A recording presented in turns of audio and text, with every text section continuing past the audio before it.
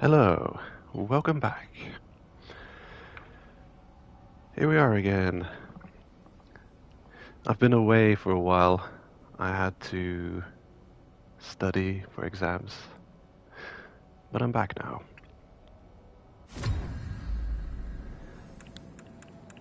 So I haven't played this game in as long as I've been gone.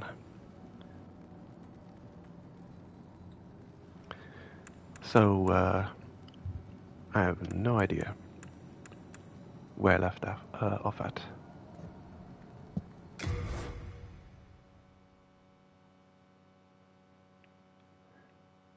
Okay, I've got a couple of characters.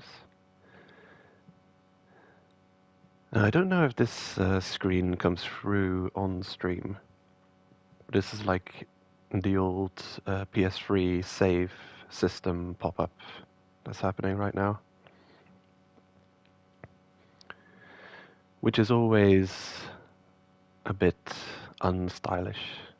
I never really liked having an overlapping system popping up that brings you out of the game itself. Which save? Was it this one? That's hard to tell. Doesn't really tell you much about your saves. Simply tells you the name and how much how much storage space it's taking up. Okay. I got like 6 characters in the game so far. The character I started off at kind of a test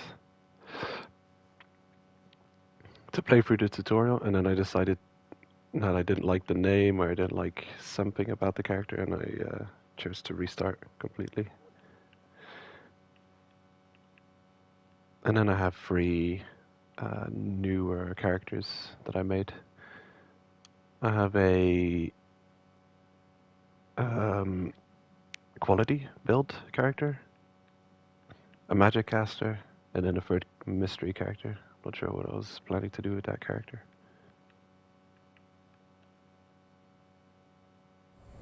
There we go. No, I don't think the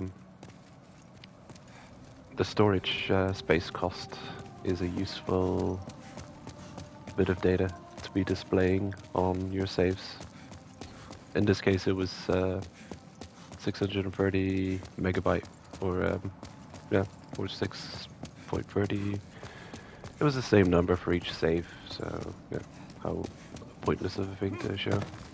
I think it's more interesting to at least have the gameplay time played visible on the saves.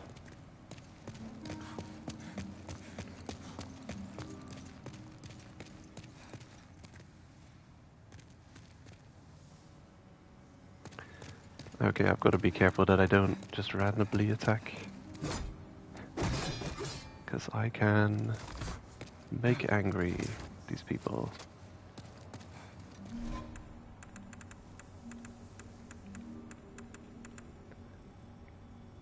Okay, so this is our character.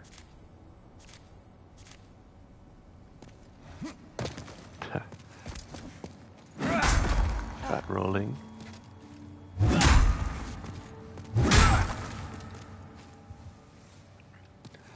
I guess this would be the ultimate goal of a strength build, would be to wield a weapon like this. I said it before, the Demon Souls characters really make you feel like you want to go through New Game Plus cycles just to get the souls to make even a halfway decently complete feeling character. Because right now we're not even wearing full armor and we can't wield a heavy weapon. What about now? Oh, I don't have a helmet on me. Right, because it's character weight. Or a burden. Hello again. I'm keeping a close watch on your belongings, don't you worry. Wonder if I can turn the audio up a bit.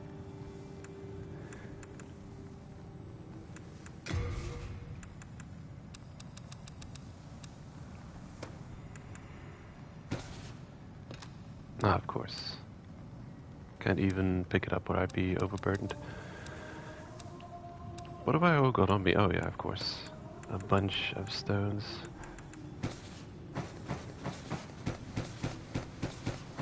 That'll do it.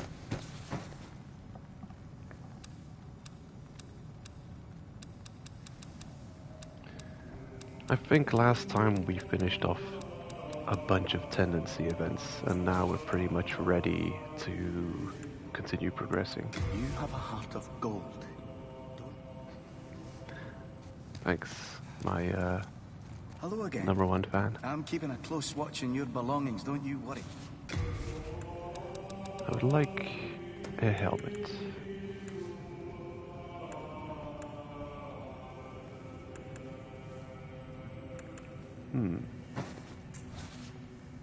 You have a heart of gold. Alrighty. There. Cool. But at least there's that. At least I am not heavy. I can wear a full set of armor. Full set of air quotes armor. And a heavy weapon. So we've got at least that much durability. Let's look at the stats. Endurance. This is a carrying stat. Oh boy. By the looks of things, it seems like we were leveling this one up, moving up to 40. This was a bars character more than a stat character.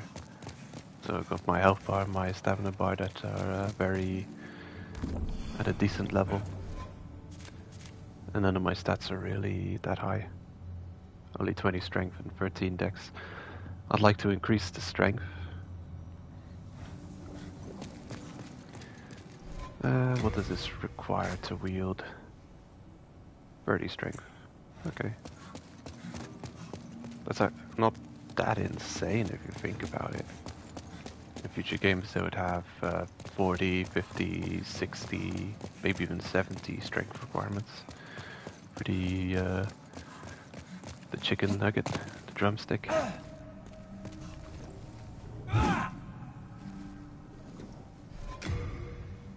This was not our main weapon, however. The magic sword Makoto. Okay, either the Makoto or the meat cleaver with a constant stream of regen. The beast ring. Ah, we were doing something sneaky not so long ago. I wonder if we were farming at the Shrine of Storms or something. Although... Cling ring. The Ring of Avarice. Okay.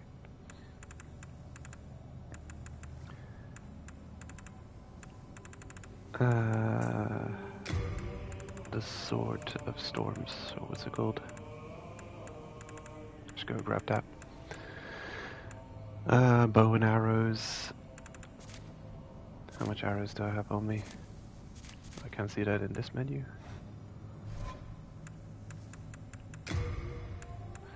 That's not an awful lot of arrows.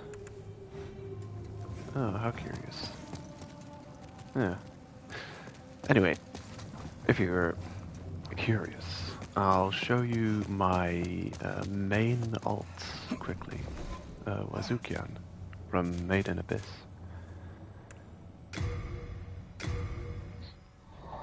Before we head out properly on some progression.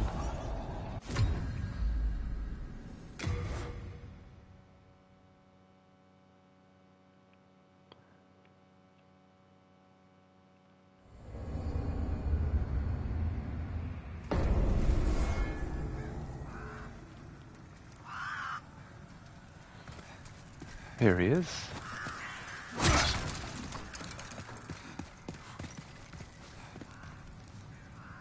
My quality builds character.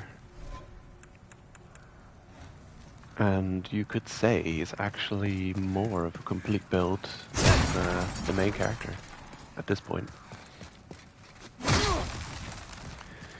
He's got the Penetrator Sword, and I swear every time I forget that you can get this thing before even dealing with that boss.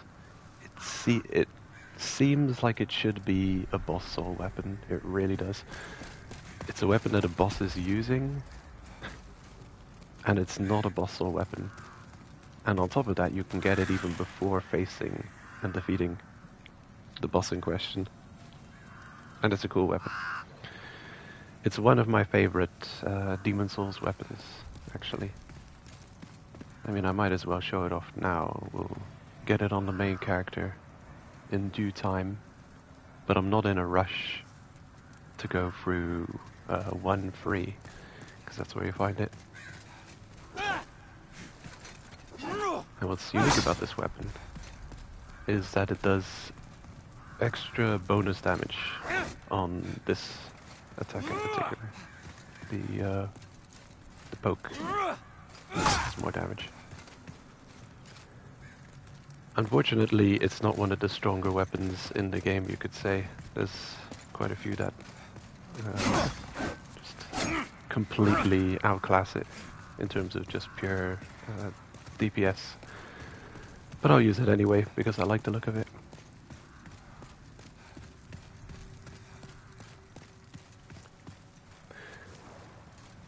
And the character also has the white bow, which is quite a useful thing to have in 1 free. No. How does this thing work? Oh, it doesn't. I don't have arrows equipped. Okay. That'll make firing the bow a little bit tricky. He also carries some sticky white stuff.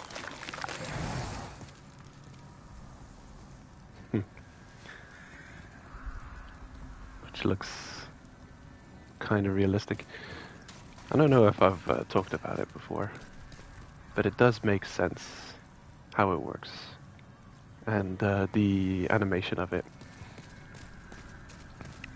So you could imagine a like a liquid-proof little satchel where he's got a bunch of snail slimes, and those are also the enemies who have the most chance of dropping the sticky white stuff. And it's they seem to be like magical beings, and then you slash them to pieces and harvest their slime, and then you coat your weapon with the snail slime. And then the weapon itself gains a bit of magical damage properties. As a weapon buff, it makes a lot of sense.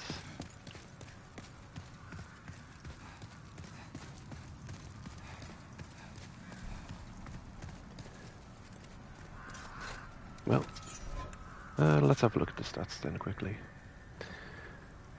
Wowee. 40 endurance. What level is he? Level 64. Right.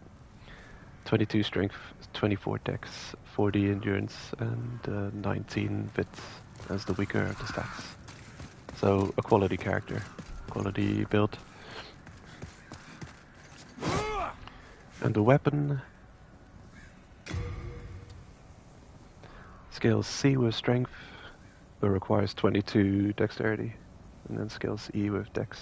So it's strength, but it requires quality built character just to wield. Okay. Well, it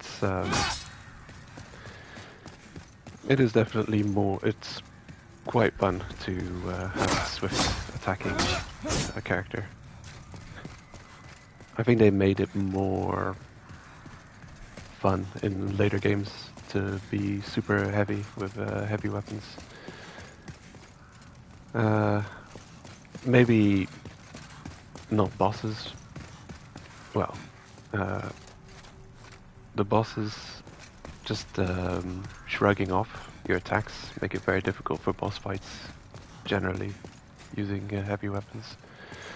Well, heavy weapons often completely decimate the level enemies because of the high amount of stagger and knockback or crushing or so you're gonna have a bunch of swarming enemies coming at you, and then you have a giant weapon and just squish, and then you'll get splat to the floor, and then you probably can follow up again because they're spending their time getting back up. But then you're in a boss fight and you do a slow and heavy swing. You hit them and they just shrug it off and they get in a couple of hits, and then, well, you're forced to take those couple of hits because you're recovering for your heavy weapon swing.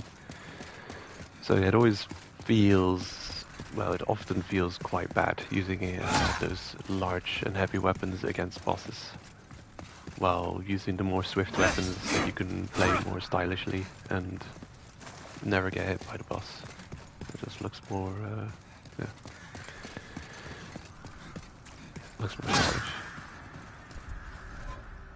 Anyway, let's get back to the main character.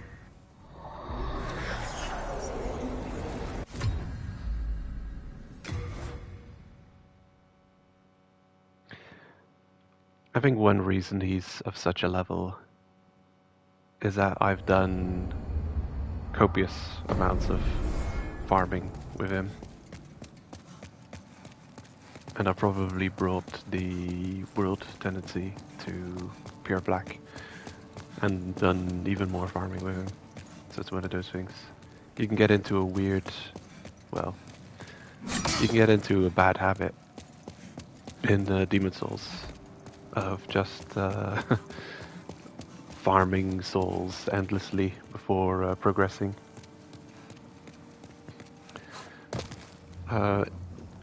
Mostly because you just want to have a fully completed character build before you move further in your progression to the end game.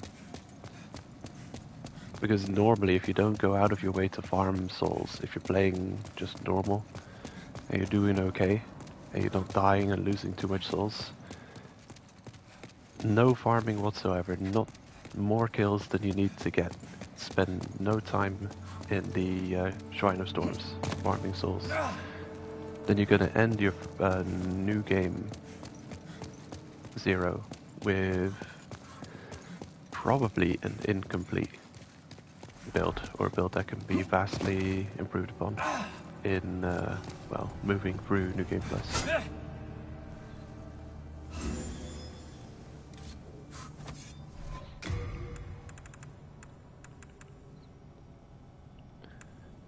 Don't need the Crescent Axe. I think I'll put that away. Dragon Bone Smasher.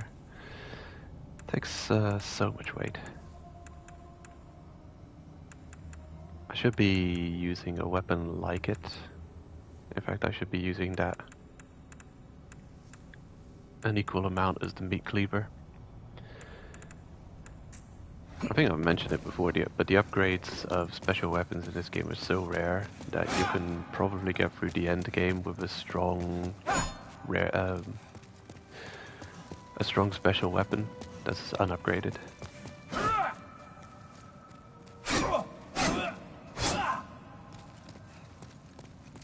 Wow. I'm gonna check the sound. Did I turn it super low for some reason? Oh no, it's a regular volume. Weird. Is there a hidden button on this headset that loudens and quiets my own incoming audio? Because the game sound is super low. Oh well. Something I should have looked into before starting the stream. So, I'll live with it.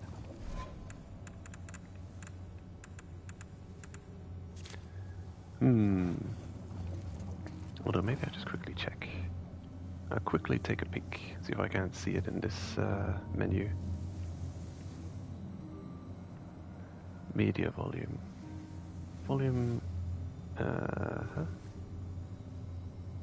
Okay.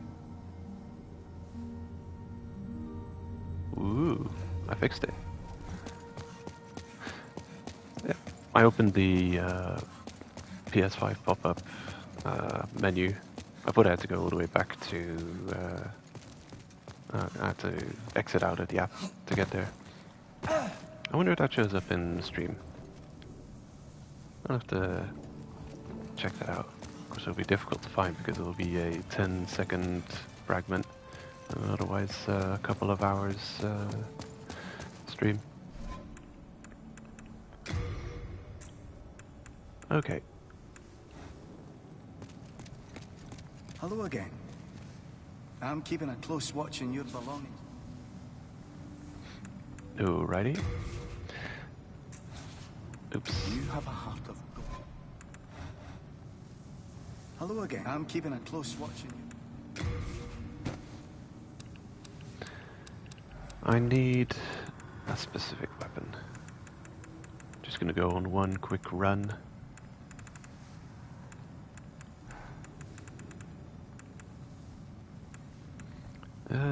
Where is it? Ah, there it is. 5 of 10. You have a heart of gold. I can forge weapons for you.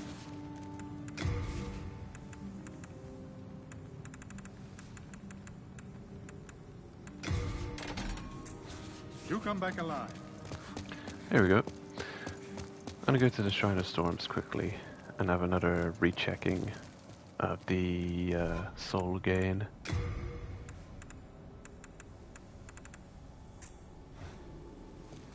So it's probably pure black tendency.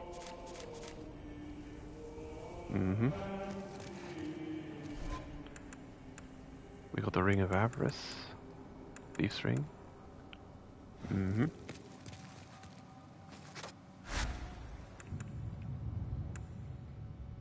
So check out the Ritual Path and the Monolith Forest.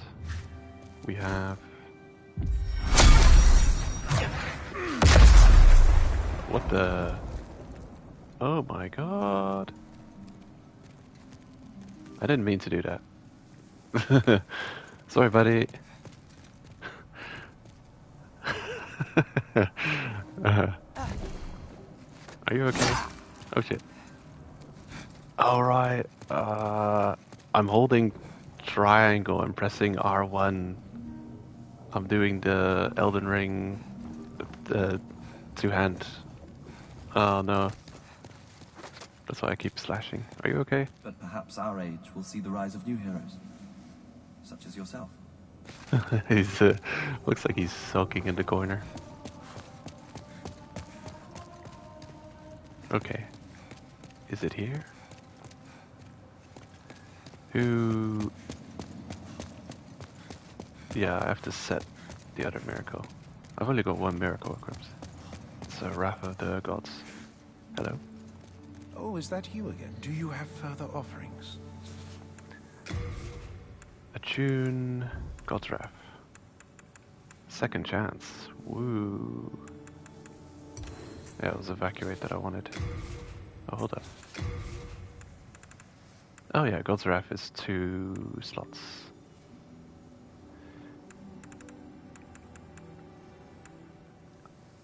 Damn. I need an extra attunement slot.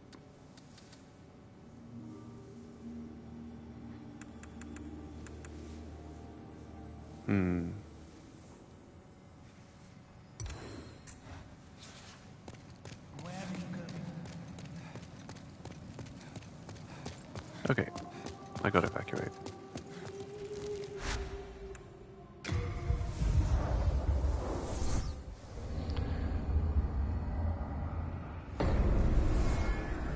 Okay, just checking.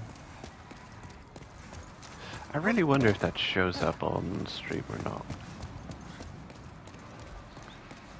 That's one of the changes they made in PS5.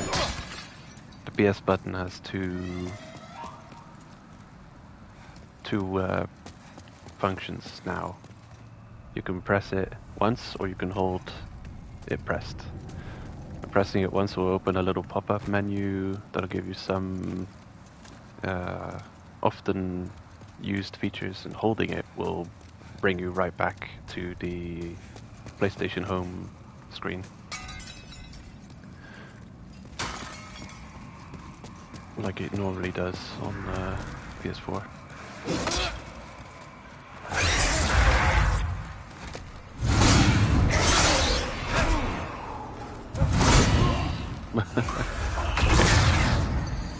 I'm struggling a bit with the controls. I played a reasonable amount of Elden Ring recently. And the two-handing is completely different in that game. More difficult. So it'll be a nice feeling to swap two-hand in this game. Okay, I'm pressing triangle to recover my souls. Oh no.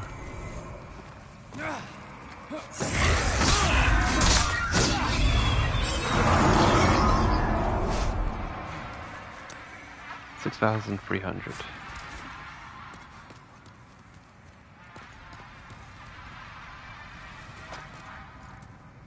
What's this noise?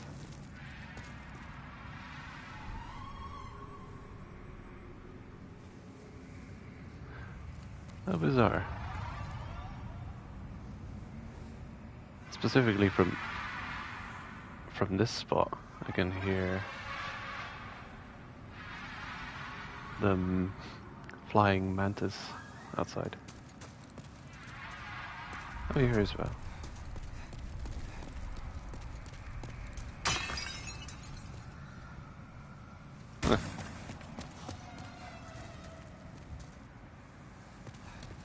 That's pretty cool. It's very directional audio. You can really hear it coming from this direction. Ooh. So I guess if you're listening with headphones to the game, it's hints to lead you in that direction.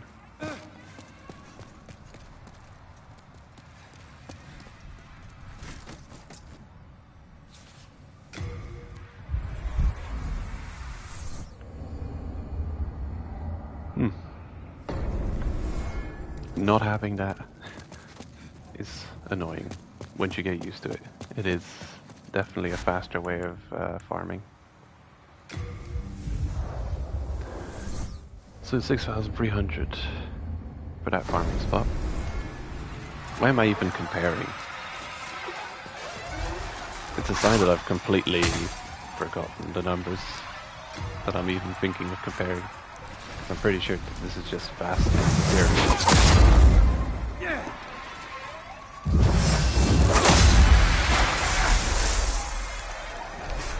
Yeah, it's vastly superior.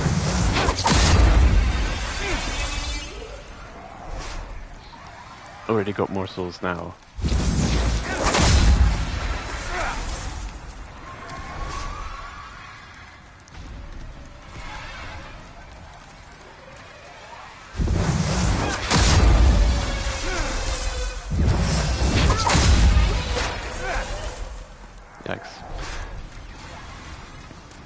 It's annoying though, I really do enjoy farming the Wraith more than I do these guys.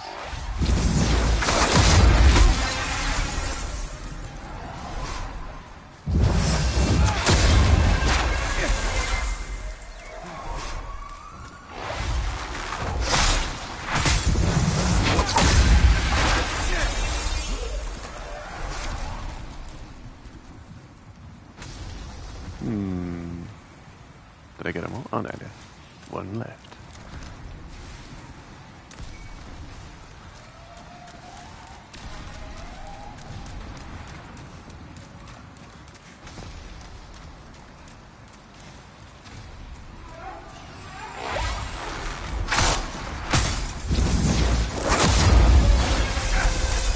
we go.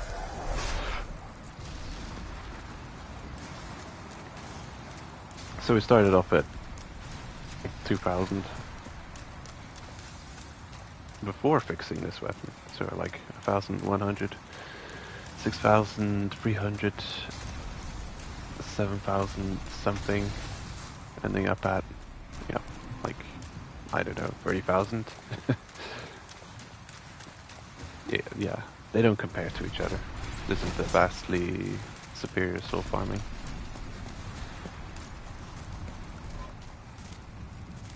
What do I need for a level? Oh, merely 20,000. That's fun farming when you know that you can in one run get more souls than you need to level. It quickly shifts though.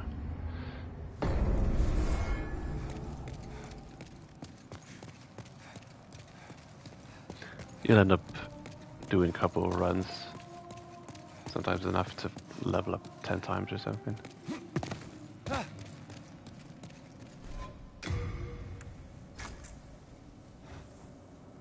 Thou seekest the power of the soul, no? Then touch the demon inside me. Soul of the mind, key to life's ether. I think I want to level Soul of the lost, endurance drawn from more. its vessel. I want to keep leveling this at least till it's 40. So the world might be mended. Art thou finished? May thy strength. And maybe eventually we'll have enough to equip some nice things.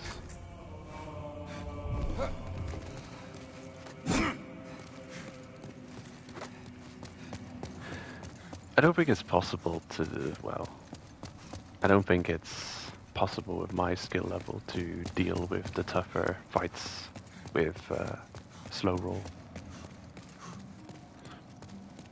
It almost feels built into the system that they expect you, if you look at just the sheer number of stats, where you almost have to build 100% to equipment load to be able to wield a regular armor set. And, well, armor, I mean plates armor, and a heavy weapon, without slow rolling. So it's almost like intended, okay, so you want to wear all of the heavy stuff, I guess you'll inevitably slow roll.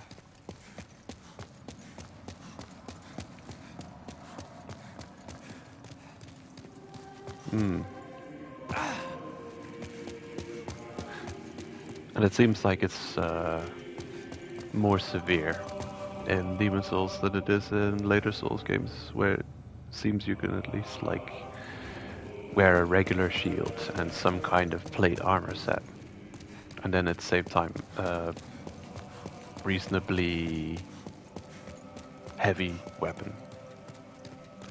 Yeah, because it's usually the point where I get stuck is where I want to wear a heavy weapon and heavy armor and a tower shield. Then I get stuck, trying to get the stats to roll out. Well, here it's we're not even wearing armor. What this is an abomination. It's just not that bad. Just doesn't look as armorific, with the leggings being only half plated. This is a super light armor piece, and then these are heavier. So yeah, ideally I'd want to be full, at least a medium set like this Myrden, which maybe in this game isn't even medium but more towards the heavy. I wonder if Demon Souls actually has a heavy armor set.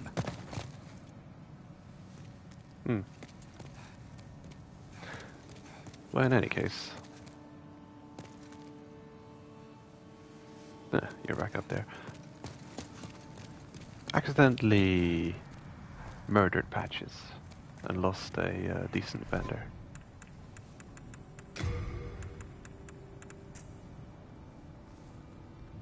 Because I'd spend the rest of these souls getting more grass.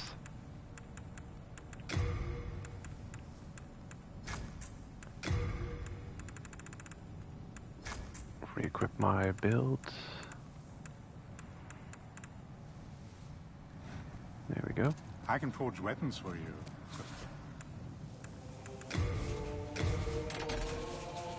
Repair all. And then I'll quickly invest the rest on grass.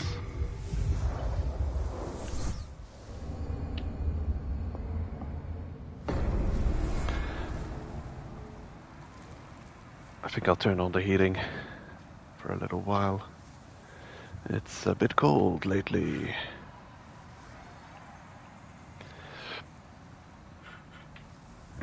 This is the only place in Belgium where it's not snowing that I'm living, curiously enough. I usually enjoy the snow.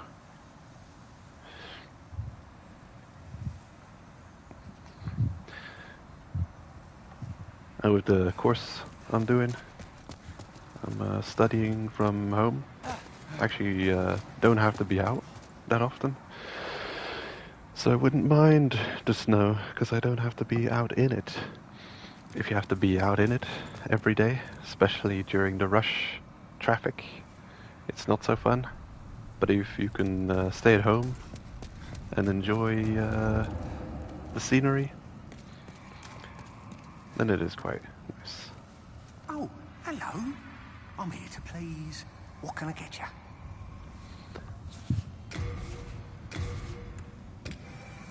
Cha-ching. Well done. Be sure not to get yourself killed. Okay. That's my reaction to that. Do you know my pain? I've died many times. It's like our character is dying over and over again, but the in-game, the NPCs, they don't realize. It's like not in the lore that you can come back from the dead every time. It's unbelievably painful, dying and reviving over and over again.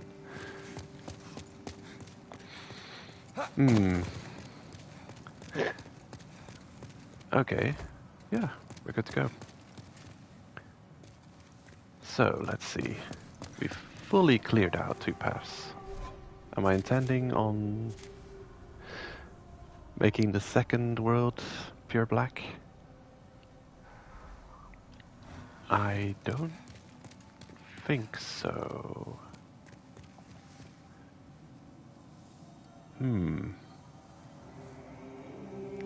Yeah, I think we tried the world flip, and it didn't work out. The flipping tendency from pure black to pure white by defeating the final thing.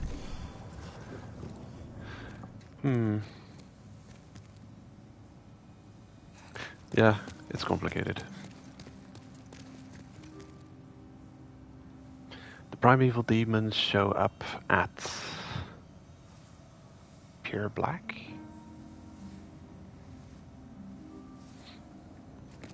I've defeated 2 of them. Right. I think I've done storms and tunnel mines. Yeah. I've done storm and mines pretty much 100%. Now what's left would be 1 as the final world. But first, the Queen's Archstone, and then the Chieftain.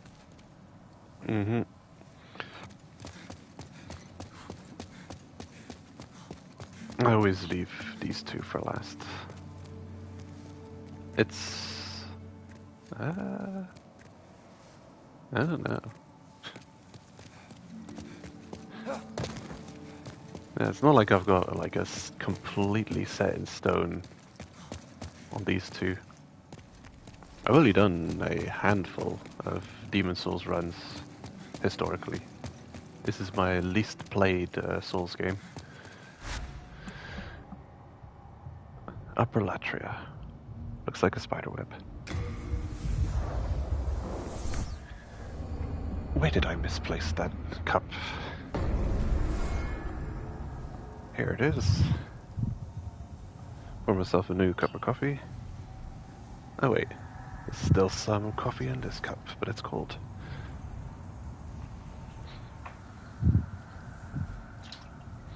There.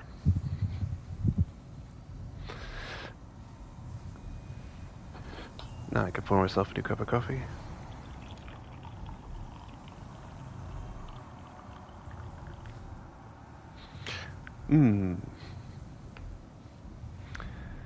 A tasty cup of Java. It is actually Java.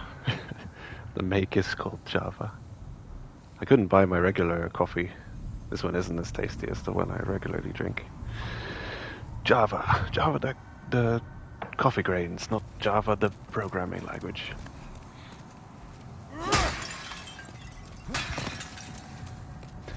Okay, had we progressed at all in here?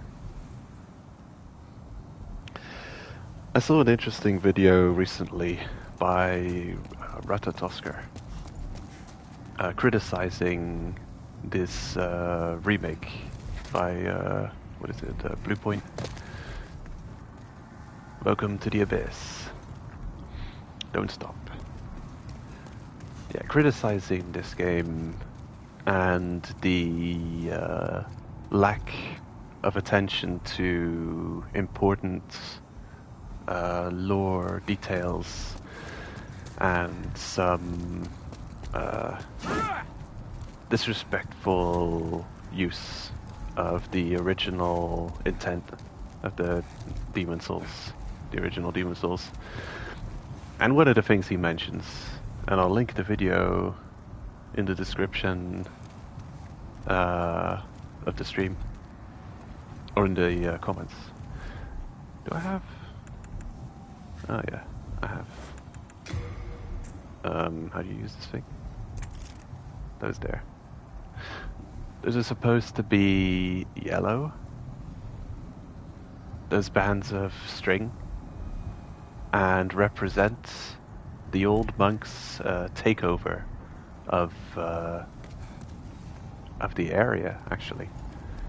The old monks' capture of Latria.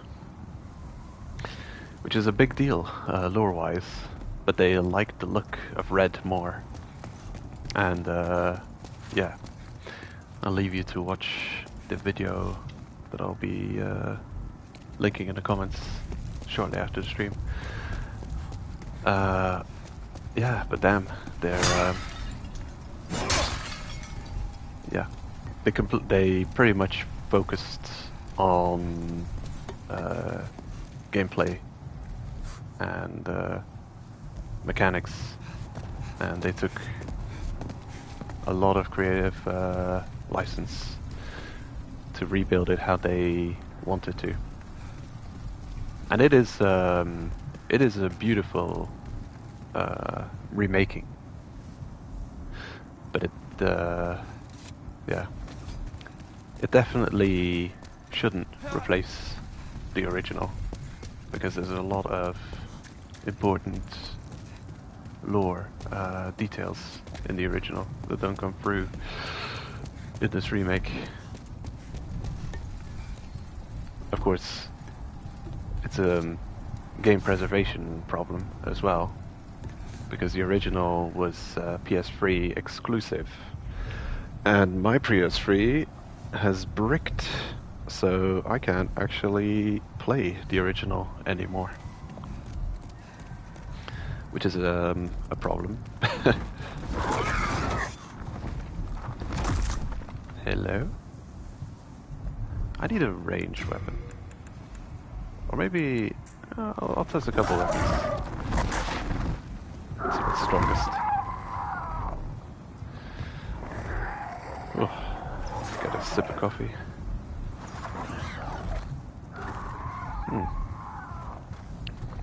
What are you up to?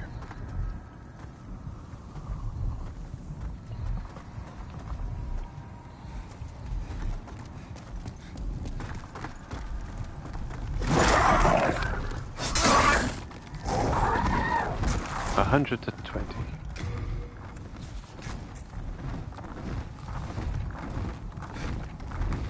Come on.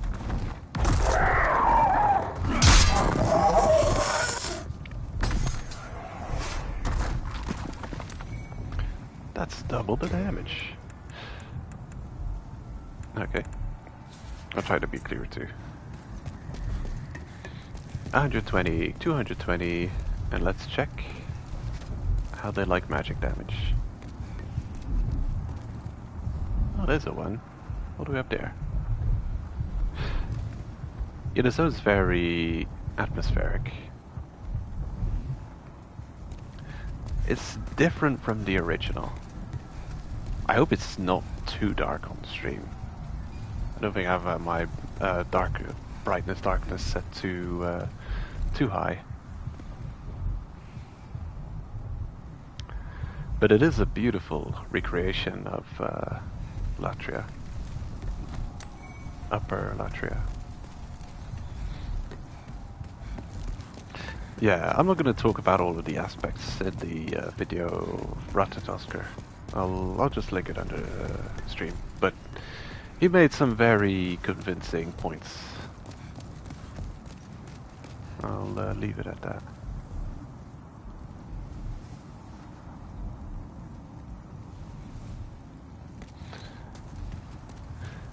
So you start the zone over here. And then you can gaze upon what the comments here refer to the abyss. Yeah, so we're very high up. This is, yeah, it's a hellish, it's a hellscape. It really is. Oh. Yeah.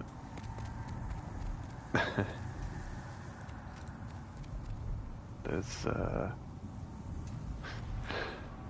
the dark skies, and then they're parting a little bit, the clouds, so you can see an ominous moon above our destination, I think. The central pillar housing that monstrosity.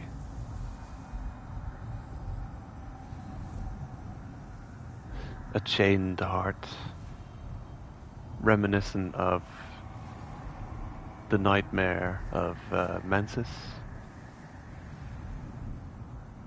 in Bloodborne. We can see one enchanted chain holding up the heart from that direction, and another.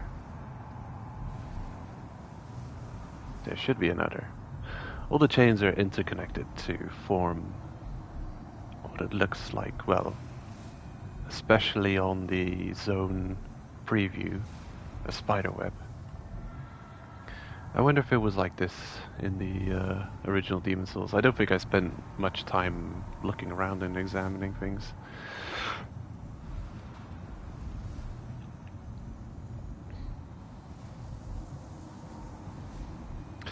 I do say one thing that is a definite, undeniable improvement on the original is the feeling of a more filled up world. It doesn't feel empty as it is in the original, because you've got a lot of detail that you can put in here. But then, yeah, this is 2 systems ahead, so they've got more resources they can spend. Of course, you had to manage those limited resources. With the PS3 version.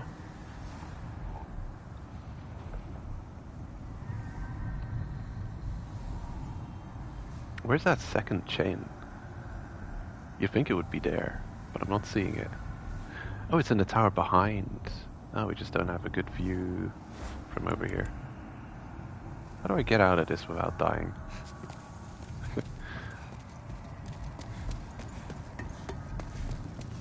This guy's chilling.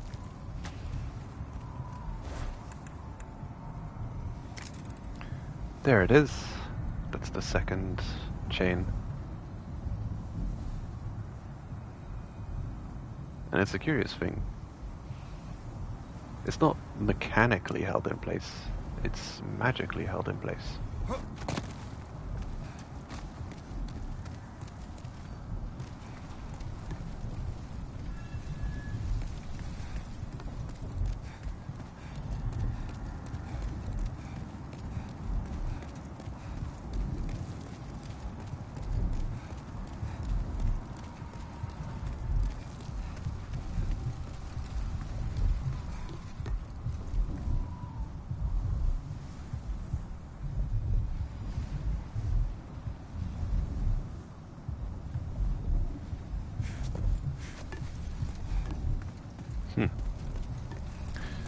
Yeah, this reminds me of a bunch of different things.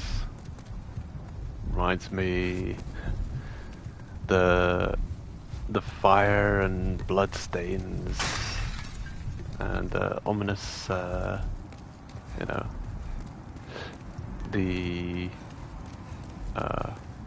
walking around this paved area reminds me of Diablo aesthetics. Then the statue maidens carry those green flames remind me of whatever that place is, the Witch King's house in the Lord of the Rings movies.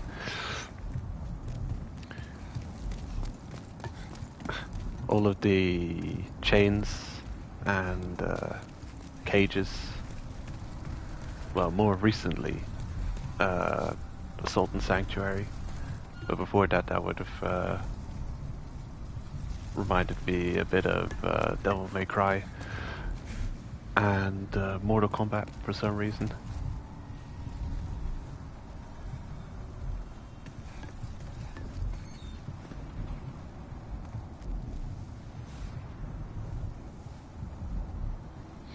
The ominous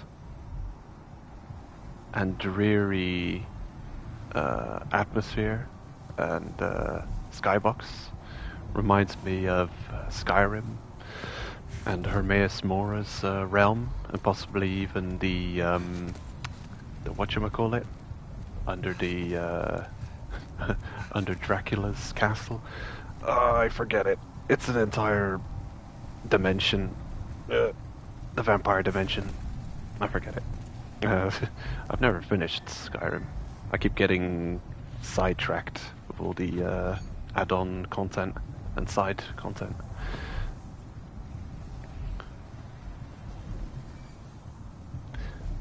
But yeah, the greenish backdrop, very Hermaeus Mora's realm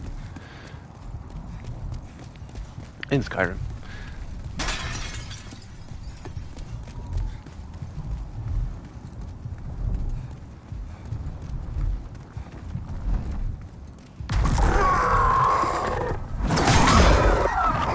$188. Okay, maybe you are magic resistant.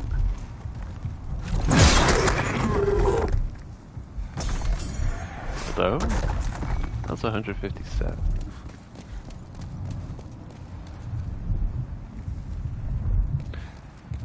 Further testing may be required.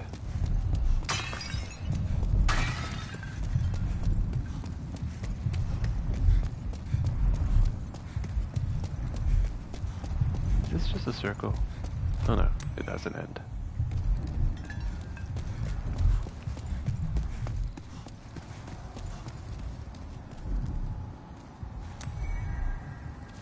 Boom.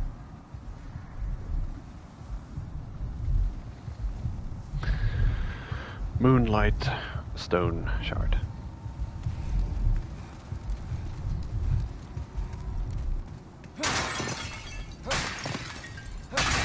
That's a combination of words.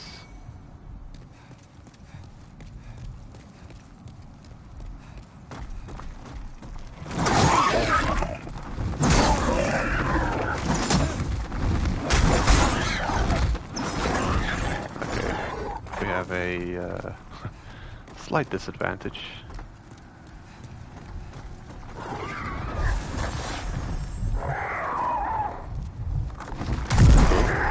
Nice pathfinding there. Come over here so I can actually swing my sword. 290?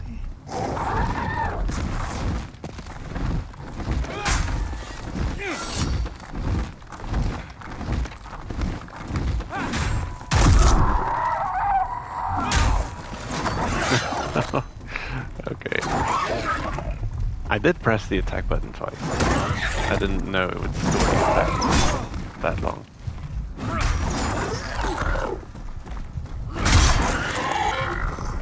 Okay. I miss guard counter.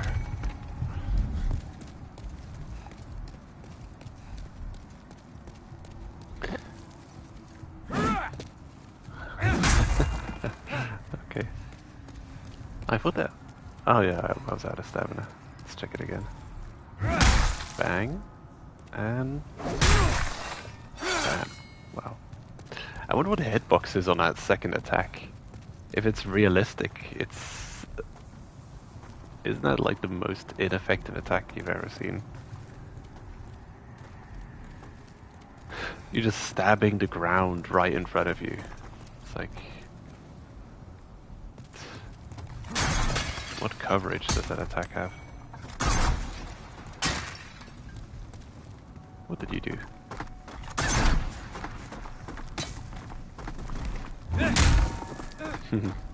Actually, too slow to be able to hit this enemy. Okay. He doesn't stand much a chance of hitting me either. We've reached an impasse.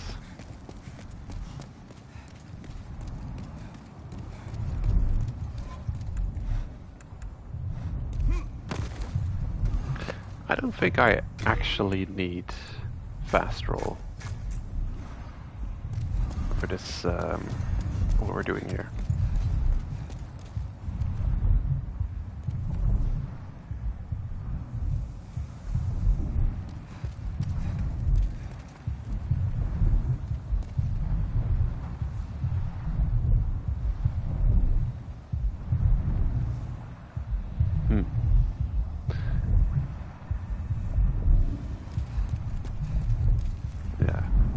The heart is tied in place by a bunch of ropes. The valves, the veins running below and pumping into the heart.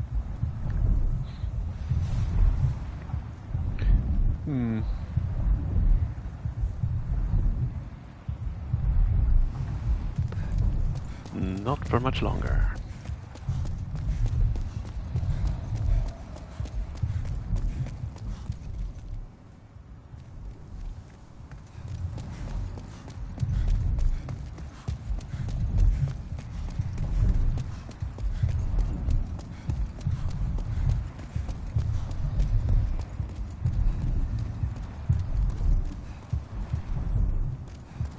I am tired.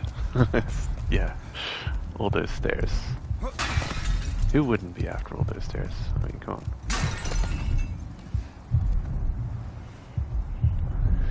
No wonder these gargoyles and demons and creatures are so speedy and good at running around. All that Stairmaster cardio.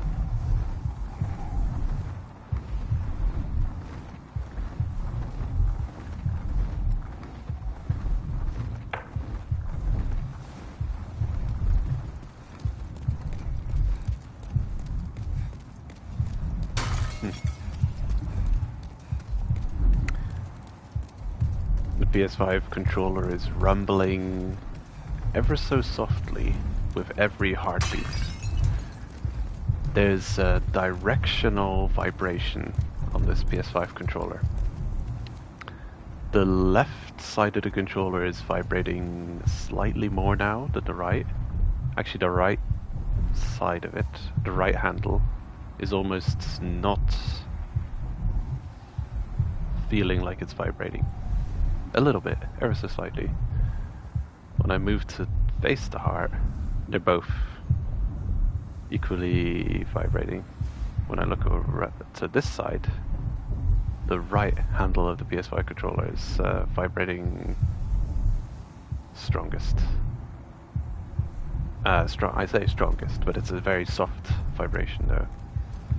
As ambient and ominous.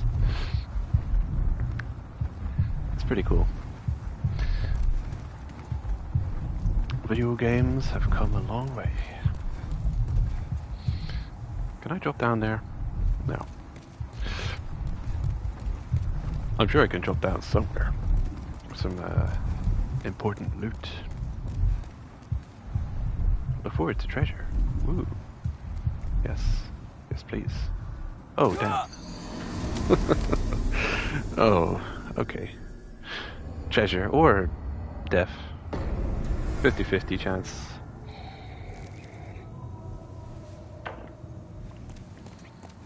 Okay, let's try that again.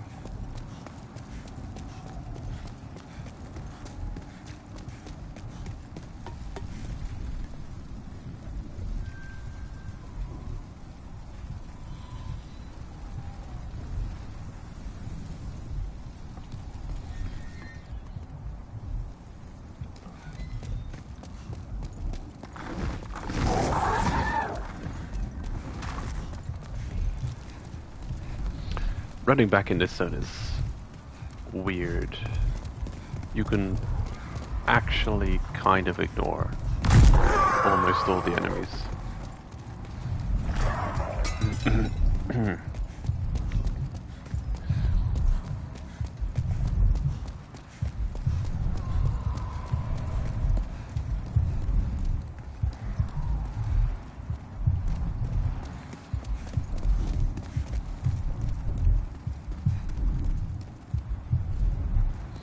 Where's my souls? There it is. That's 2,000. Don't want to lose him. No. It's got to be a more efficient way of doing that.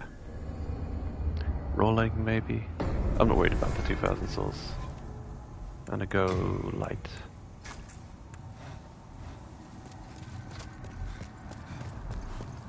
Well, lightish.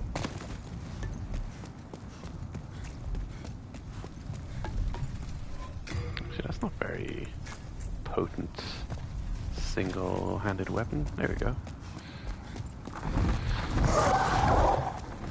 Although I'm not sure how these guys take slash damage over regular.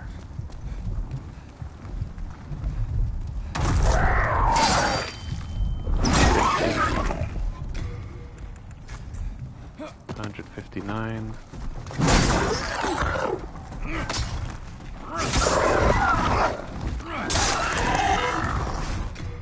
Okay. Slash damage seems alright.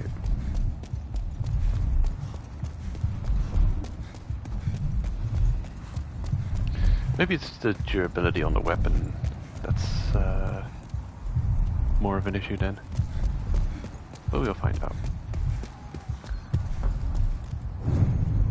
Okay, how do I approach this properly?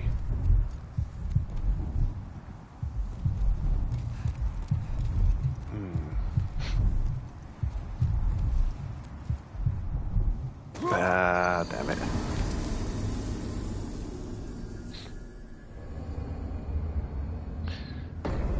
Maybe a plunging attack?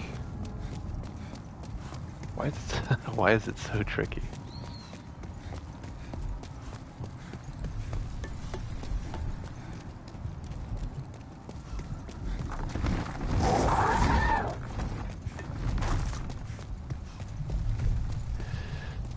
Oh boy.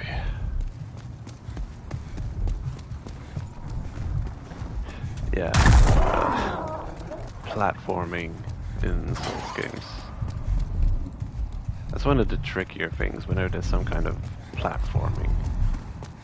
And you have it in every game. Even in Elden Ring, you've got the you know, this one inner location where you're jumping from sarcophagus to falling from sarcophagus to sarcophagus.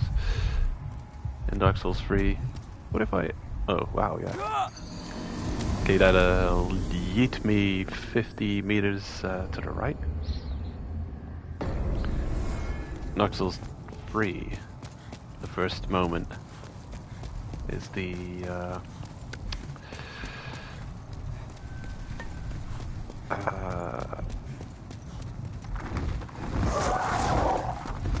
it's returning to the start, and an encounter with patches, where you'll have a fun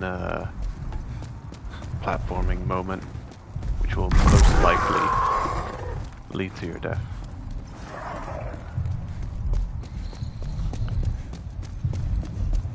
Dark Souls 1, The Great Hollow.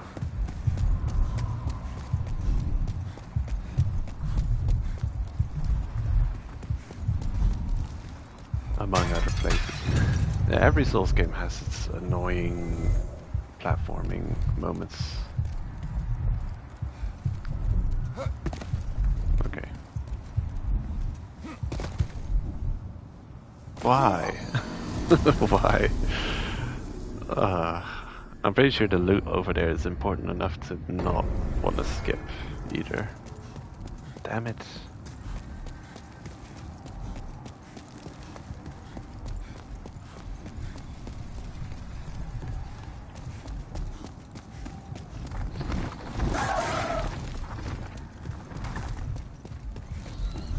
Don't know why I can't get it. That's stupid. Is that the place?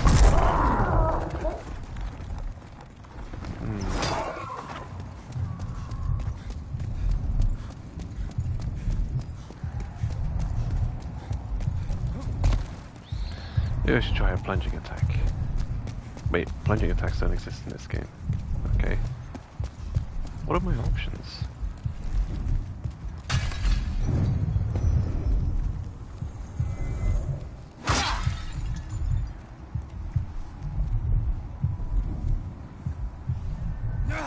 Oh yeah, how about just softly walking off straight forward? Right. Walking off straight. Yeah, that's the solution. There it is. The rune shield and sword. Ostrava, is that you? What are you doing here?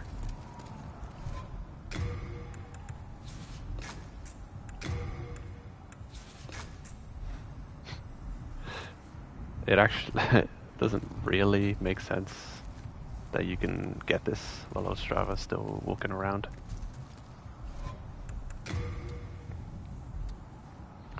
The Rune Sword, a gold sword with an intricate design. Its physical attack is negligible, but it is fortified with an arcane force, protecting its wielder from magic attacks. The weapon of a great hero of legend who also wielded the matching rune shield. Speaking of which, the rune shield, a golden shield graced with an exquisite design, fortified with an arcane force protecting its wielder from magic attacks. The weapon of a great hero. Half of what it says about this thing is it has a match with the one thing, which that's kind of a, well, it's kind of silly that it's so prominent that it actually tells you this is a matching set with, well, you can actually see Ostrava running around with both if you find him. It's possible that you didn't find a fall down and you never even spoke with the guy, which is kind of a hilarious, that's one of the funniest things about Demon's Souls, is that you can go through the entire game and almost see like not a single NPC if you are clumsy about your playthrough. So you can miss Ostrava.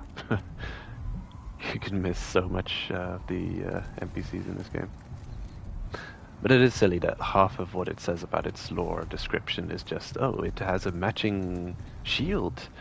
Like, if you didn't loop both of them together, and they were a hidden item, both of them in a different spot, then I would say, ah, interesting, a tip of there's a shield that matches it out there somewhere that I couldn't look for. But no. Actually. What did you do?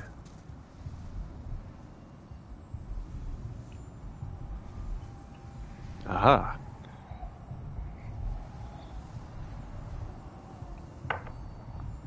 An important clue. So this is the way I should go. Whee!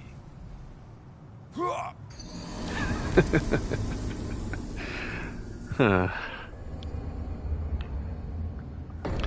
Actually went pretty far down before we hit a kill box.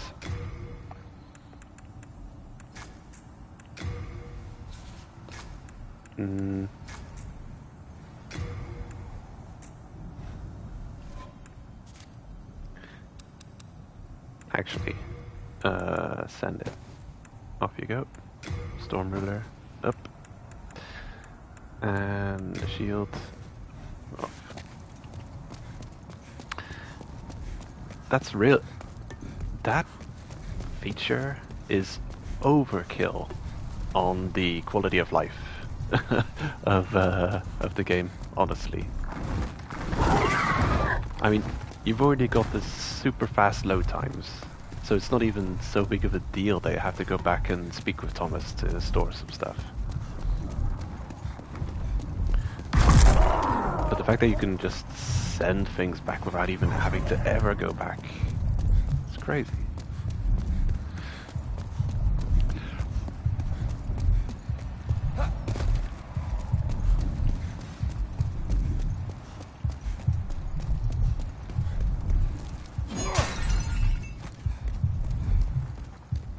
Yeah, our character is tired. Stab it in the heart.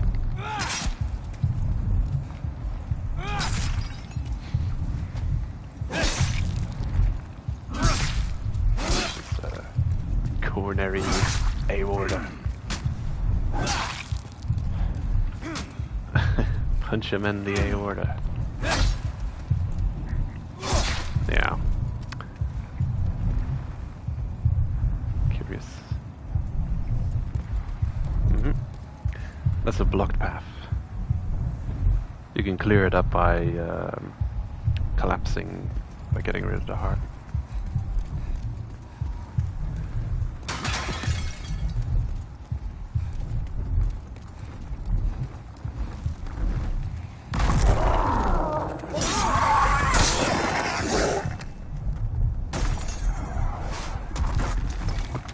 Yoink.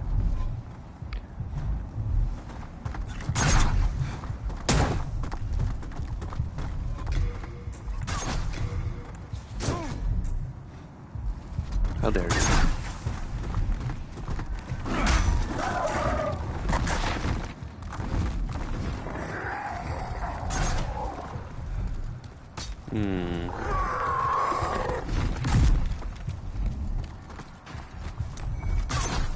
Ooh, flamberge. No.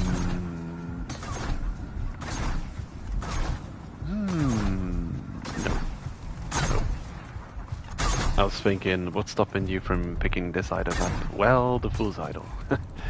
Yeah. It's like, could you play through from the start of the game with the flamberge?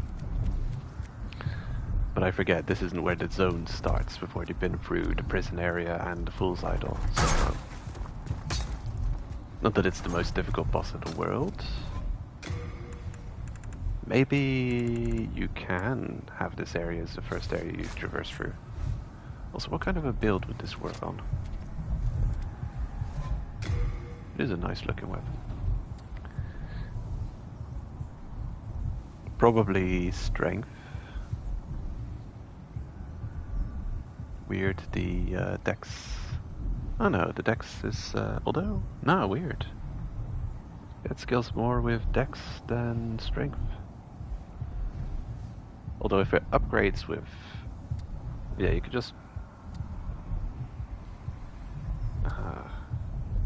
I wonder if the upgrading it through strength path would affect the bleed too much. But it is the Soulsian bleed greatsword, and it does look pretty nice. and it doesn't weigh too much in this game. So it's like a more interesting bastard sword.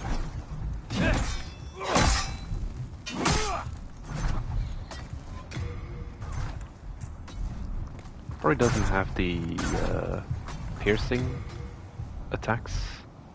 No. So it's not a claymore style, it's a bastard sword style.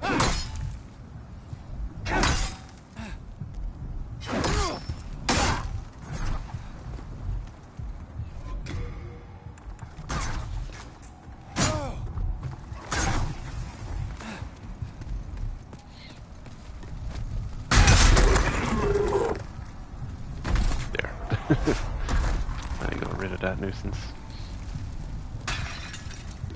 I like how they crumble into little pieces. Look at that, you can interact with every little piece. Yeah. It's got its ups and downs, the remake. Well, you'll see. If you watch Ratatosk's video, weigh the pros and cons.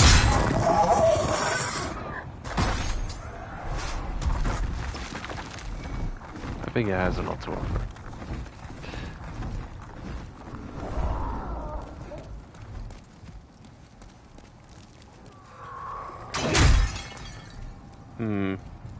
Yeah, I think there's also a slight melancholy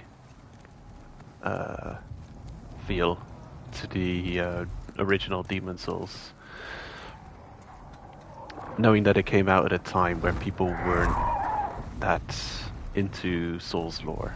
The Souls lore really started with ENB and Dark Souls 1, and it got Vati and other people really going. Hello. I'd rather be on your side. You're you're on the right side of things. He's lost interest. Bye. He's like, they're not paying me enough to deal with this kind of nonsense. Off he goes.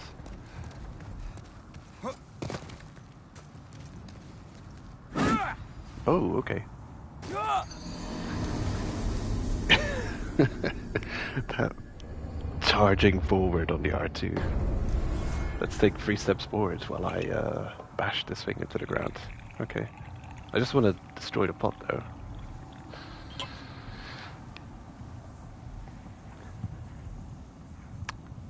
Yeah, I think the fact that it doesn't have such a completed volume of the lore appendices on YouTube for the original Demon Souls is what makes it adding to the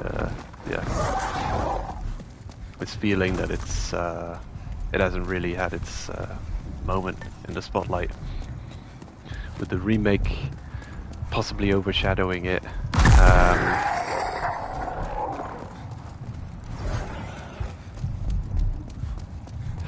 Which is often like that. I usually don't like it when something gets redone, especially something that I really enjoyed and liked myself, because it does overwrite the visibility of a thing. Like you're looking up. Let's look at like old Asian horror movies that have gotten an American remake, for instance, and then you'll look up the thing, and you'll find almost every bit of data you'll find about it will be about the remake of the thing on the internet. If you're sailing the seas, it's also often the only thing, or the most prominent thing you'll see about a thing is the most recent remade version of the thing. And I think sometimes if the original wasn't that well known or popular or successful, then the remake will completely overshadow it.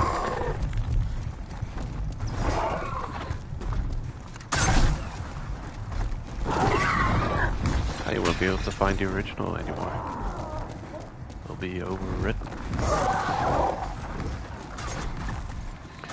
Yeah, I'm struggling to think of some more examples, but it's definitely happened. There is one thing that will vexes me to this day, and that's let's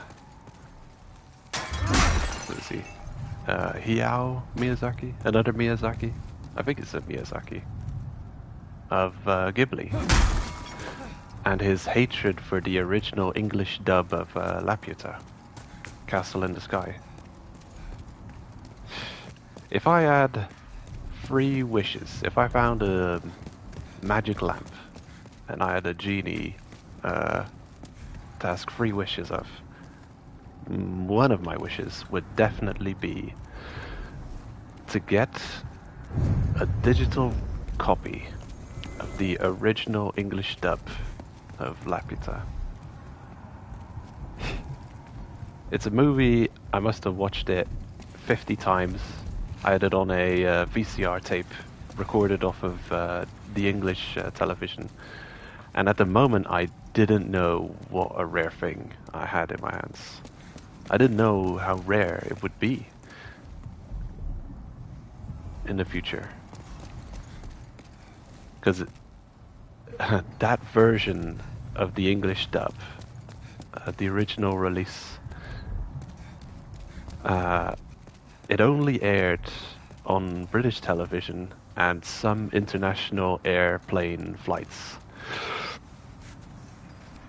And I think that there were multiple different dubs came afterwards. Some re-editing of the movie, and then the current version of Laputa is completely new dub cast.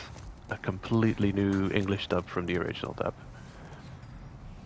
Has Anna Paquin, Paquin, I don't know, as the voice of Sheila, I think. And I don't like any. Honestly, I don't like any of the new voices.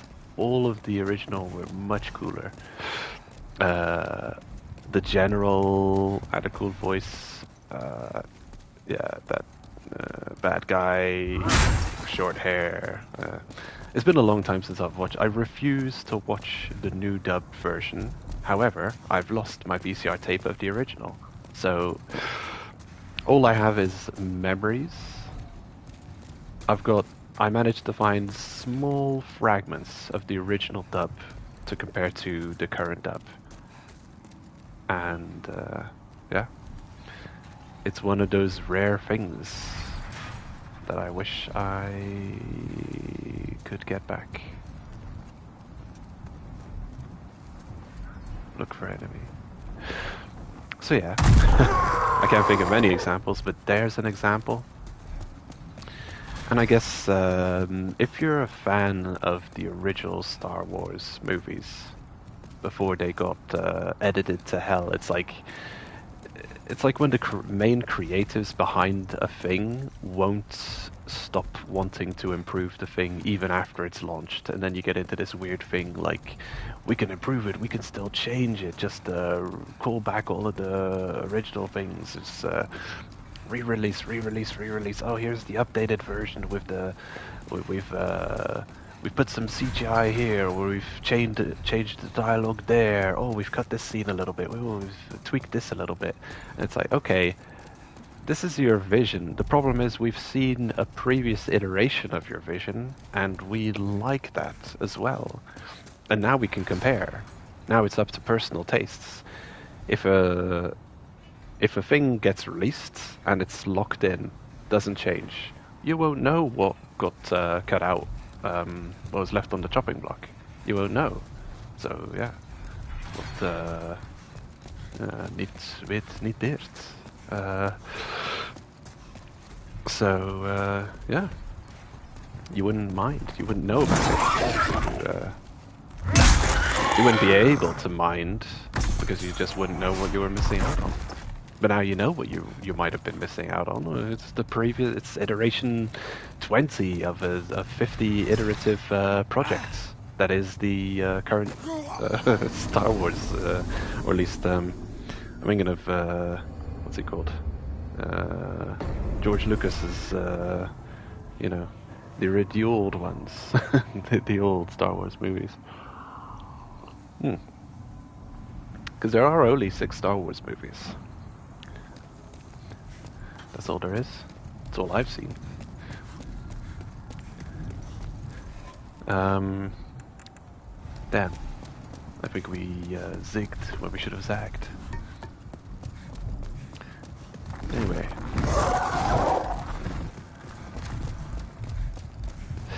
Yeah.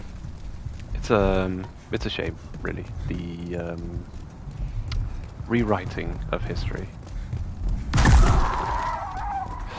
The rewriting of history without proper archival and accessibility of said history is a problem.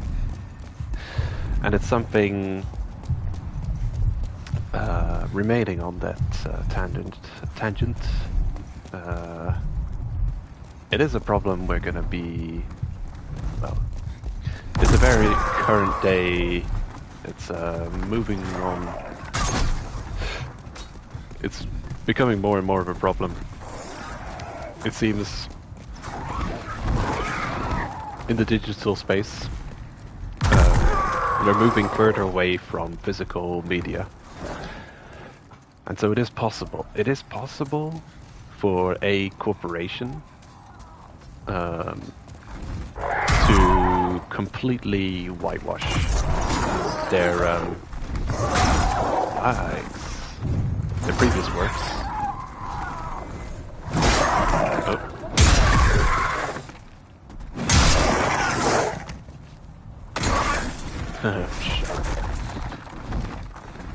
I'm thinking of Disney and we have the ever-shifting tides of political correctness. Increasingly, more and more things are seen as, oh, you shouldn't say this or you shouldn't think this way. These corporations, because we're moving away from physical, sort of these streaming services, they can actually just edit out things and pretend like it never was said and it never happened, and people would never know because it's just gone. Unless you have these things yourself on physical media, like you could, there's quite a lot of things that I can think of. One example, the original Aladdin intro was not very politically correct about what they thought of old ways of the inhabitants of Egypt, and because they don't want to offend anyone, they've rewrote the Aladdin intro, and it's not as good. It's not as catchy anymore. But also, I'm really not for this, bland, not wanting to offend anyone. People's, the vast majority of the world's population isn't as easily offended as a small minority of screechy social media addicts would have these corporations believe.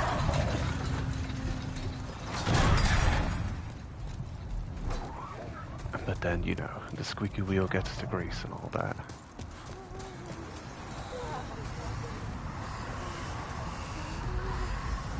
It is it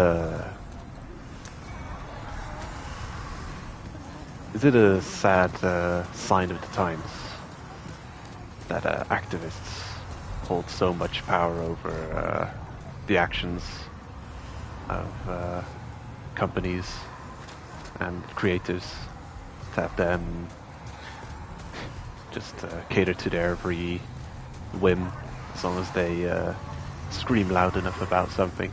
Doesn't matter if it's an important issue or not. Usually not. Hello. Oh, this is the Backstab Central. All aboard the pain train.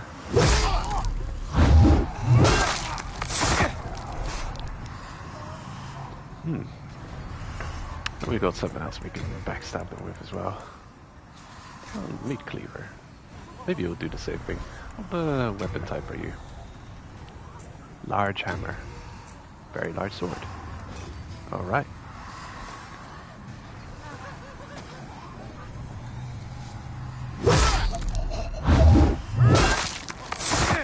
Oh, pretty much the same kind of backstab though. How about the magic sword from Makoto?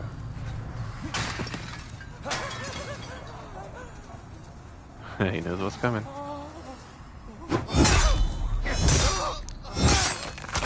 Oh, censored. It's kind of a bad angle to see it. Especially the one next to the wall. Nice. That's pretty crazy that they managed to stop me mid-animation to put through the cutscene and to then continue off with my animation backstab. That rolling is not a good choice. Whee! Oh, it's a perfect choice. Toa. Yeah. Perfect. Why do you say it's not good?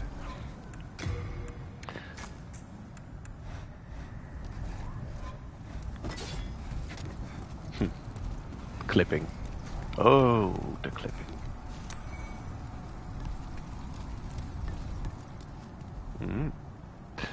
Got herself a, I am scared. It's fine.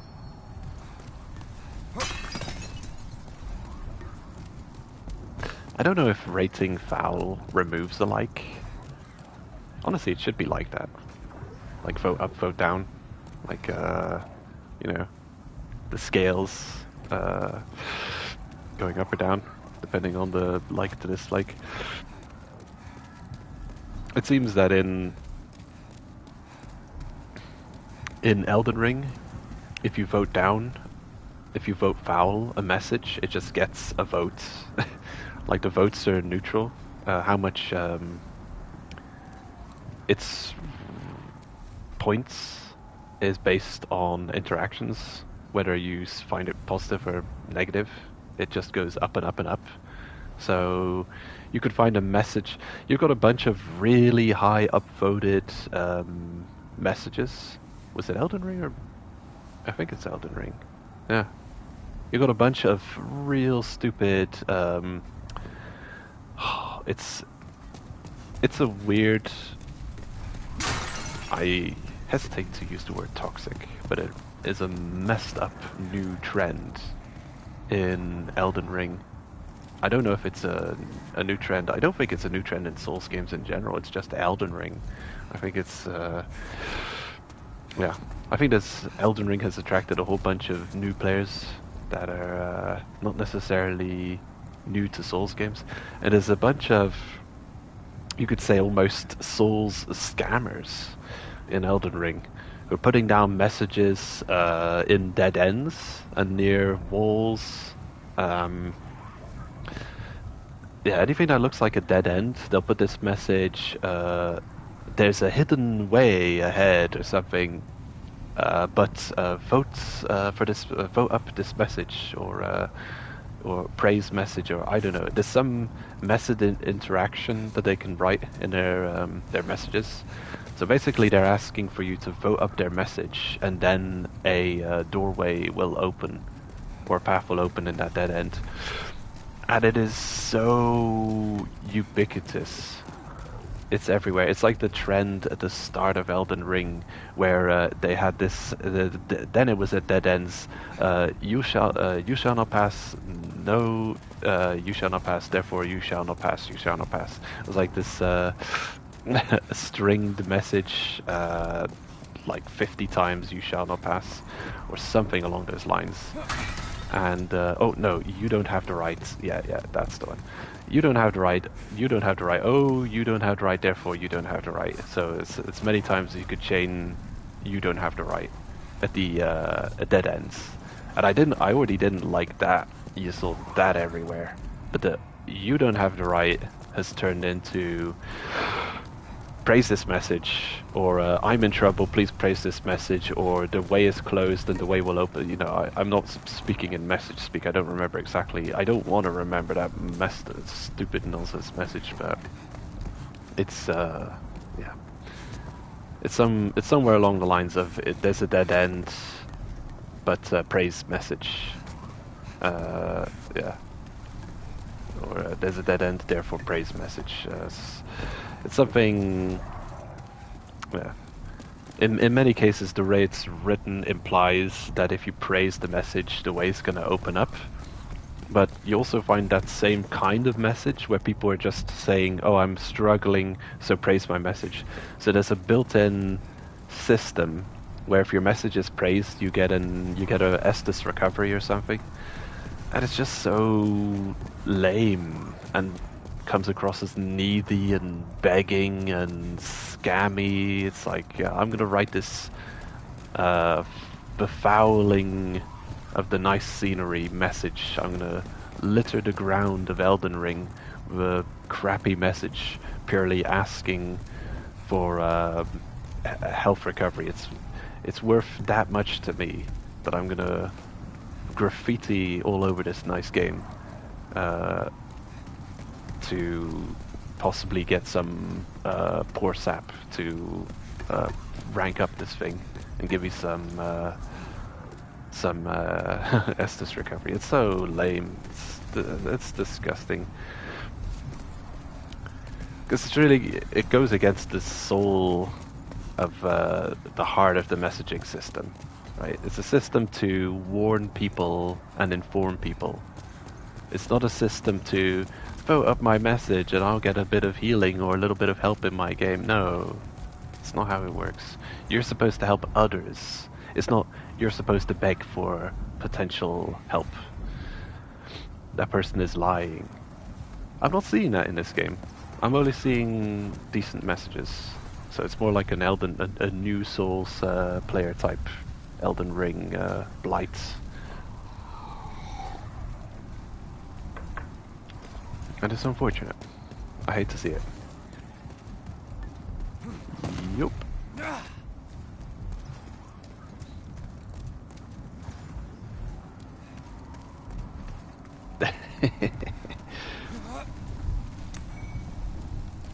Archstone Shard. Alright. Let's get ready and go light.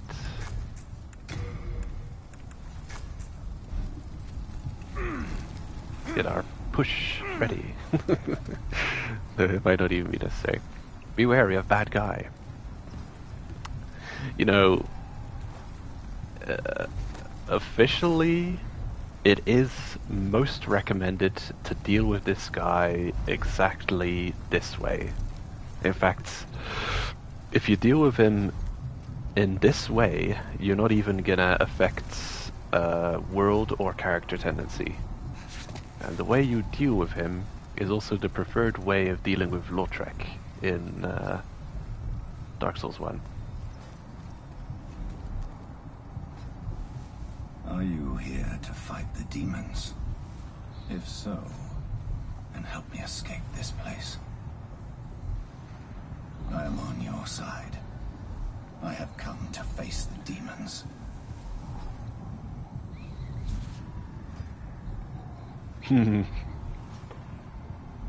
Now this is actually mechanically a bit weird.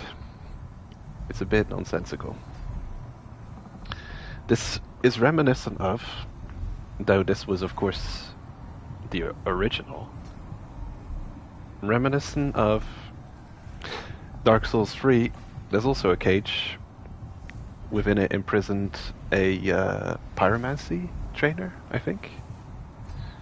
And in Dark Souls 3, you've got this weird thing where whenever you find an NPC and you want to send them back to the hub, they literally just teleport back to the hub in such a way.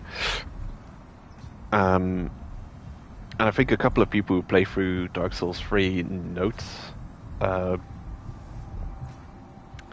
that you'll find the person in the cage. I'm thinking of the undead burg or something, or the undead parish, I don't know.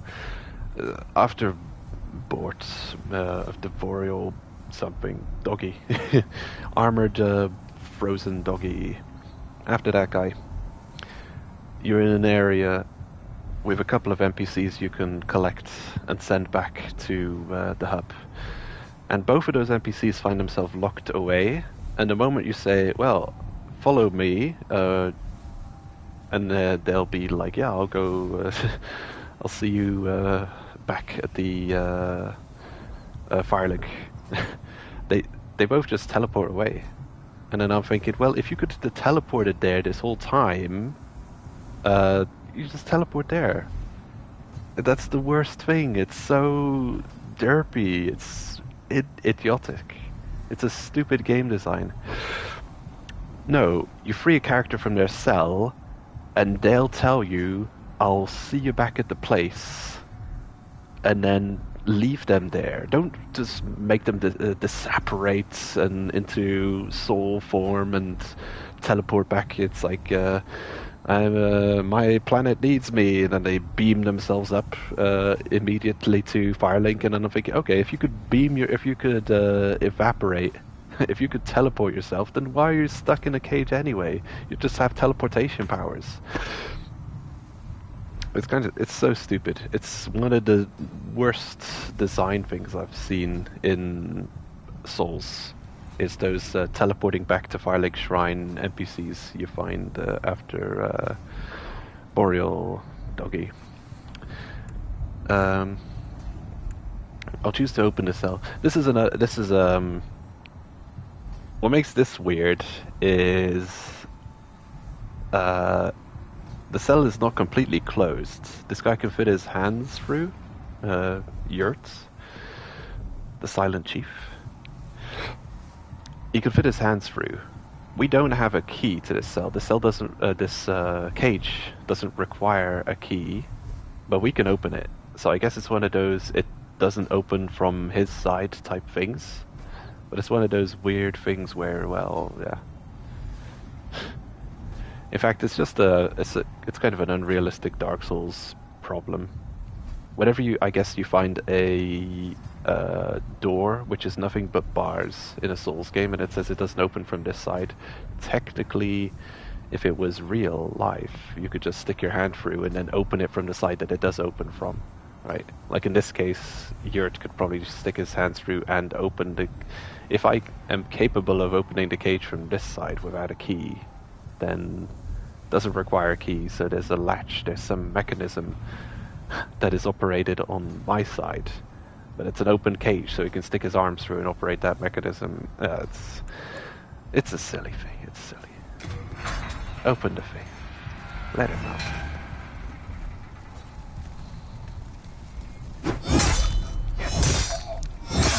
Oh damn! Am I gonna straight up just kill him?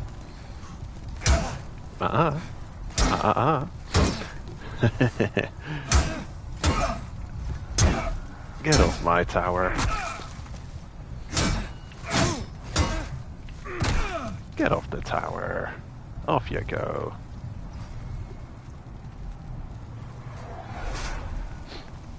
Actually, I'm not sure if outright just killing him wouldn't affect character tendency. Maybe that would affect character tendency. I know yeeting him off doesn't affect character tendency. It's a recommended strategy to deal with Yurt in that moment.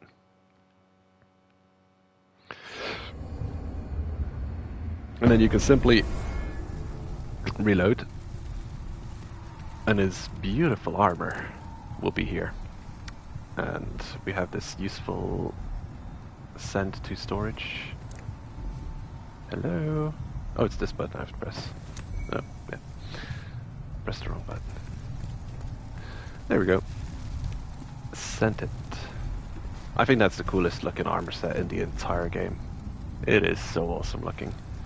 And it's the goal of many a playthrough of mine to be able to wear that set.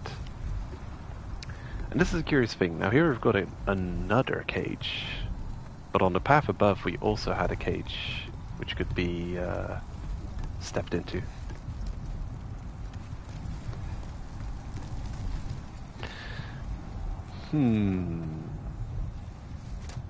Which souls have we got? Well, we'll never level up if we keep losing souls.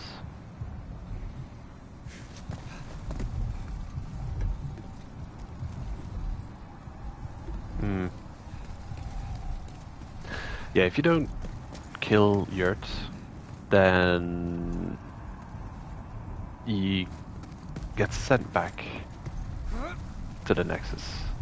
We'll start picking off NPCs based on the amount of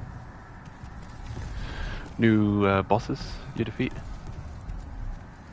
And he'll start off killing extras that are not important. But after he's killed those few extras, he'll start killing important NPCs. Ever more important NPCs. To the point at which you'll be killing people which you really definitely didn't want that he killed. Because they'll be your class trainer or something. So I don't think there's ever been a playthrough that I've not killed him.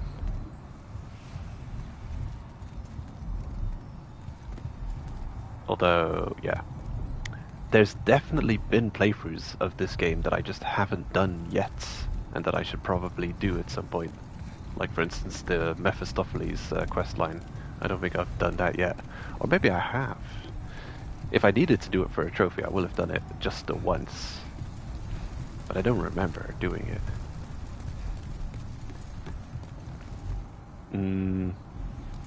Yeah, I don't know. I don't want to go there yet. Aha, I have evacuate. I almost forgot about it. Let's have a look at that new armor set quickly.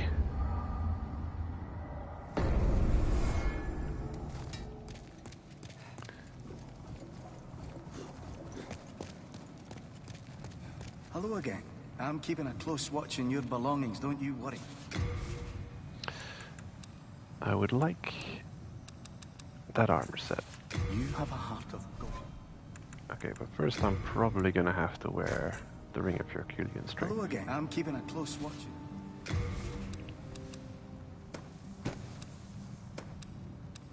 Okay. Is that the one? Oh yeah. You have a heart of gold. Alrighty, let's check it out.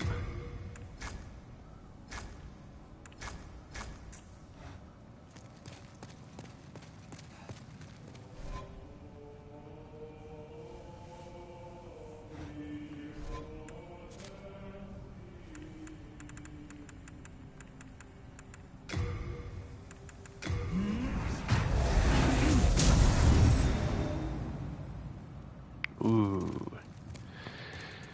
Beautiful.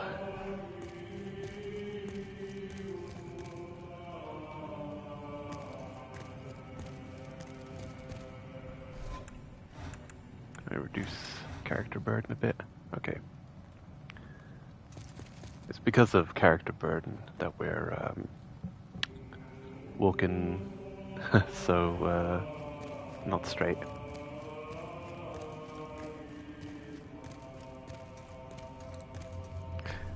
Oh yeah. That is an awesome armor set.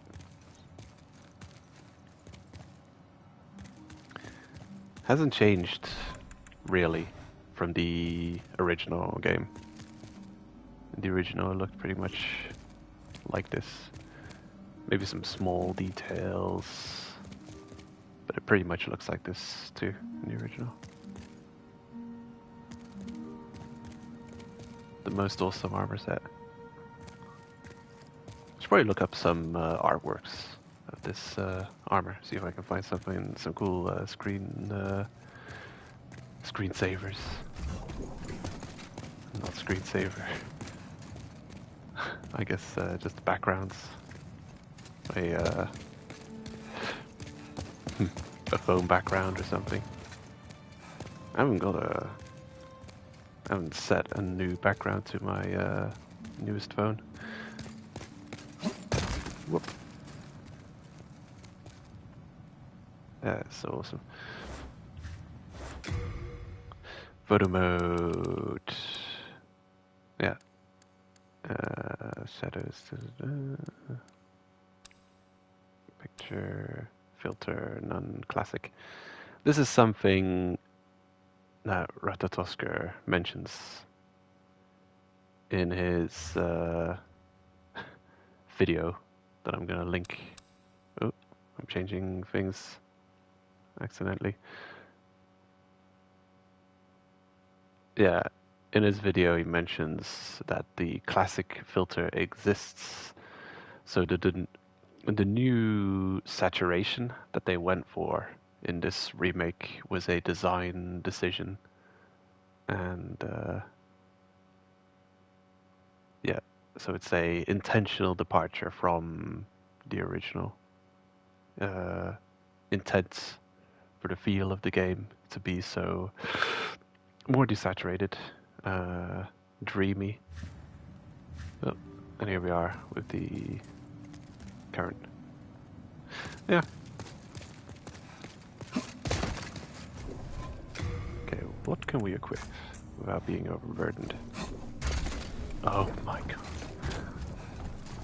Not even just the armor plus a one-handed weapon.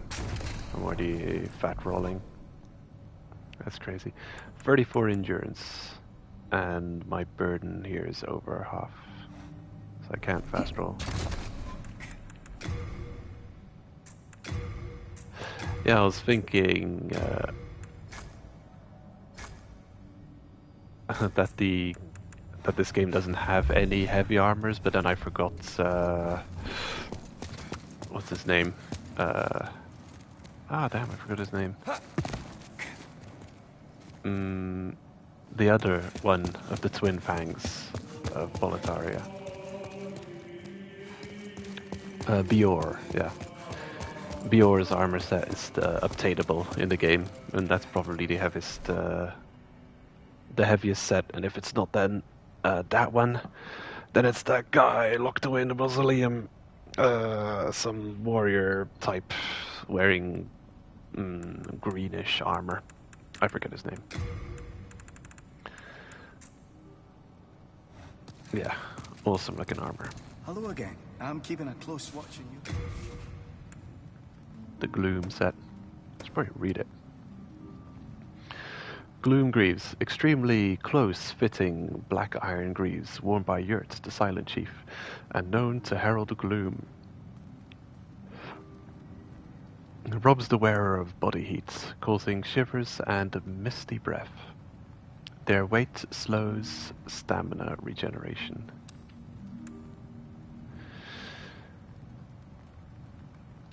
Yeah, the rest of the set says pretty much the same. The hat, decorated with 2 uniquely fashioned horns. Yep.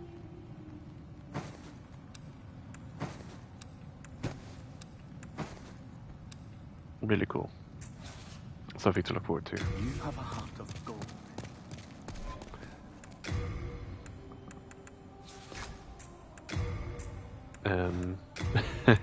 Yeah, I'm offhanding the Dragonbone Smasher. What would that look like? What am I doing?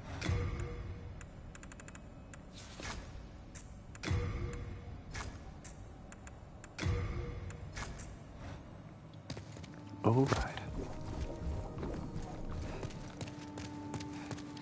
Before I forget, I should probably suicide in this place. Yeah, I went out of soul form to just have a better look at the awesome armor. Geronimo. 3,000 souls. Not enough to care about.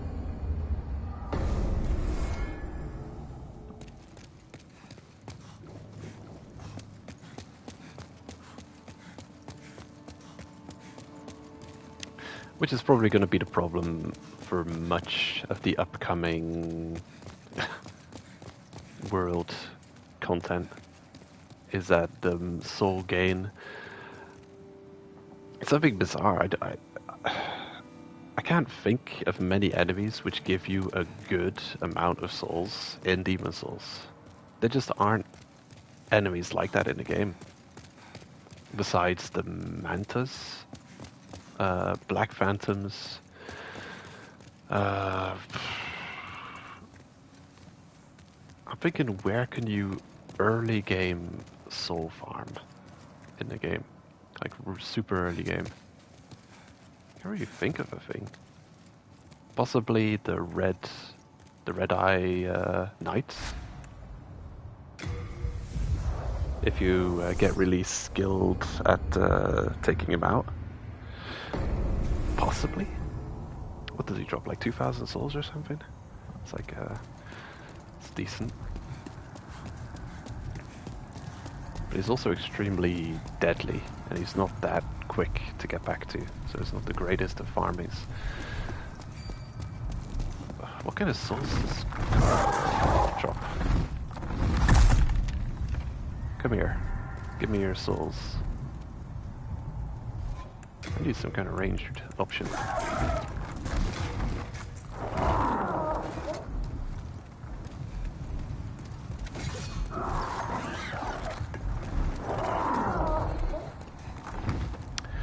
Ugh. There's such a troll.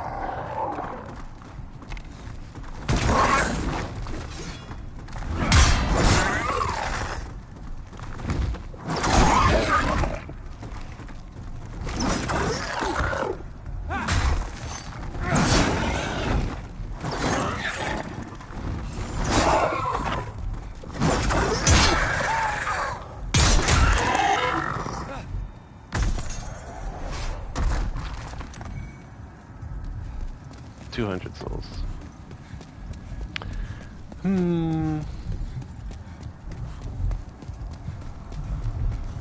That's closer to 300. Backstab.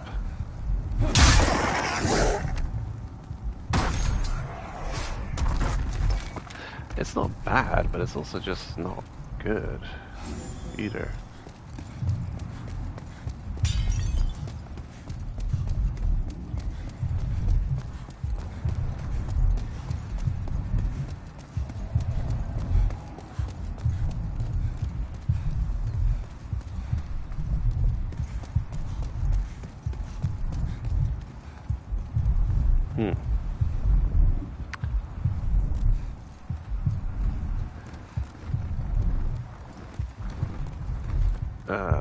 Which side of the heart are we on now? How dare you?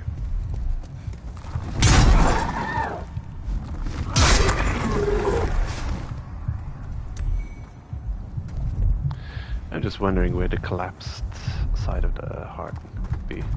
Maybe it is this side.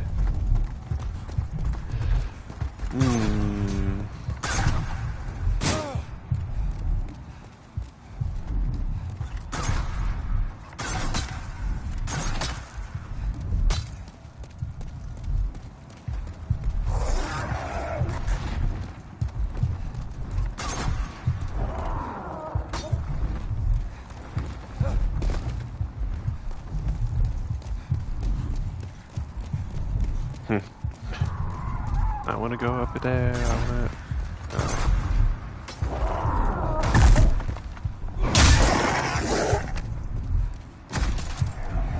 Yeah, I don't know.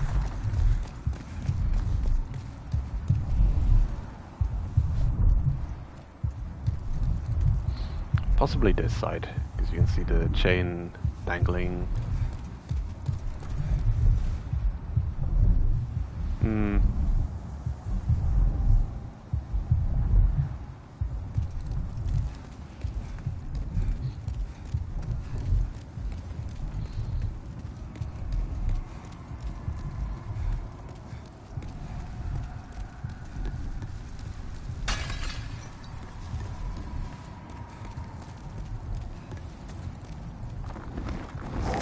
And we've been here. So the chain would collapse in this direction.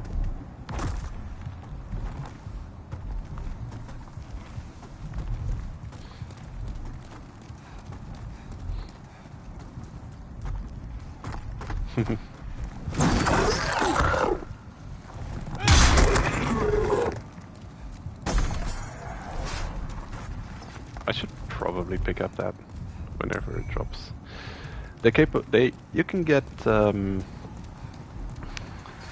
can get a type of rapier from them. A pretty cool rapier. Oh, come on.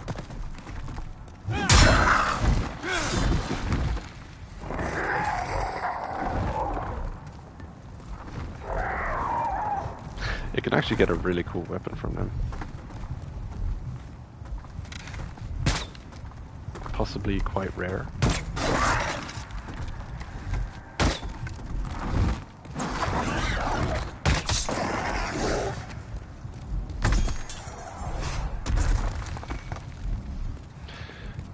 The weapon, if we don't pick it up... No, that's not how that works. It's what they dropped there. Looks like that. It's the twisted rapier? Something like that. Looks just like that. It's got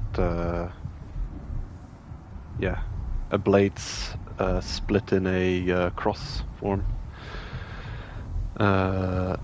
Twisted around towards the hilt. Designed to cause bleeding and suffering more than it's designed to cause create fatal wounds. Speaking of the item description, I vaguely remember it of finding it on my alt quality run.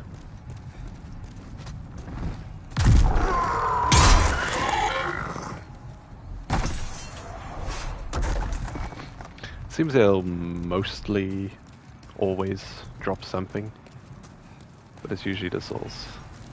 The sword is a rarer, possibly very rare drop.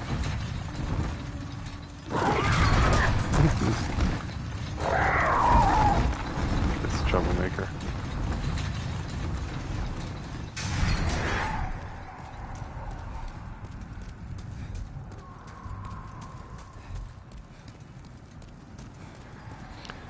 I want to explore the first cage you can step into first.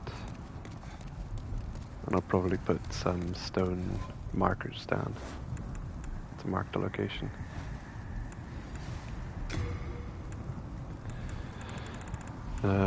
Guide stone or guide of guidance.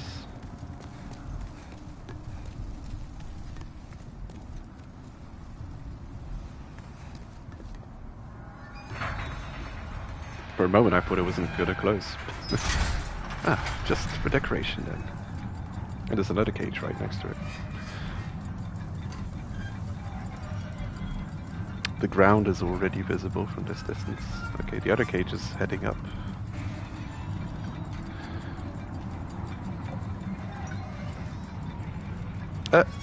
Oh, that's our shadow.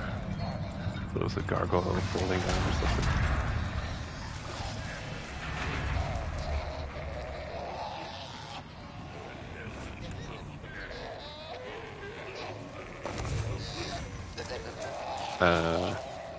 That's not very visible.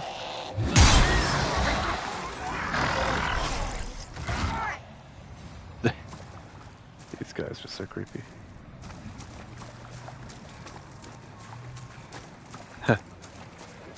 There's a subtle controller vibration walking through this sludge. This is a bog of eternal stench.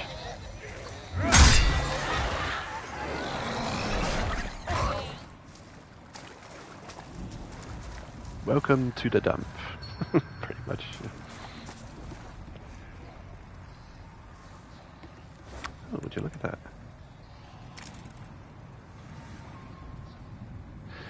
Youch.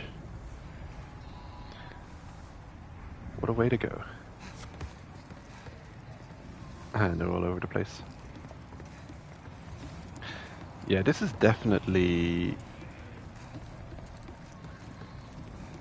the regular entrance.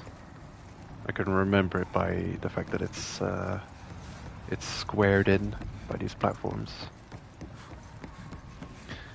A relatively safe entrance point as well.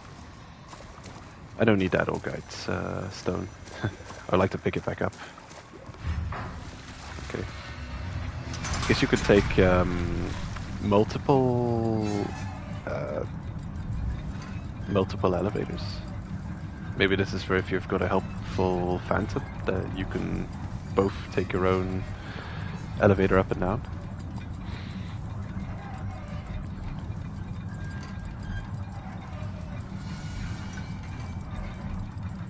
Yeah, sure enough, there's still another one up here. Okay, now I'm curious to find where this one leads us. If you can take it down. Maybe it's just, maybe it's simply his cell and it doesn't go down. But I'll try and remember. Oh. I'll try and remember the angles.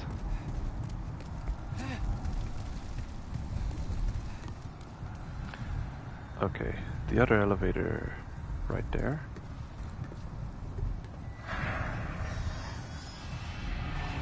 Right there.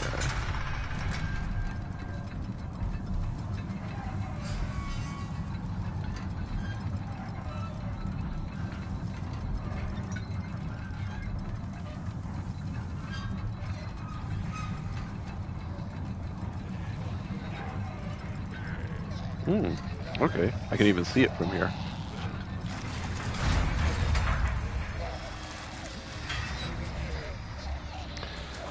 Oh, that's also a hint. The door opens in its direction, pretty much, or points in its direction. Okay. This actually is much closer to the way out of the bog than the other one. So I guess it's a small reward for releasing a troublemaker.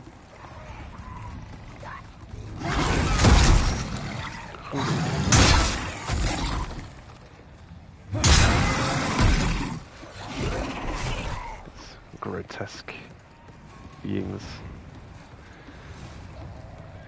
Yeah, so this is the way forward. There's still some things you want to pick up in the bog. But Yurt's elevator puts you right next to where you have to be, eventually. An old guide of guidance ×4. Nice. Ugh.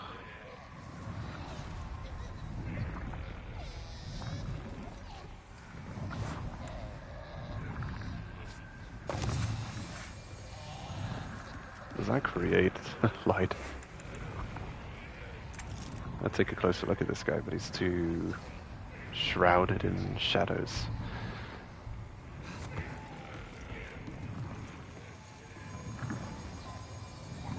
Centipede tail connecting to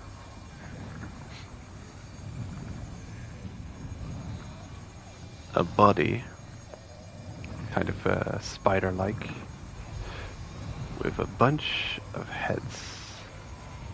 You were looking around, crazy-like.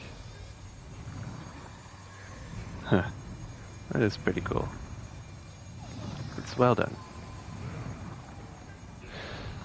Now, if you deal enough damage to them, they'll lose their tails and be stunned for a split second. They can catch you off guard and do a lot of damage, but they're very easily stunned. Being very aggressive against them is the way to go, I think. Off comes the tail. Huh. The part where the tail's severed isn't very realistically designed. Actually wanted to inspect you, but you just wriggled yourself out of it. Ooh, look at that.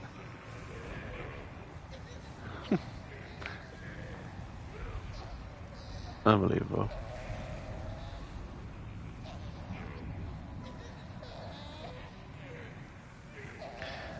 That is so ridiculously detailed.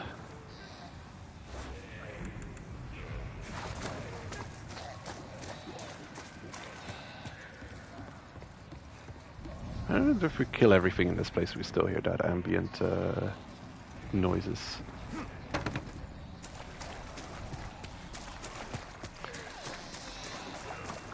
I guess luckily it's not poisonous.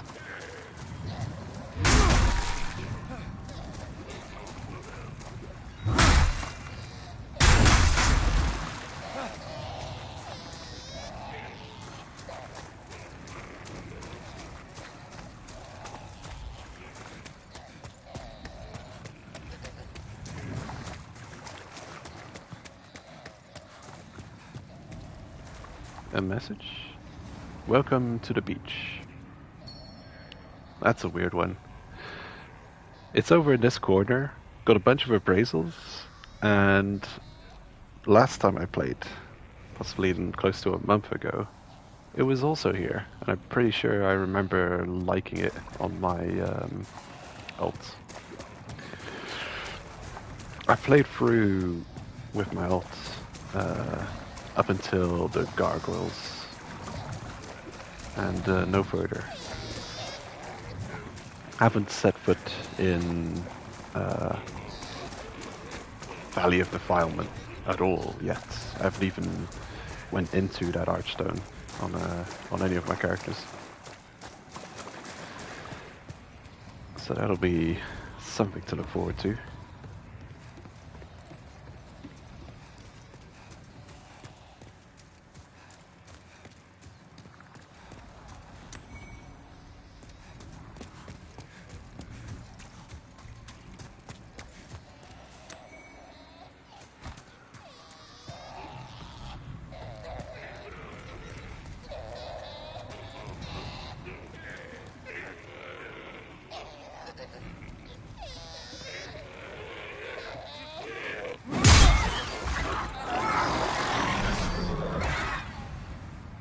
Were you the one making all those noises, really?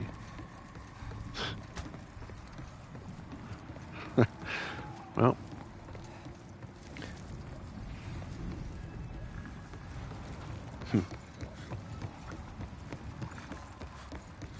This would be the way to go.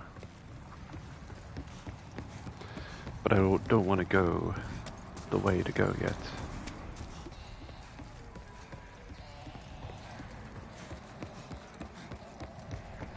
I'm gonna pick up all the items.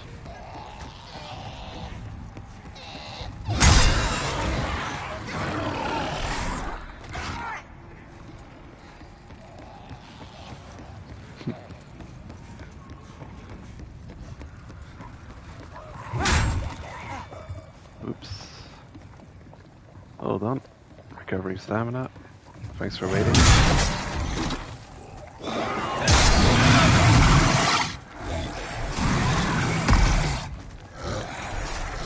A plague resistance ring. Don't we already have that? I've got 2 gash resistance rings, 2 plague resistance rings. Is that normal to find so many doubles? I think the other plague resistance ring can be found on the way to Flame Lurker, the drop down there. Also plague resistance ring. I think World 2 also contains a poison resistance ring in the lava pit before you pull the lever and douse the flames. You can find the poison resistance ring in there. I think we do have a poison resistance. Yeah, there it is.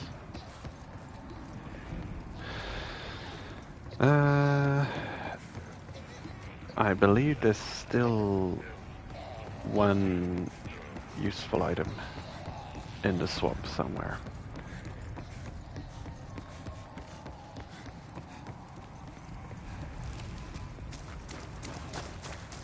Okay, so this is where we started off. Oh, it's you making this one.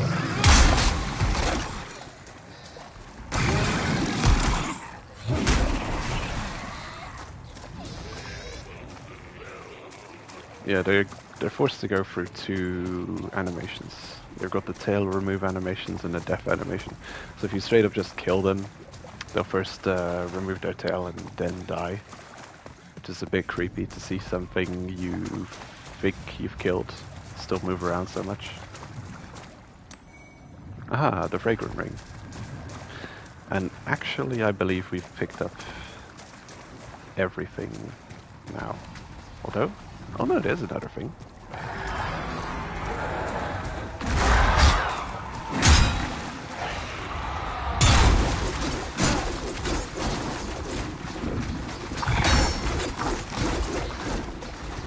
How annoying.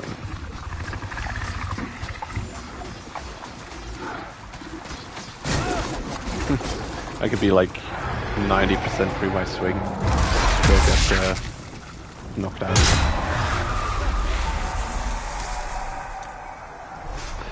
2 Mercury Stone Shard. Yeah, I didn't think it was gonna be worthwhile.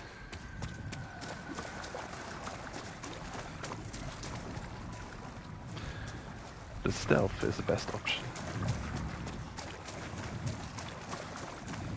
Are you telling me how to play the game?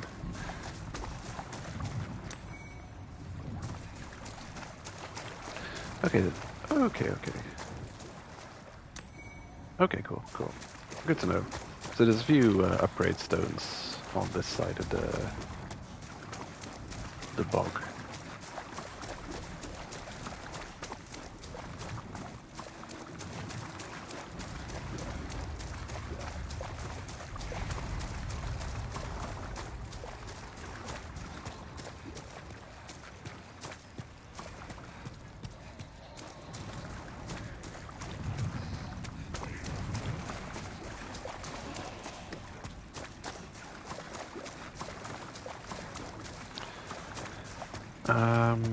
The beach, yeah.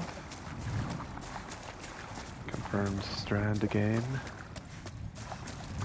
I think. Yeah. Strand game for the new Death Stranding, which was announced. What about that? How bizarre. I thought one Death Stranding would be enough, but they're gonna make another. Strand game, a Strand type game. Strand in Flemish means beach as well. So yeah, that's what it is.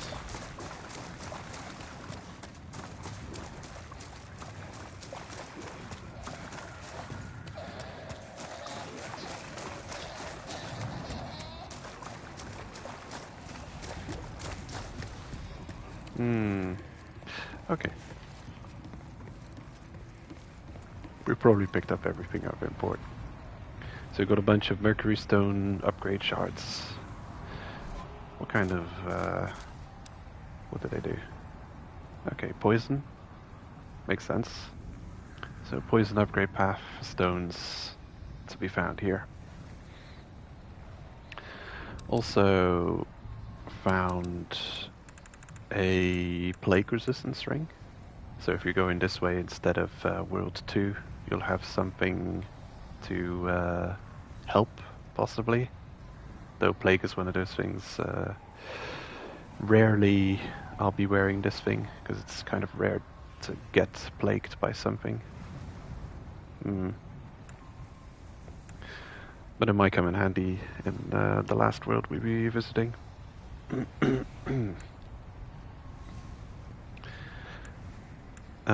What else? The fragrant ring? Didn't have that yet, I think.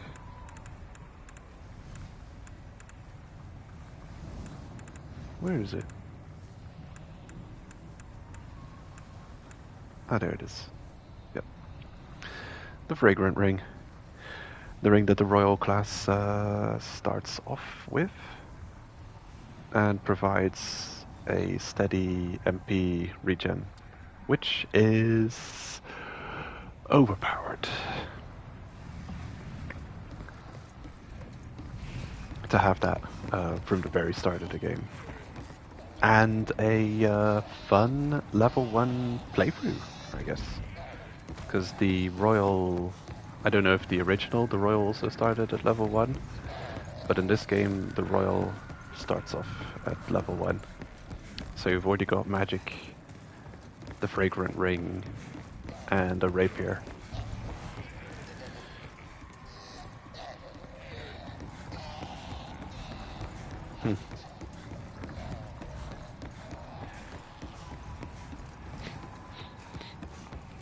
Will somebody take care of this crying baby? Somebody feed it, it's hungry.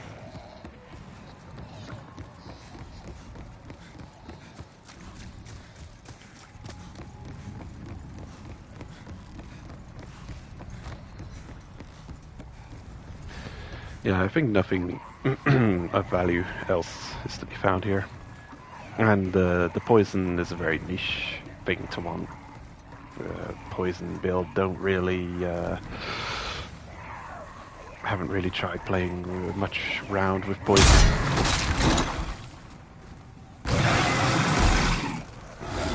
Generally, I think it's Souls games poison isn't that great of an option, isn't that strong.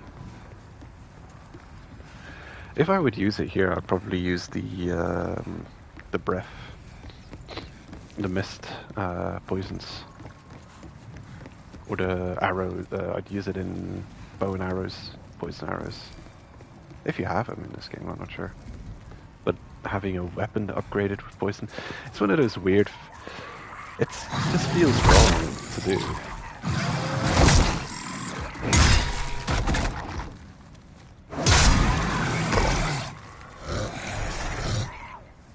I just don't like the idea of it. A poisoned weapon. It's like, okay, what is that for someone with a lot of patience? You want to spend half the game just waiting around and not attacking, being sneaky, getting one shot off on the enemy? Ah, they're poisoned. I guess I'll wait for 10 minutes and watch them bleed out. It's too passive. I don't like that. Yeah, bleed. In which Souls game is it that bleeds just another damage over time? Is it this game? Yeah, it's this game as well. Yeah, I like the move to having it deal instant build up, like burst damage. That was a good move. Whoever thought of that deserves 5 raises and a puppy. Yeah, that was just a good move. It's so passive of a playstyle to just wait for some slow damage over time. Of course, it depends on what kind of damage over time you're dealing. If you're really seeing chunks, if you're seeing someone's health bar just melting away, that could be fun too. I mean, I used to play a warlock in World of Warcraft, and I know that damage over times can be fun, especially if you stack up a bunch of them, and there's some cool visual effects on them. And just the idea of that kind of damage is cool. Like causing all kinds of curses and afflictions and poisons and rots and just yeah, it's a cool cool thing.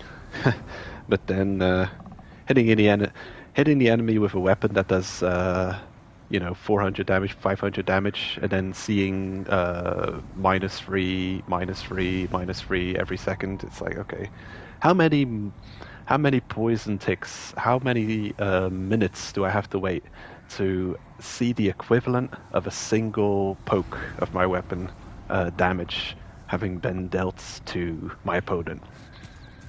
Way too long, I think. Way too long. Not cool. It's more like a newbie first playthrough. I need to cheese this otherwise impossible thing, right? Like if I killed, what's his face? Rykard. Rykard? I don't remember. That guy from the last stream. The guy I managed to get deal with by full damage. If I had not thought of dealing with him with full damage, poison may have been an option. And then I would have had to been patient. And sure, you'll wait for ages. Eventually they'll die. But that's, yeah. A last resort. Sneaky, cheesy. I will now equip the thief ring. And hopefully...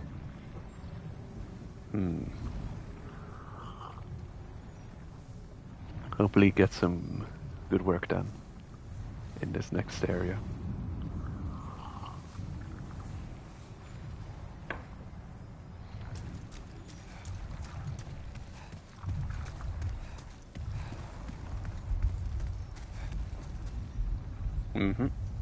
This is the first encounter with a Upper Latria jailer. Though, with how far down we are, even though we're at the Upper Latria area of the level, you could say, we've descended below probably the heights of where the jail would be in the first part of the level. Which is something... It's something weird to think about when it comes to games, because the layout of levels in games doesn't necessarily need to or will make sense. Just look at Earthen Peak in Dark Souls 2 and its connection to the Iron Keep. That is the most nonsensical and video game-ish kind of level design. Not, you know, the connections. If you were to map it out and get a visual representation of the layout of the game, kind of like in Subnautica, where you can build this base that sensor like reconnaissance base with modules and stuff. It's got like this 3D map, which I thought was really awesome, in the center of the recon room, or whatever it's called. And just that, like, the idea of being able to map out like miles around your surroundings and see visually in a 3D map of what the game looks like, that would be awesome to see for certain games, and see if they really if they make sense, the way the areas connect, if they actually make sense, or certain areas would actually overlap into other areas. Because yeah, the world, pretty much at this moment, everything of this world that needs to exist is everything that the player is aware of or has to be able to view. So pretty much everything that we can't see right now can be unloaded and disappear. I guess the problem is how much can we see? And we can see actually quite a lot. We don't even have to move too far to be able to visually see or be able to see a whole bunch of areas. And then it's up to the developers to decide, well, you know, are we gonna keep all of that loaded, or are we gonna obfuscate it with you know, visual obstacles and stuff?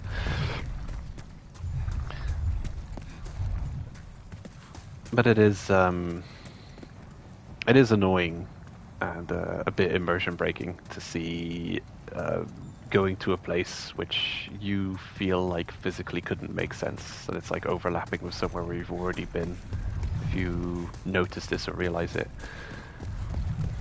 And yeah, it's one of those things. It's like the interest in the first reaction of certain moments as being a focal point for viewing videos, for viewing parts of playthroughs.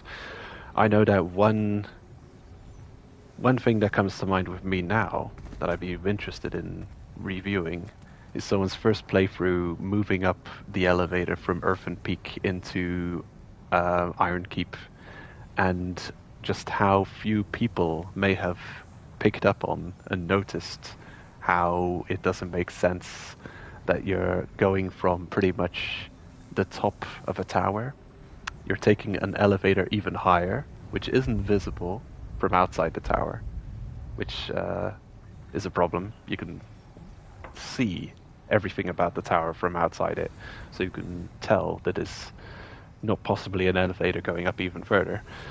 But then ending up at what seems like the bottom of a lava-filled castle. So it's almost like you've taken an invisible magic elevator up through space, up through the clouds, and above the clouds there's a a mountain, a lava mountain with a sinking castle in it. Which reminds me of a moment in Medieval. This is one of my favorite games from the PS1 times. Well, the moment I'm interested in, and here's a Black Phantom for no reason. What's our tendency? It's not pure black. The moment I'm interested in would be, well, yeah, that.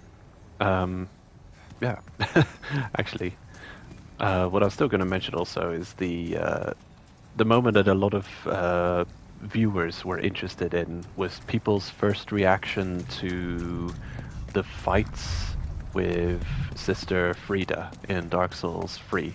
And the curious thing about that fight, the unique thing in a Souls game about that fight was the draw for many a viewer to watch people's first reaction to when that thing happens.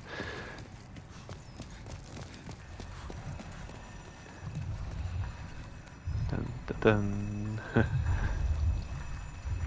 Don't have a crouch sneak button. I'd want to crouch, and there's a crouch sprint towards him, like in Elden Ring. Plonk. Plonk. Dealt with. Beware of enemies ahead. Oh no.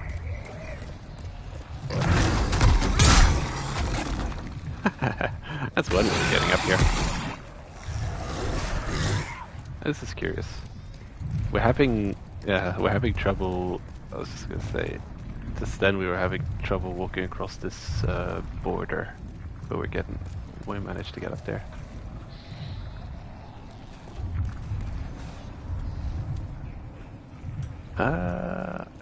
Is the crystal lizard nearby?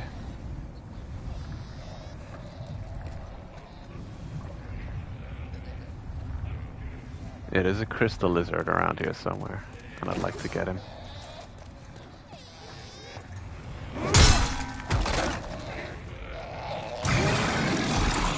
There he is.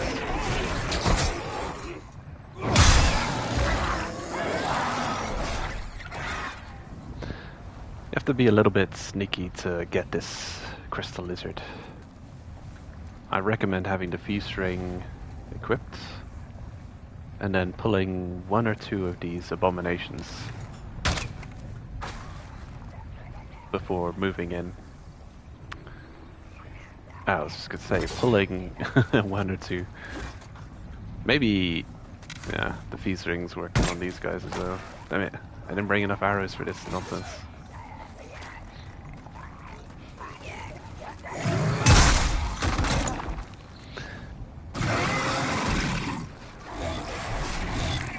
With this crystal lizard, it's tricky to just rush in. Even though you could rush in there and kill him, the problem is being able to kill him and also loot him afterwards, because you'll be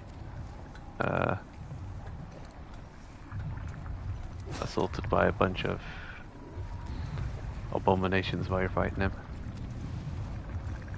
Yeah, it should be another one around this corner, I think. Or not. There's some veins in the way of some loot. I see him, he's out there, around the corner. I wonder if I can sneak through without the lizards detecting me. Oh, yeah. Sure enough.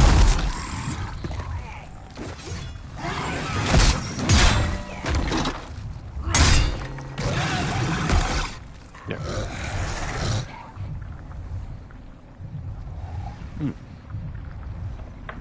And now we can safely, relatively safely, deal with the lizard. Bonk.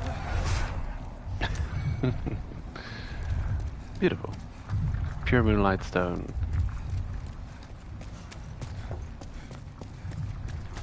Don't know if he always drops that, or if it was just a lucky get.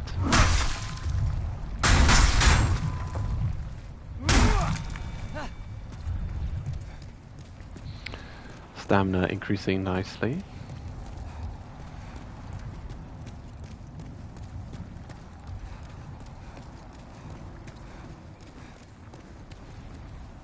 Time for running away. Oh.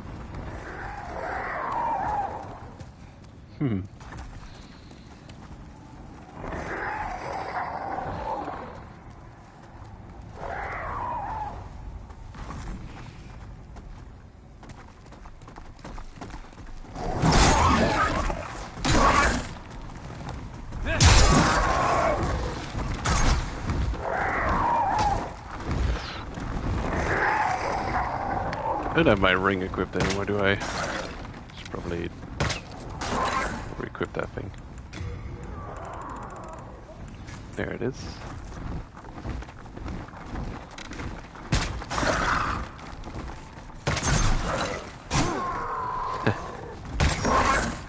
I think they are weak to pierce damage.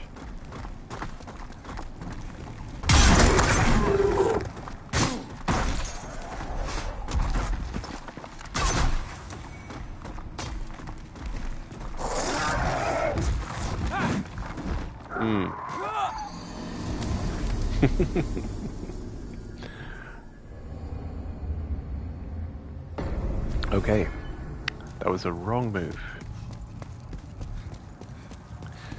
Damn it.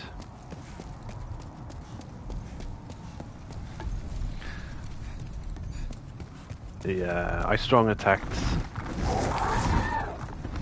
while he was flying up, and at that moment, knowing that I was still locked on, while charge attacking, you move forward, you can kind of change directions like this.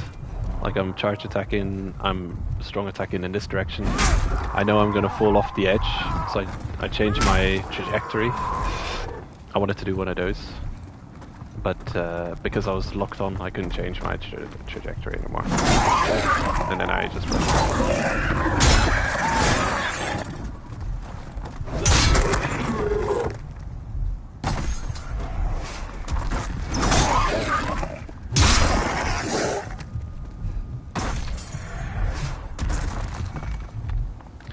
oh well. Considering that they pretty much always drop an Unknown Warrior Soul, it's a bit of a tax on an archer playthrough or a magic user playthrough. If you shoot them out of the air, you won't have access to that soul. But if you kill them in melee, that's an extra amount of souls on top of how much they already drop. So I can't really say early game soul farming, because the idol is in the way.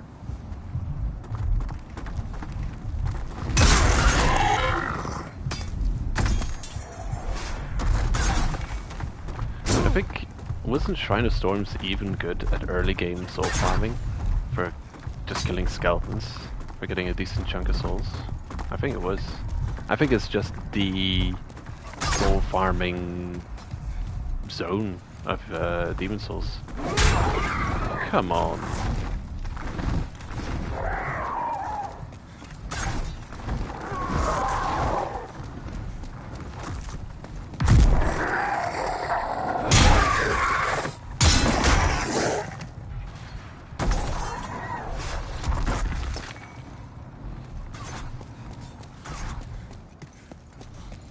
Okay. This one has some crazy runbacks if you die.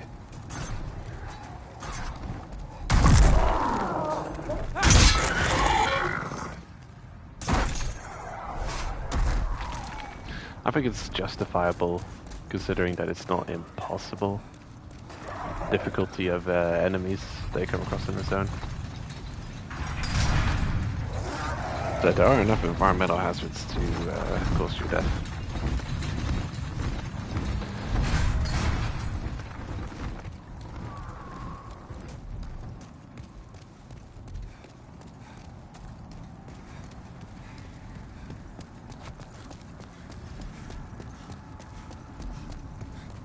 Okay, I think I'll take the low trek, what I'm saying.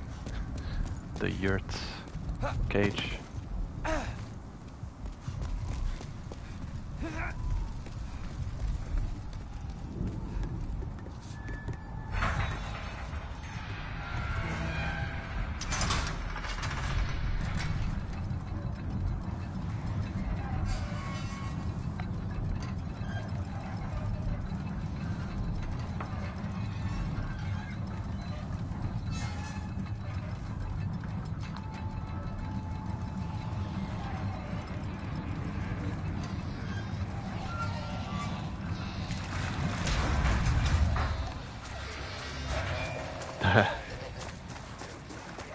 There they are again. Skip, skip, skip.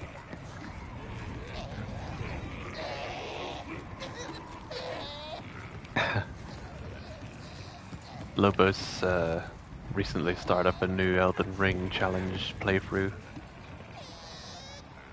He just finished a guard counter only run, and he's starting up a torch only run.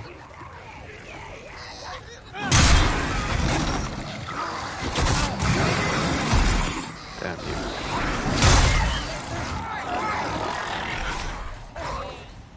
Welcome to the underground. Well, it's gonna be a bunch of welcome to the, you know, whatever messages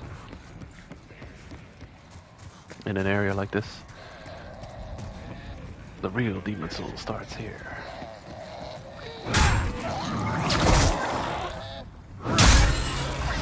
I think that compared to some playthroughs, the torch only playthrough might be reasonable. Though I don't know, man. Challenge playthroughs in Elden Ring are kind of crazy because because of the length, the size of the game, it's difficult to do challenge runs in it because everything towards the end game just scales so high for damage they deal and for health damage. The end game damage health.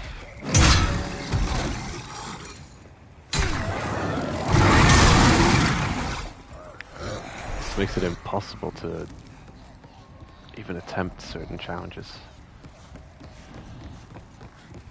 And because it's, because the game is just so much bigger. There's so much more kind of scenarios you can find yourself in. I will take a look at Dark Souls 1. You can easily in your mind just map out, okay, what could be difficult. You can almost go over the entire game step by step in your head and thinking, okay, what could be the struggles of this type of playthrough? Oh, I'm gonna do a overburdened playthrough where I can't, where I'm over I'm almost at maximum limit, or I'm over the maximum limit. I don't know if you can still attack when you're over that limit. Maybe you can. I don't remember. It's not something you want to be, a state you want to be in. But someone tried to do a playthrough in Elden Ring, seeing if they could finish the entire game being overburdened and not using a horse. Because you can actually summon the horse and be, you know, you can ride around while even being overburdened. And they got stuck. There's a point at which they couldn't continue without a horse.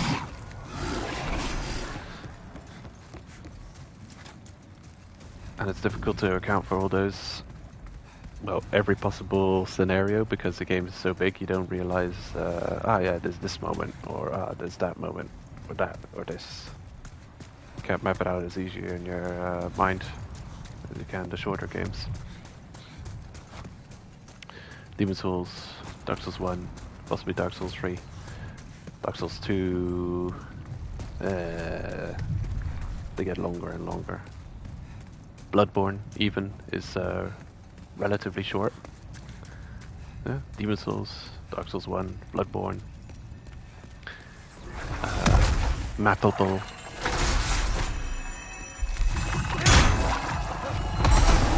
Oh, how dare you.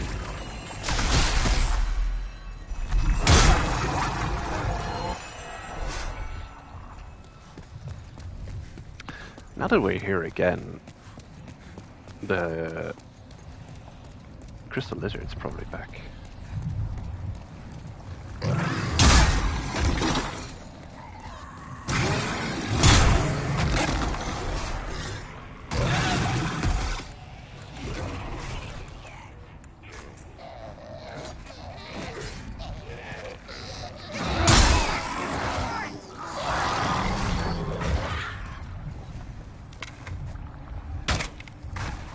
Headshot. Though with the amount of heads these things have grafted on them, it's difficult not to get a headshot.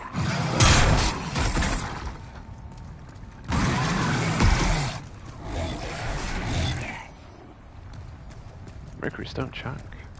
Nice.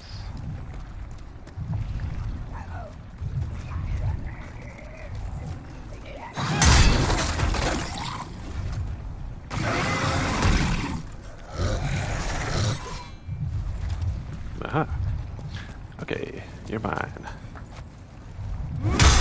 Plonk. Yeah, the problem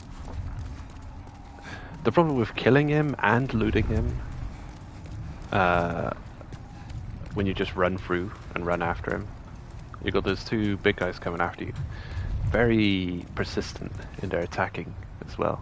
So it's not just killing the thing and then fending off two of their attacks. When they really get into an annoying loop of attacking you, they can really start spamming you with those directed tail attacks. And then it can be difficult to get out there because they can pincer you into a corner and you can get completely stuck. And yeah, it's a tricky lizard. It's one that's easy to lose the loop from in various ways.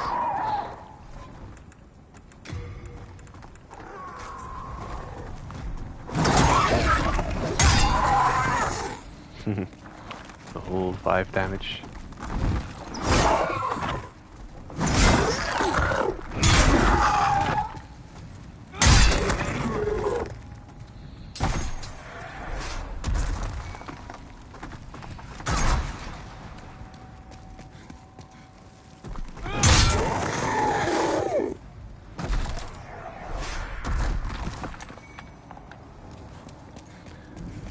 Okay, let's not be clumsy this time.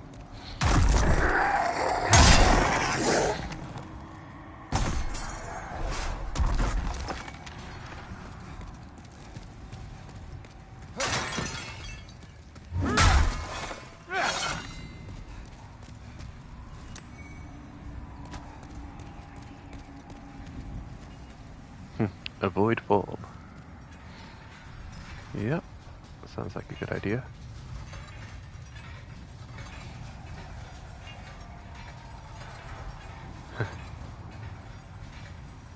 going a long way. Oh, damn it. I have to check the other side. Nothing. There's nothing. Okay. Guess we'll wait for it again.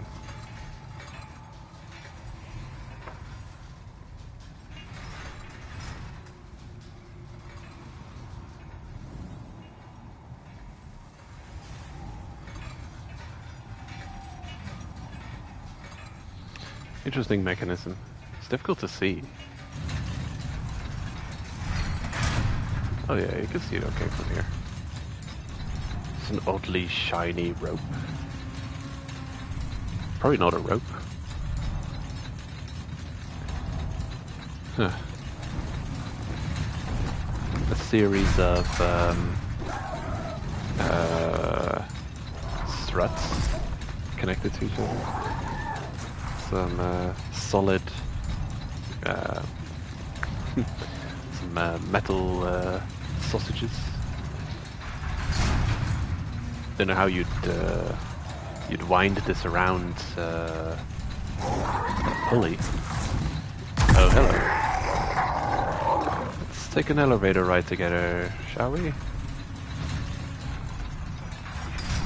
This is my stop. Have a good day.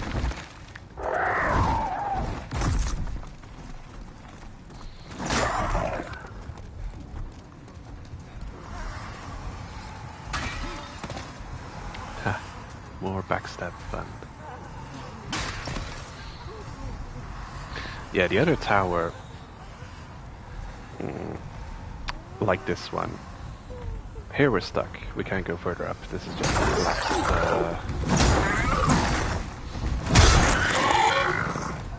just a collapsed path. But the other one I forgot to mention is a tendency event on White's real tendency. The path will be clear.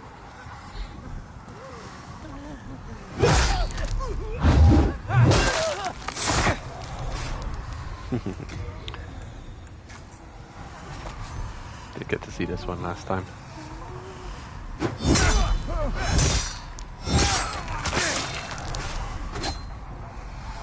Beautiful.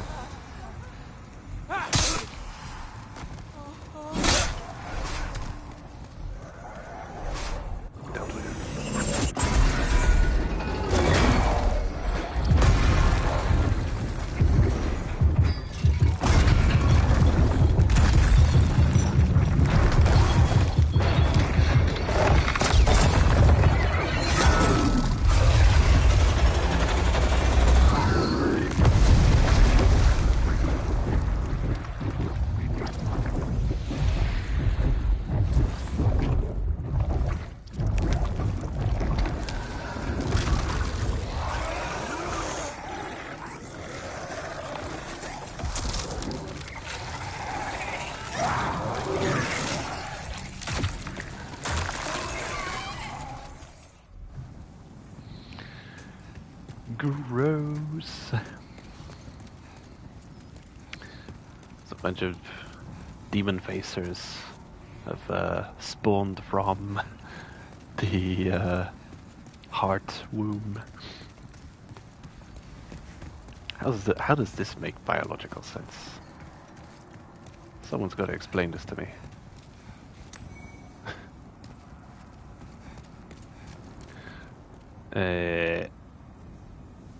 Good, yeah. We've cleared out everything up until the dealt with. Now we don't have to go to the lower area ever again. This is a weird one. This almost suggests that there's a shortcut possibly opening up to the very start of the level. Whatever. Probably isn't.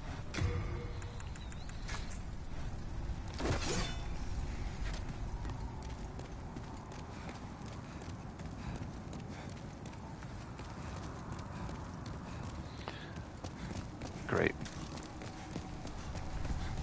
So now we have access to... oh, these guys are here now.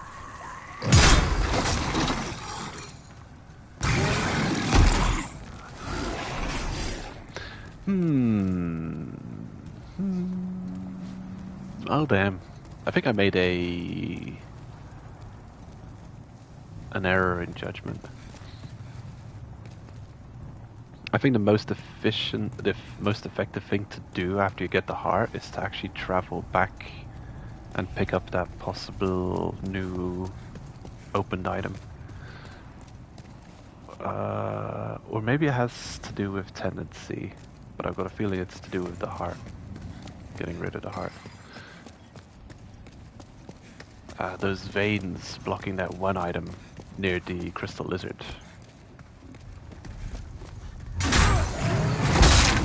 How?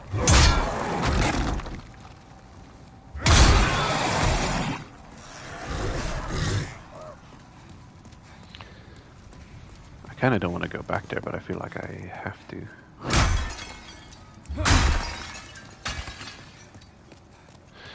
But I'll clear out this.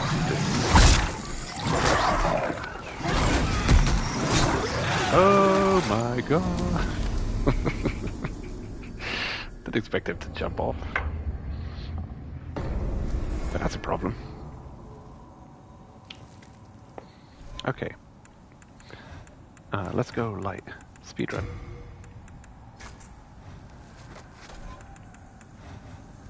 Yeah. Wonderful. But first, grab another cup of coffee.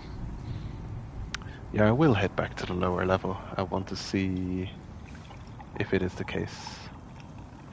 And I have to do it now, because I want to know if it has to do with the heart, if the heart is blocking, or if it's tendency, white tendency. Because one more kill will bring us to white world tendency. So that's why I have to do it now. So, running through.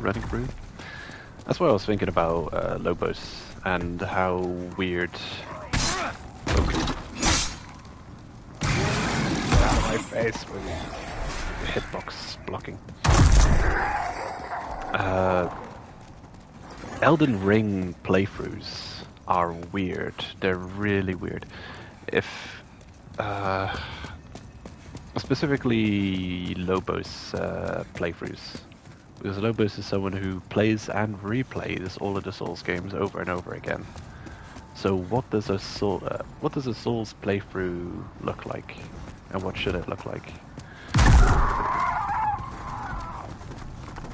I think people are already not that bothered if you pick up and collect and find everything there is to find. Maybe if you're only going to play through a game once, people would prefer that you do complete it as complete as possible. But to replay and replay, like if you watch a current Lobos playthrough, it would be weird to ask him, have you done this? You should go do this in this playthrough. Well, you know there's been a million playthroughs before and he's probably done everything like 10 times.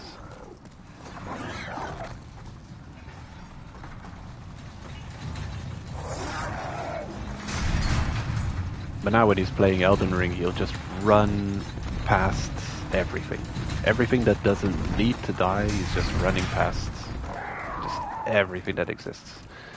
He'll run precisely to the items that he wants to pick up, and he'll kill what needs to be killed to get a hold of the items that he needs.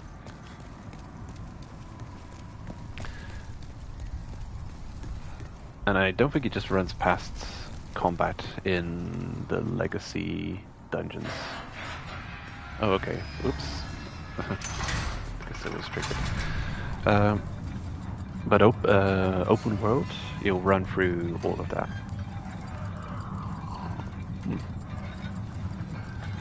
And he's actually not wrong to do so, because he knows the parts of it he needs to know by heart.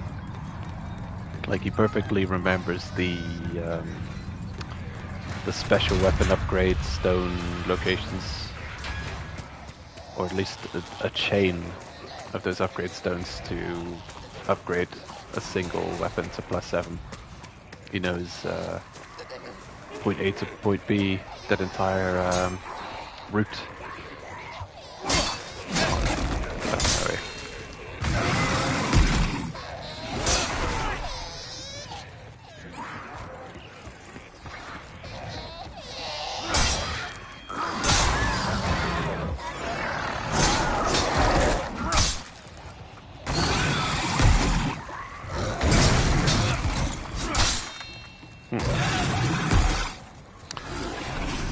say it, there's a part of me that always finds it a little bit annoying when I see him run past enemies that I like fighting, or I find a challenge. It's like, oh, you're not taking on this challenge. But then again, it's a gigantic game, and to replay it and replay it and replay it, his playthroughs would be hundreds of hours every time if you wanted to be a completionist while replaying. So he can. Understandably so.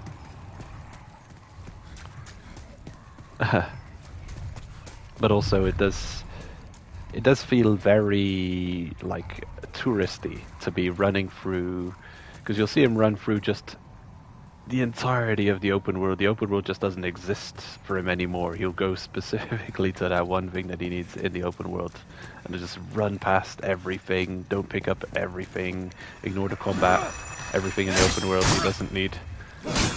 And that's a weird thing. Oh, I think he... Oh, nice. He got poisoned and he died to...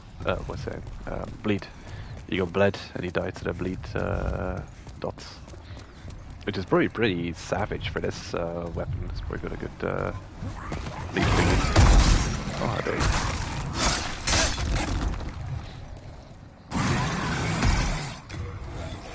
Oh, yeah. 327. That's... number... big number.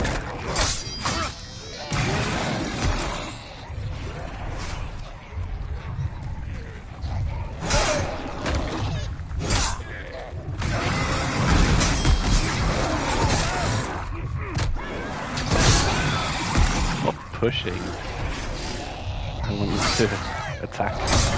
Push. Right. Okay. I'm here for this item. Which apparently, yeah, we don't have access to.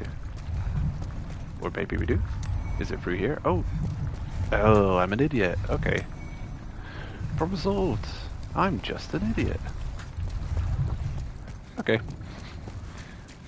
And it wasn't anything special. Aged spice. Well, last time I walked past, I was looking at there thinking, huh, no way we can get through there. That's way too narrow of a gap to walk through. Oh, hold up. Okay. Rip whatever souls we had. I'm sure it wasn't much. I hope it wasn't much. Maybe it was a level's worth of souls. Yeah.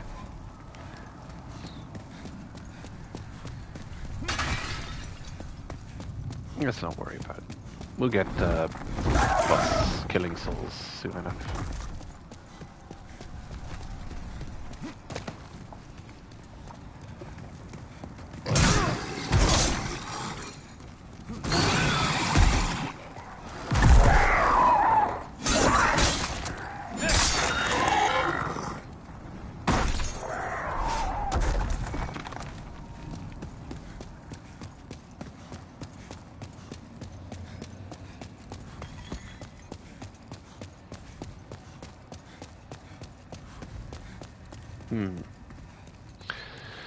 I started playing Greedfall recently. And the combat is pretty fun. It reminds me a bit of The Witcher.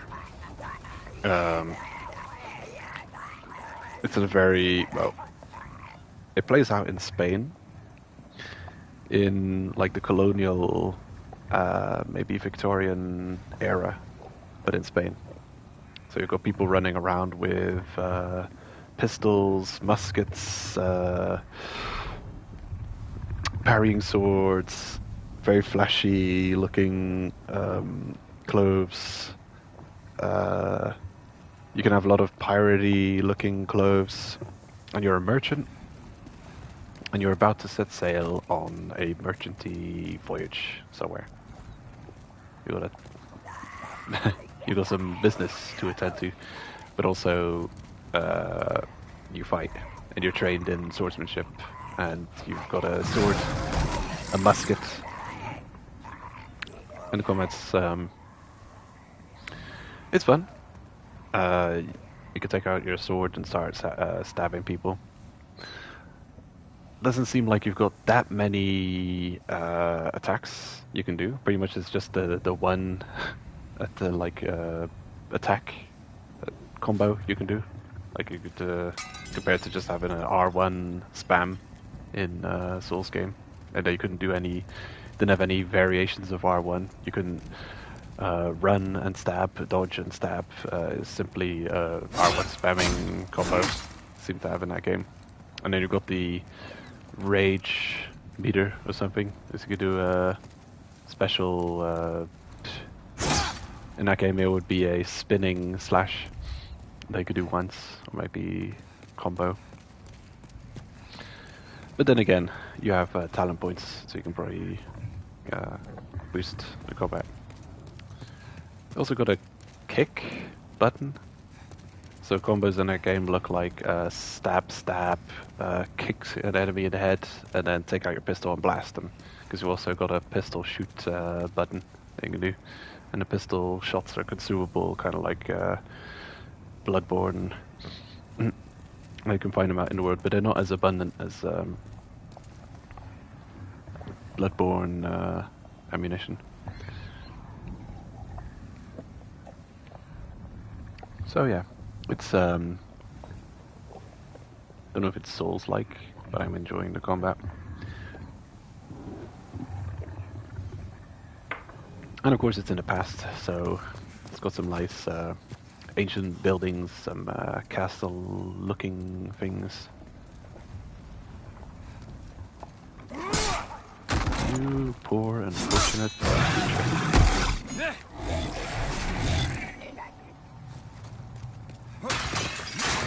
It's where my souls used to hang out before I died twice.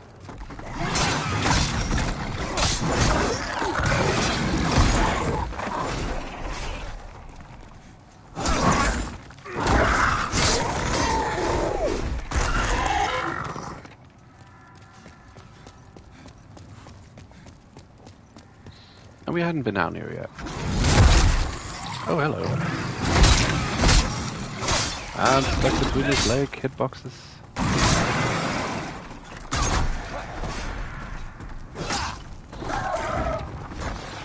Sure. You do you.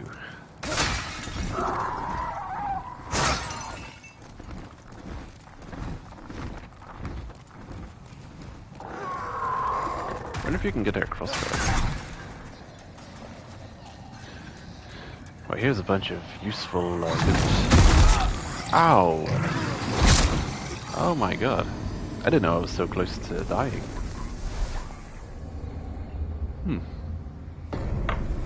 Clumsy me. Well, the run back's not too bad. Okay. I do have my ring equipped. Where's that regen?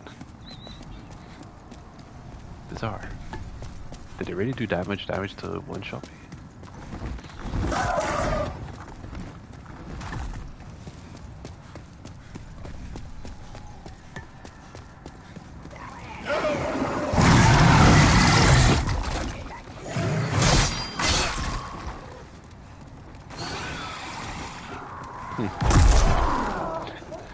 Hitboxes are annoying me. There's facers. Hitboxes as wide as the bridge. Can't even run past them.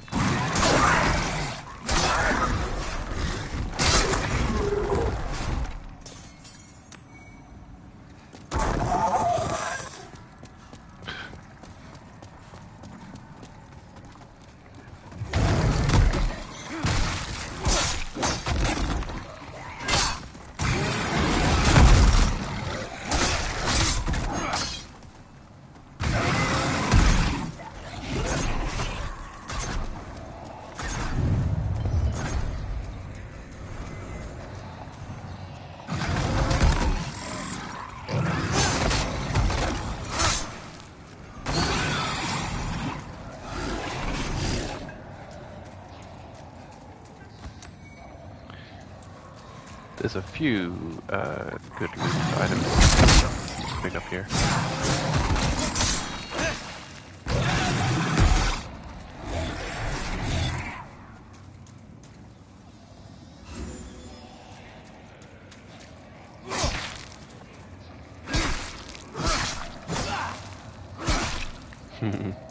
Yellow colored ground with nothing special on it. Don't 100% remember, but I do like the way it looks here. Chop.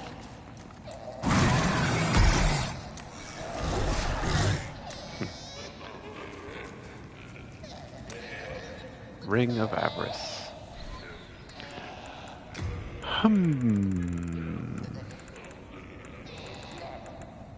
Extra souls. I guess if you really are planning to push through in this area, yeah, if you want to go deep in this area, you could think of saving yourself those, 60 or 80,000 souls by buying it from the once royal mistress.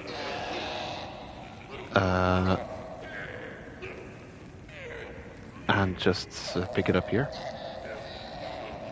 Because again, you have to get past Fool's Idol, yes, but if you're planning to push through, yeah, if you're planning to stick with this zone until you've cleared, possibly up until the gargoyles, not necessarily also taking out the gargoyles, then you don't have to pay the exorbitant amount, the cost that she asks.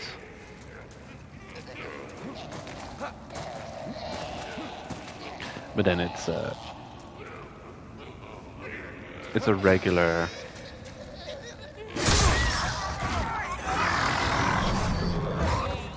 noisy bugger. It's a regular habit of going to Shrine of Storms for souls anyway. So, you know, once you get past Adjudicator, you can reasonably fast get those 60,000 or 80,000 needed souls. So I picked up female only gold mask worn by Mephistopheles. A gold mask inlaid with delicate design, reserved for use only by the highest ranking members of the secret coterie who plots to harness the power of souls. And then also an Epi Rapier. Requiring 24 magic, 14 dex, 9 strength. Good strength requirement there, not wanting to, you know, invest any strength stat.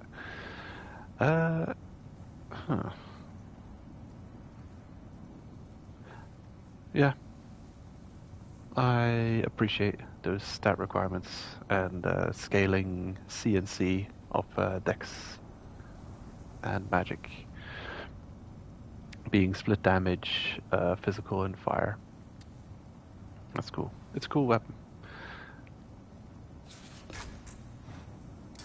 And if you're going to be a caster anyway, yeah,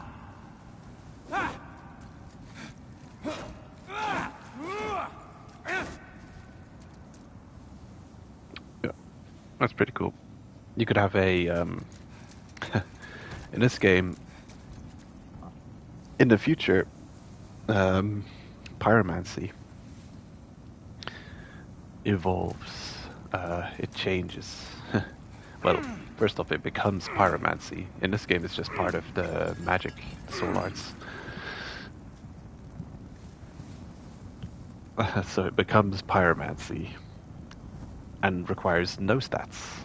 So it's just like not even, you know, don't need to have faith or be intelligent to cast pyromancy in Dark Souls 1. Oh, that's cool. The fire effect on the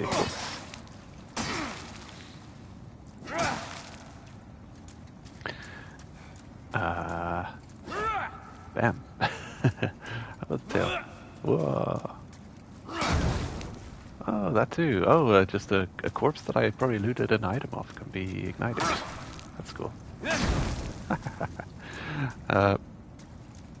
Yeah, it goes through transformations. Ends up requiring stats and scaling of stats. And in Elden Ring, it's yeah, it's just part of faith. Pyromancy is a faith thing in Elden Ring. It's bizarre.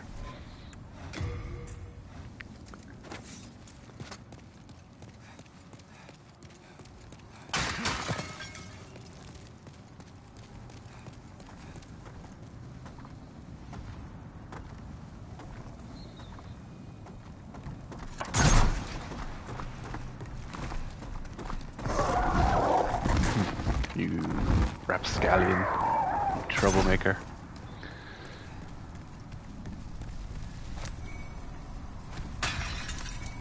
Oh, this is the loot I forgot to come over and pick up earlier. We had access to this before. This is a chunk. Okay. And now the main deal is that we have got access to the upper area by clearing out the heart.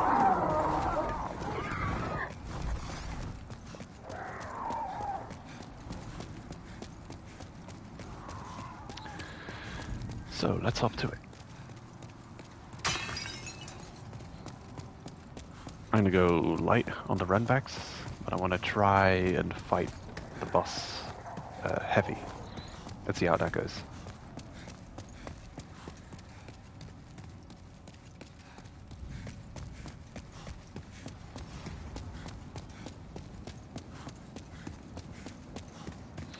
And this is an odd zone.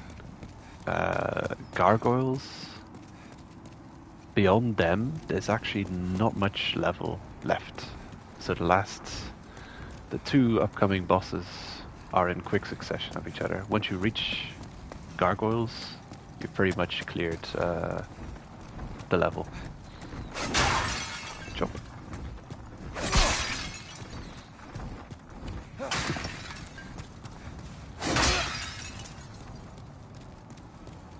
So we've just about cleared this archstone. Hi.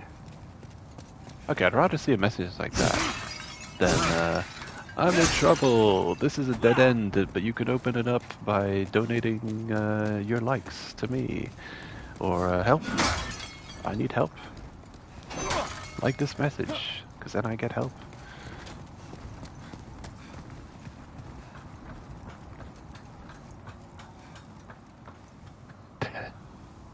There he is. That sneaky assassin.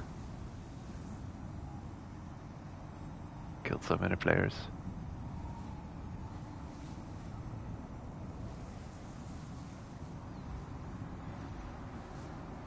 Yeah, this is ominous. You're already up high. You just dealt with a whole bunch of abominations. Destroyed the heart. And then you've got just this stairway up into the loft. The loft of an extremely messed up area. This is scary, man. This is spooky. You wouldn't know like what to expect. Oh damn, what am I gonna... All the stuff I've seen, what am I gonna see up here? This is gonna be messed up.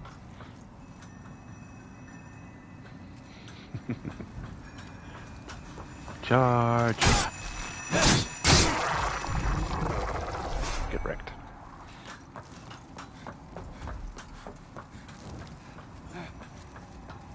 Oh, yeah, you got spiked. Whee! He went all the way down.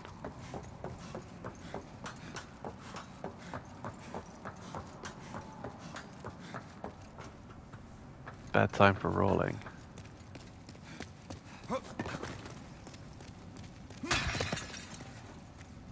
Valuable secret ahead. Ooh.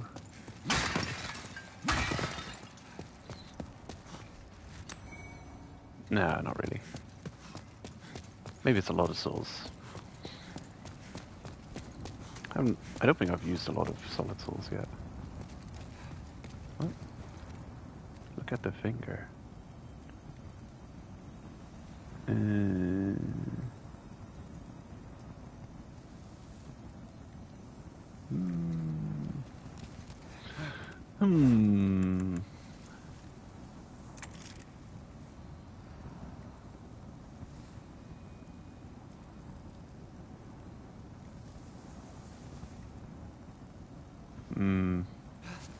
I'm not seeing it.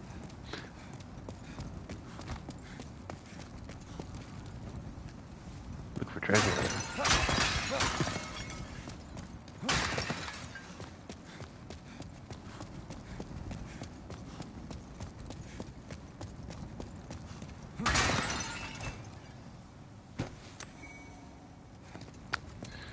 Running a bit heavy.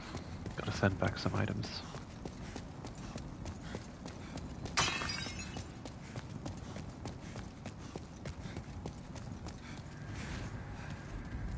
Help, please. In the original, you could see one of the gargoyles through the fog wall. We could see glowing eyes of a gargoyle through the fog wall.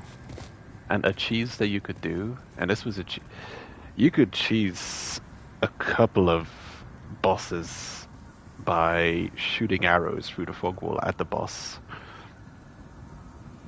And it was time consuming, and it was unbelievably cheesy. You pretty much skip the entire fight. The fight doesn't happen. But the enemy hitbox is active, and they count as a kill. You get everything from it. I think you even get trophy for doing the kill like that. You get their souls, you get the... yeah, they just die as usual. And the fog wall disappears, and yeah, you successfully cheesed the boss and skipped the fight. And you could do that with the final real fight of the game, Alant, as well.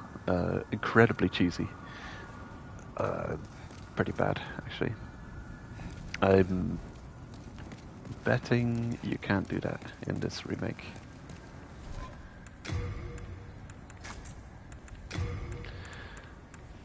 If I equip one thing, it should be a bow to be able to hit them from range as well.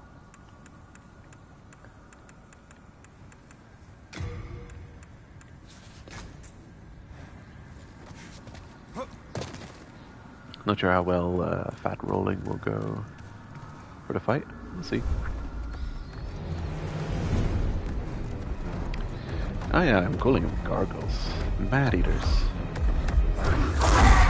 Alright, precursor to DS1 gargoyles. How did you miss with that?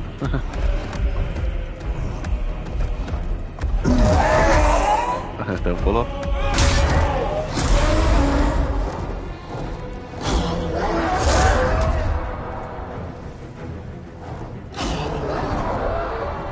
This is one of the trickier fights in the game, I think. Ooh, did I chop your tail off? Wow.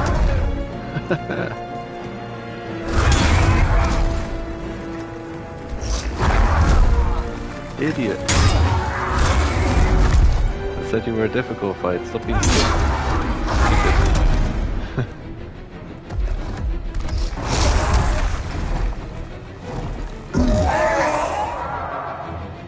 The second one should show up. We should already be here.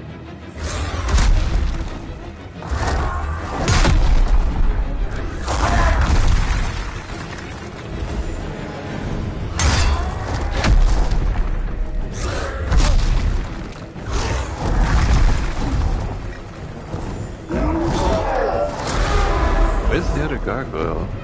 I mean, man-eater. There's two of them. Buddy? How weird.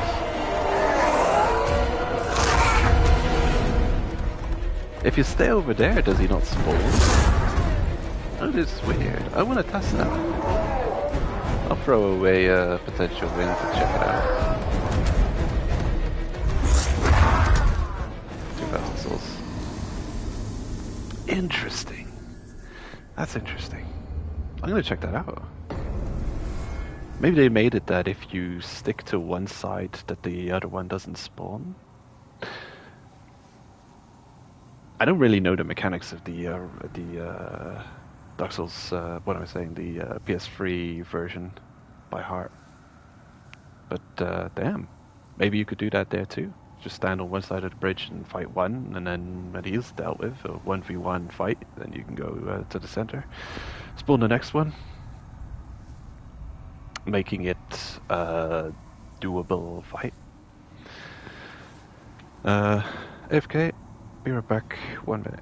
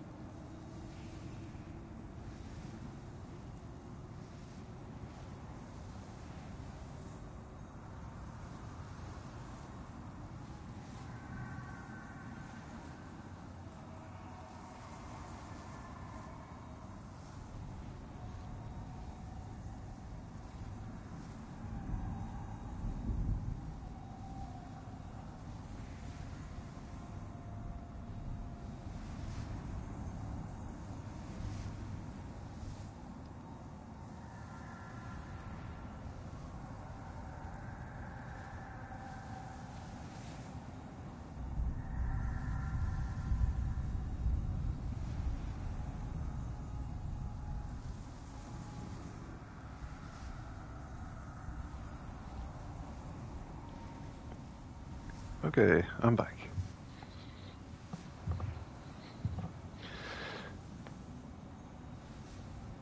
Let's see.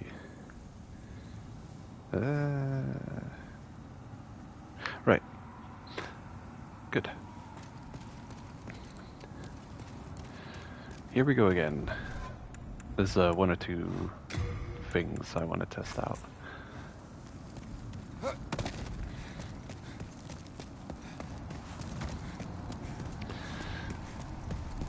I want to see when. I want to see exactly what the trigger is for the second gargoyle to show up. It's probably a few conditions. Okay, you're annoying.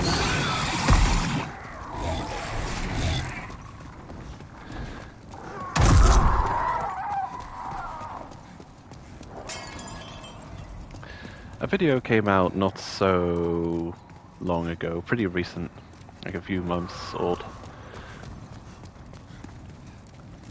of around the Demon's Souls 10-year anniversary. And it's by a YouTuber called Eridin. And he's talking about, he's mentioning Epic Name Bro and how instrumental he was in the history of the in-depth Souls games lore and analysis YouTubers. A lot of people may not have even thought of getting into the in-depth discussion of Souls games if it wasn't for EMB.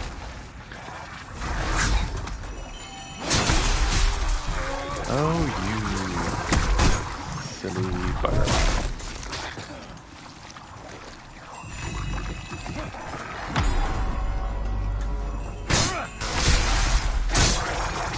Shouldn't be allowed to hyper armor through my attacks, man. That's just silly. It was a good video, and it was a good remembering of EMB. I'll also link that in below the video.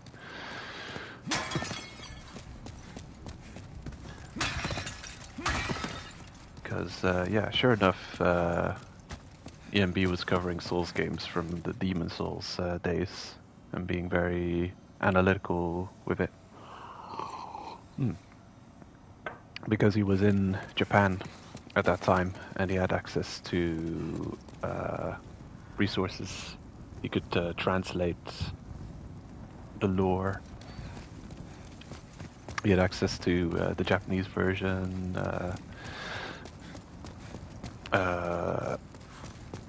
some yeah, articles and things from you know, the Japanese outlets and stuff. Yeah, he was the OG, you could say. Vati was EMB, the lore father.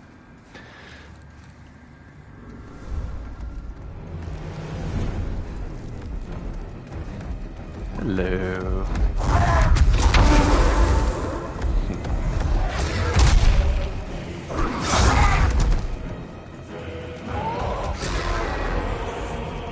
What if I come over here? What if I could see the second gargoyle? Gargoyle. Man-eater. Gargoyle, man-eater. Same thing, kinda. Pick it up. Ooh. Oh yeah, I'm still overburdened.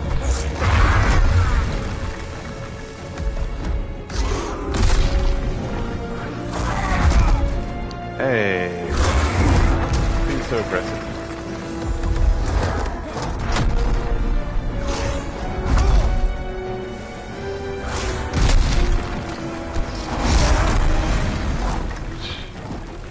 Bullying me.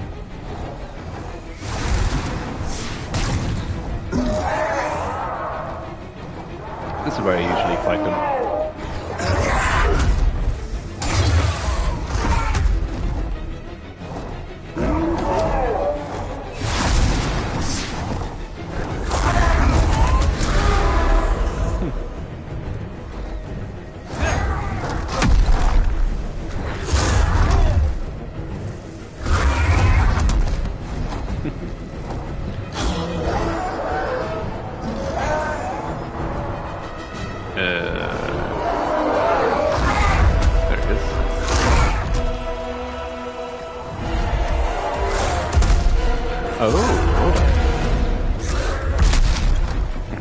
Maybe it's just based on time.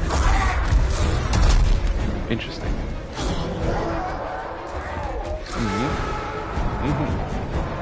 Could be based on time. Yep. Possibly based on time.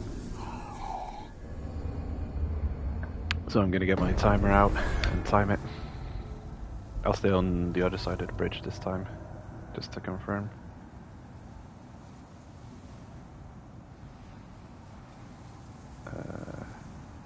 actually stopwatch. Okay, let's go.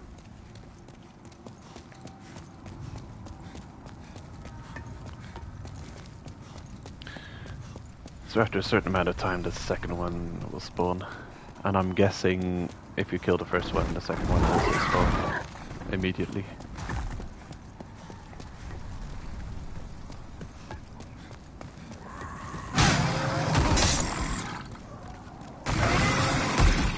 This is probably just me forgetting the basics of even the PS3 gargoyle man-eater fight.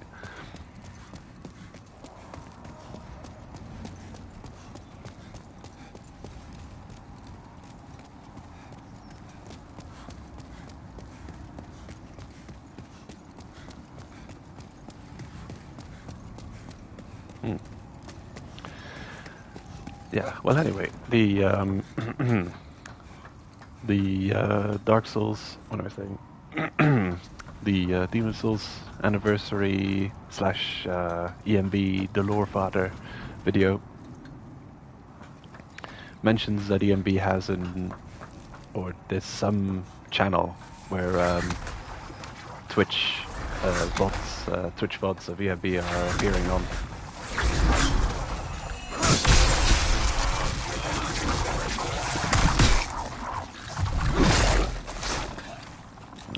This guy to end the noisy.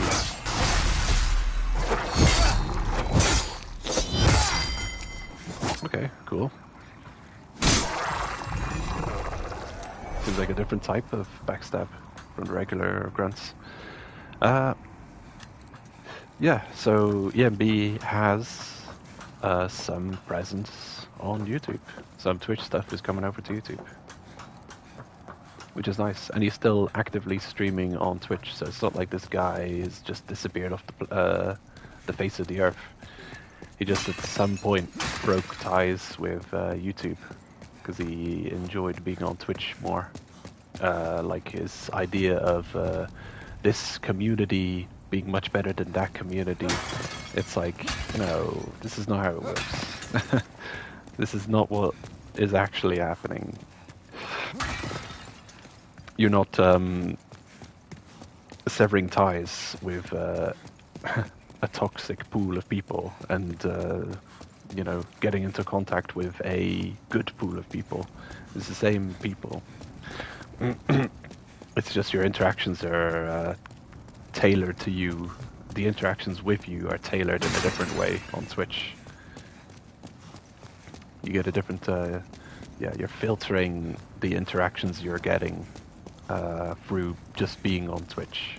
So the way the chat moves around. And yeah, Twitch is a bit different than YouTube. It's its own ecosystem.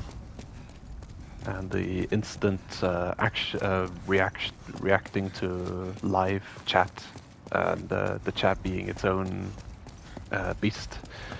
And the people in chat posting messages just as much to interact with other people in chat as well as the streamer, and you don't even have to see or respond to messages.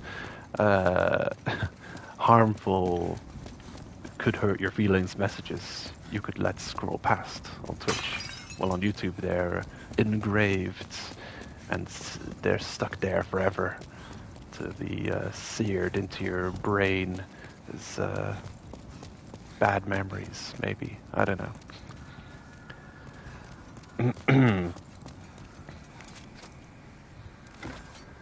But yeah, the important thing is he's living his best life, and you can still appreciate his content on Twitch live, and then the VODs coming over to YouTube. And I'll link the video under the stream. The EMB Lore Father. I think it's titled something like that by Eridan. EMB the Dark Souls Lore Father or something. Anywho. Where's that button? I'm not ready? Okay. Now I'm ready. The timer's moving.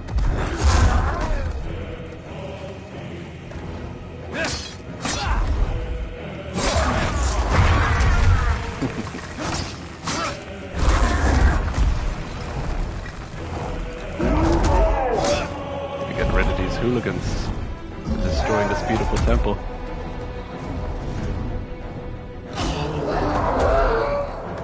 "30 seconds have passed.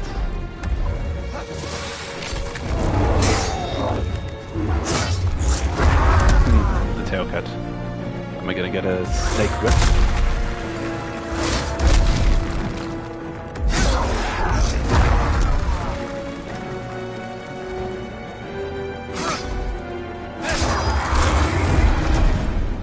I wonder how susceptible to bleed they are.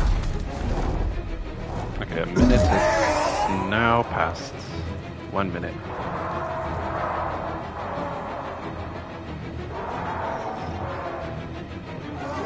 A minute and 10.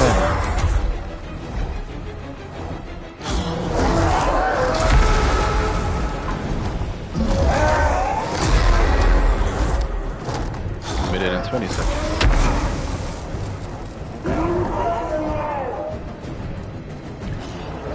A minute and 30 seconds has passed.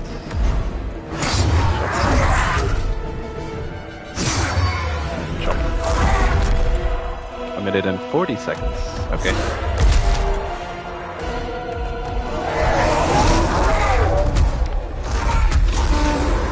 Oh wow, you're a different looking one.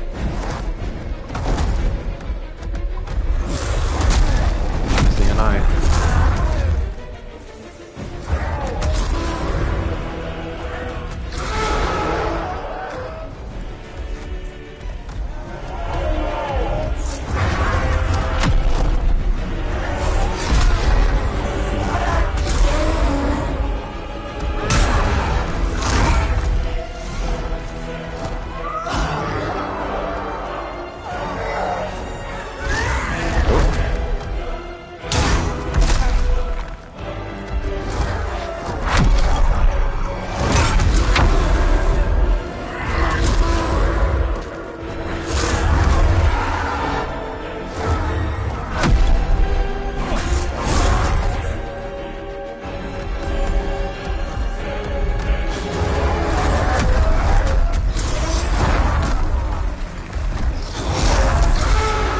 What's up with this guy? He's all really... he's toxic.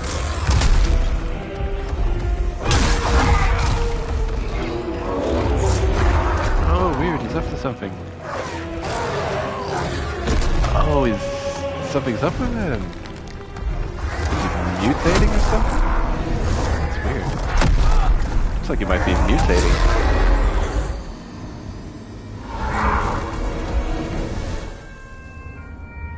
Oh, that's strange. I don't even know what's going on. No idea. Bizarre. Yeah, he's suffering from something. Not having a weapon is probably a bad idea. Yeah, pretty much weird timing based. It's not 2 minutes, but it's close to 2 minutes. So close to 2 minutes into the fight, the second one appears.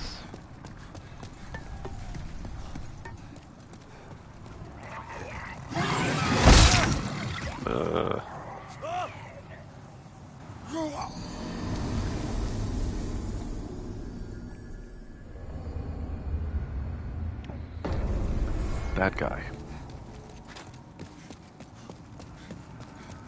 He makes the run back. He's the most annoying part of the run back.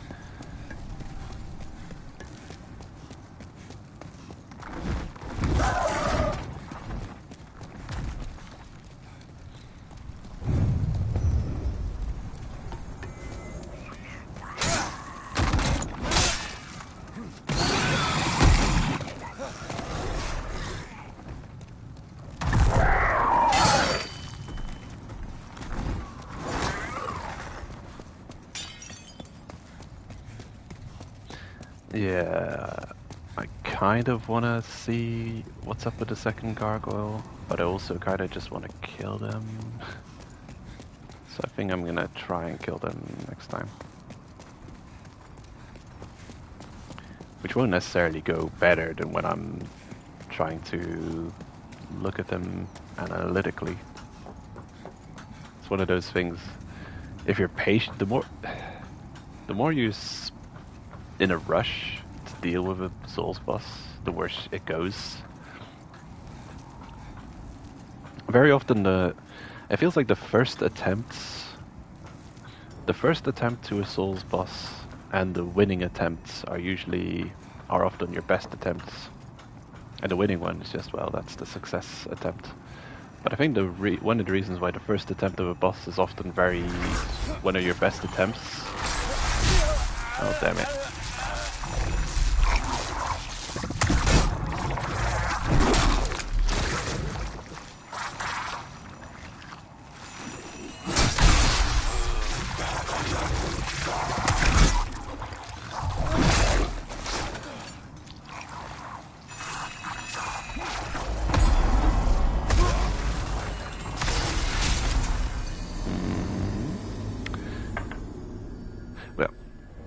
I think one of the reasons your first attempt is one of your best attempts is because the boss is new and you've got a very standoffish approach.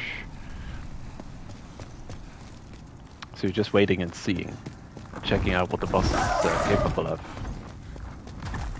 And I think that more careful approach is actually, in many cases, the perfect way to go. Pure Mercury Stone. Is that rare? Damn. A pure Mercury Stone dropping off these guys. Huh. Wow. Just a pures. Pures just dropping off of enemies. What does my stats look like? I've got super low luck. How am I getting, I don't have like the boost item find ring equipped. Happened too with the skeletons. Just got a pure stone off of one of them. Wasn't even a phantom skeleton in Shrine of Storms. They may have boosted the drop rates on the pure stones in this remake. Doesn't seem realistic they should get them so easily. Ow. How dare you?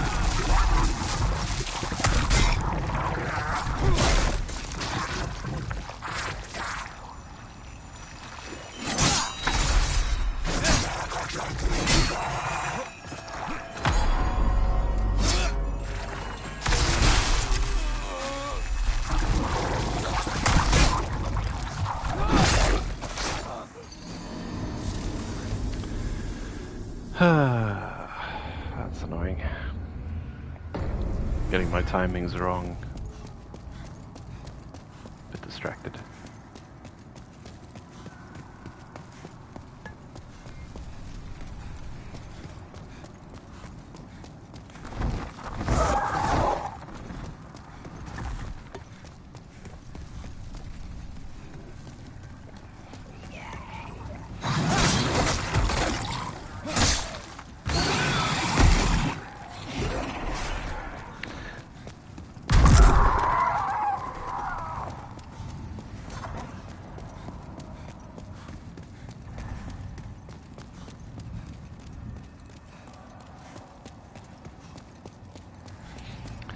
Well, it's annoying things like that, which make, unfortunately, heavy weapons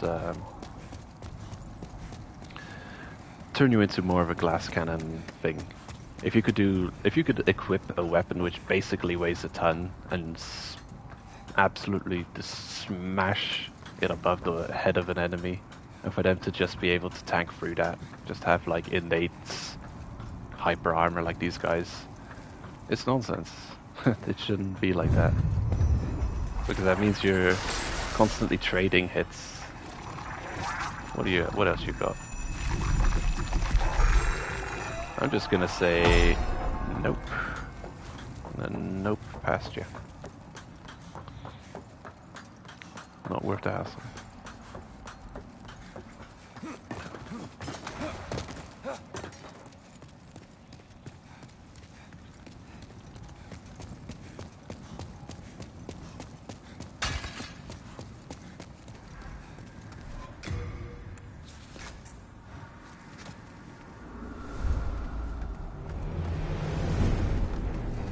Okay, let's try this again.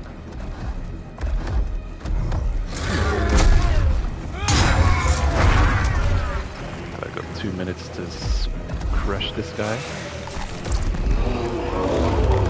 Oh, he's also... Oh, the snake's fighting him. What's that doing? Huh.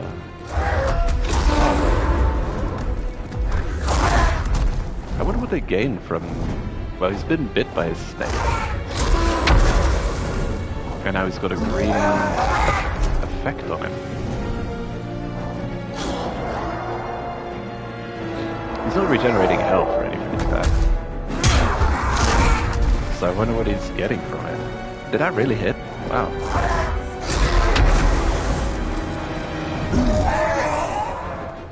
You're wasting my time, Dark. Where'd he go? Well, it benefits them to waste time, doesn't it?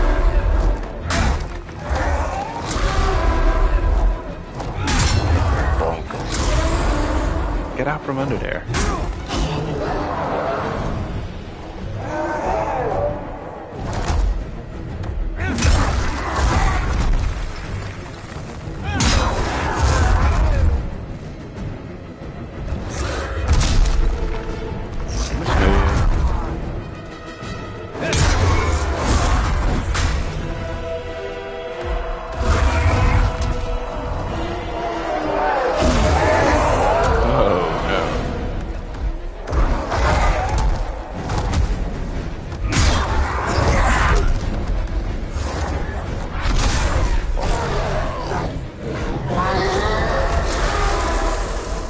Killed your buddy. What do you think about that?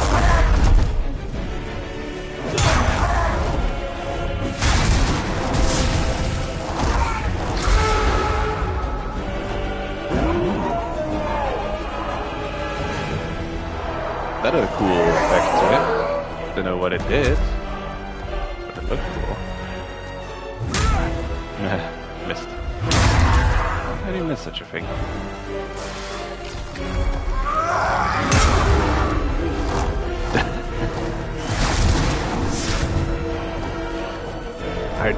I don't know what happens when they get that green effect. But if it isn't so great, it's actually a good thing to keep their tails alive. So they can get stunned by him, and you get a few free hits.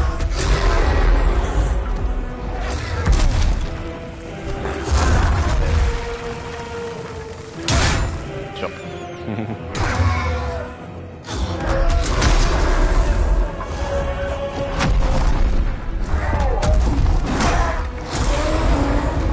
Oh damn. We're good.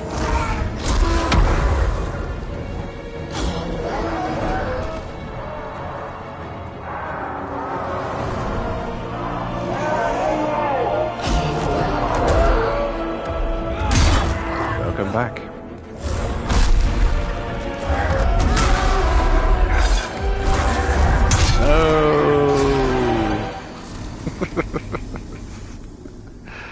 Oh my god. That was so clumsy. First off, that wasn't the direction I actually rolled in. For some reason, the game decided to roll me in another direction. How stupid. I'm still fighting it with that weapon. I mean, it's no damage more difficult than fighting it with no fat roll.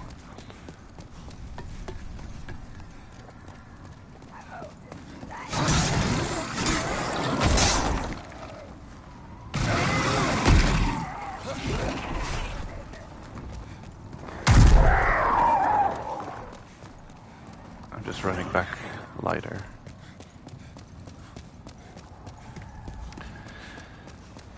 Yeah, I actually don't mind a fight. I used to dread the fight, but I don't mind it. It's very winnable. At least where we are now, it's definitely very winnable. We're on a decently built character, or at least we've leveled up a good amount. Maybe if you need to get them dealt with early. But then, yeah. Yeah, maybe that's when it'd be annoying.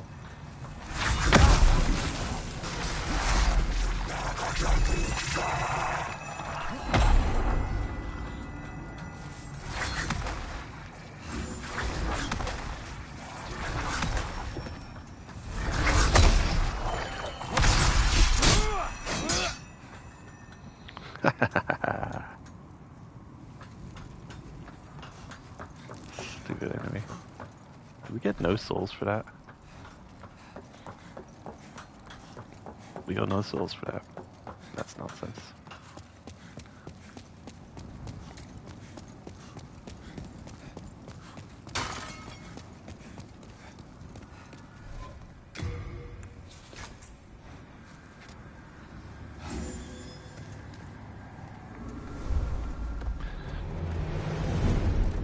I'd say second wind, but getting killed by dare damage isn't the problem. It's potential instant death fall damage. Well, instant falling to death.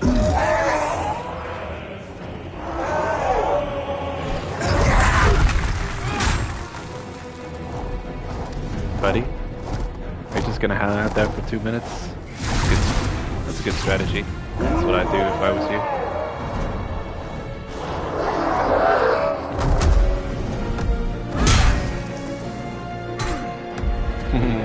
Shut up.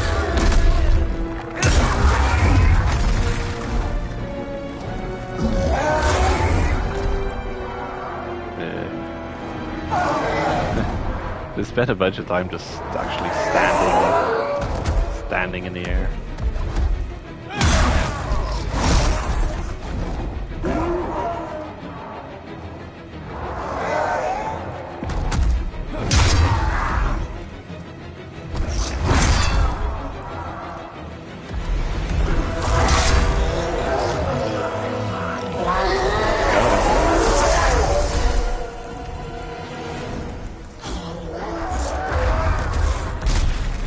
Hold up. Oh. Oh, okay.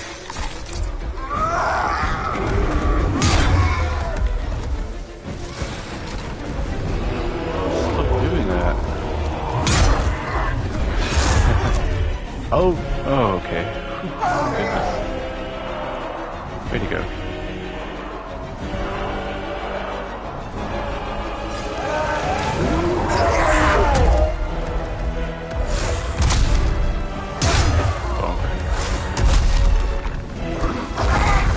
Extra damage is extra damage.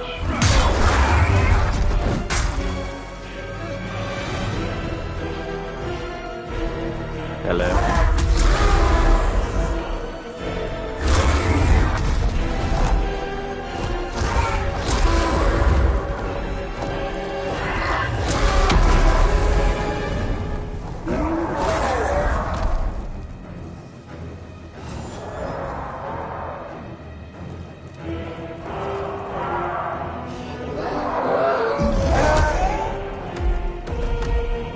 I think they're actually weak to fire. Hold up.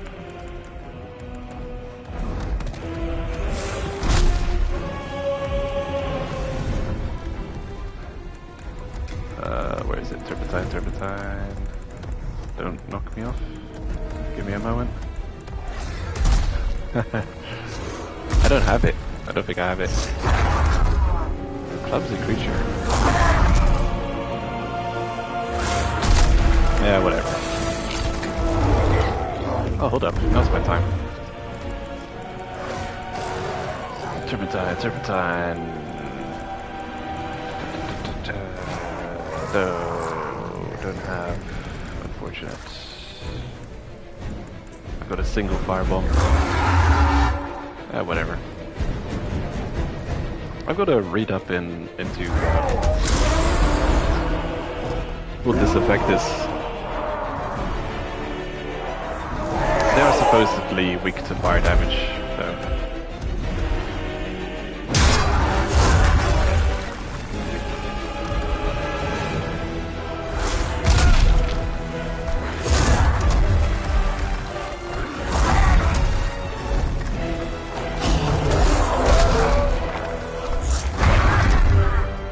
Maybe they attack more furiously under the effects.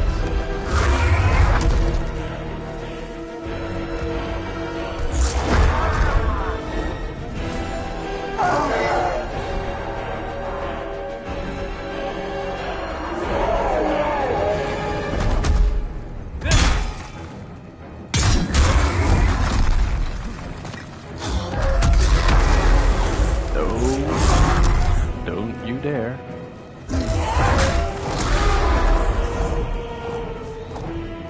Come on.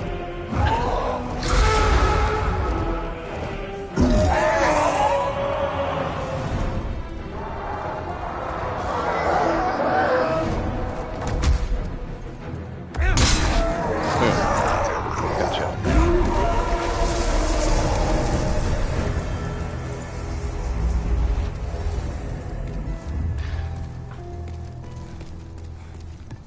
Dun dun dun dun. Yeah. Barely made it. Coming back to... What am I hearing?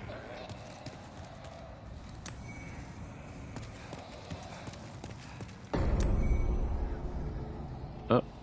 What did I pick up? The Ivory Tower? Oh. Renowned warrior and legendary warrior soul. Yeah, well, the dumbest thing to do would be to remain here and potentially shift this area closer to dark now that we're at pure white world tendency. The darkening is always easy. The lightning is not easy. So you're gonna have to suicide in the Nexus, as is the ritual. Huh. Strange, I thought we were under some weird... Oh, we are under some weird effect. Hello, we've got a... smoky aura coming off of us. Which is... Where does that come from?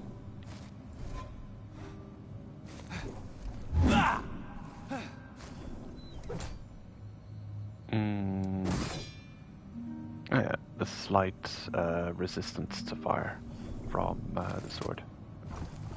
Oh right, cool. That's a barely visible effect when you're in soul form, because you pretty much got that smokiness coming off you anyway in soul form. Oh yeah, leveling first. Leveling first. Oh, what have I unequipped? My talisman.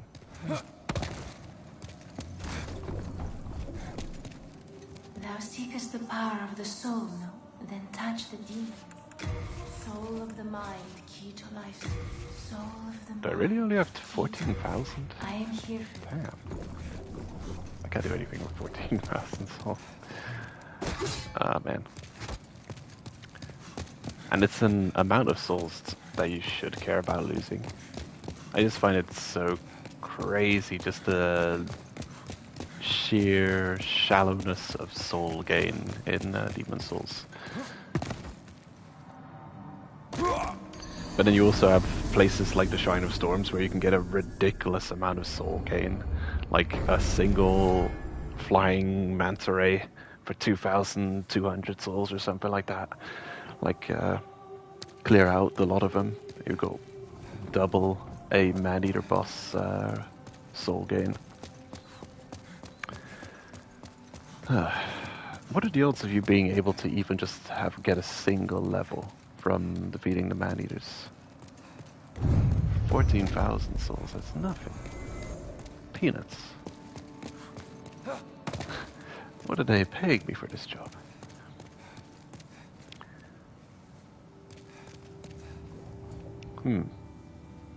Oh yeah, Ratatoska's video. I agree.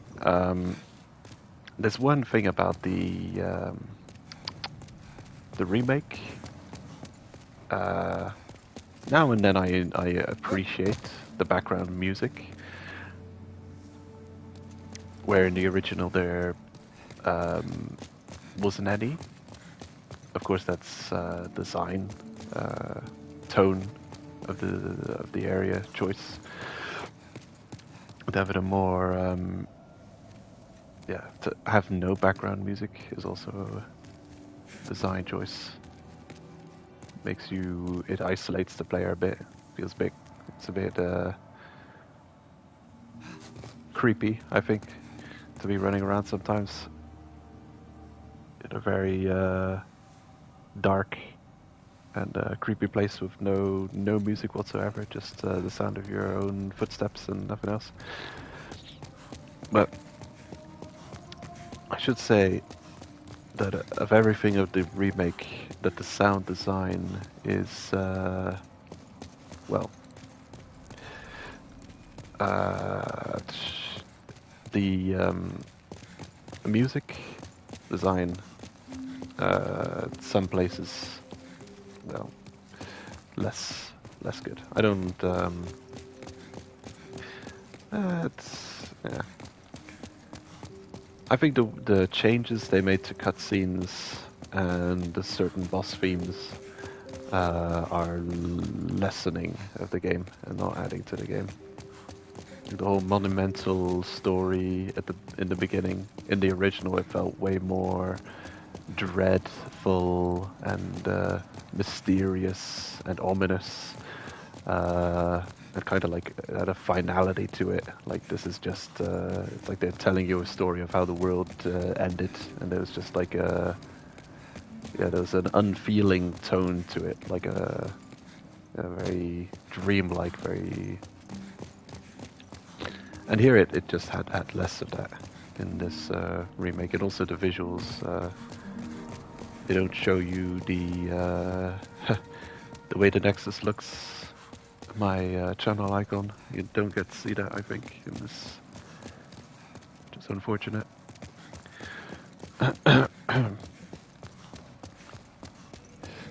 And yeah, certain other changes, like in the video, if you watch it, he mentions the song that the once royal woman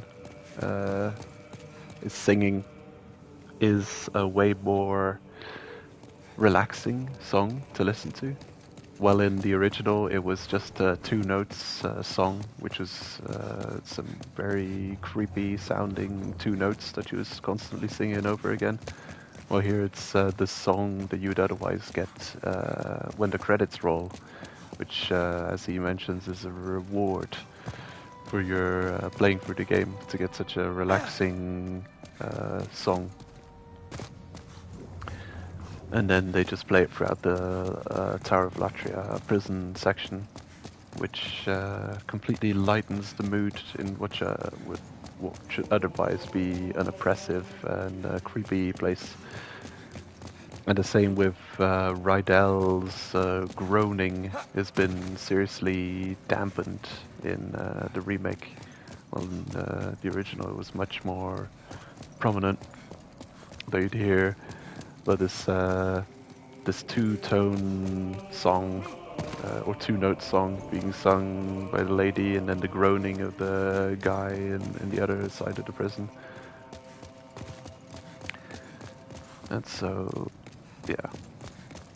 But then there's also cool things like the directional controller vibe going on with the heart and the unbelievably detailed visuals, and they give you the camera mode, so it's a sign of a developers being proud of their creation, where you could just zoom in on every detail and possibly inspect every inch for any imperfections, and you won't find many, because visually it is a very, very stunning achievement.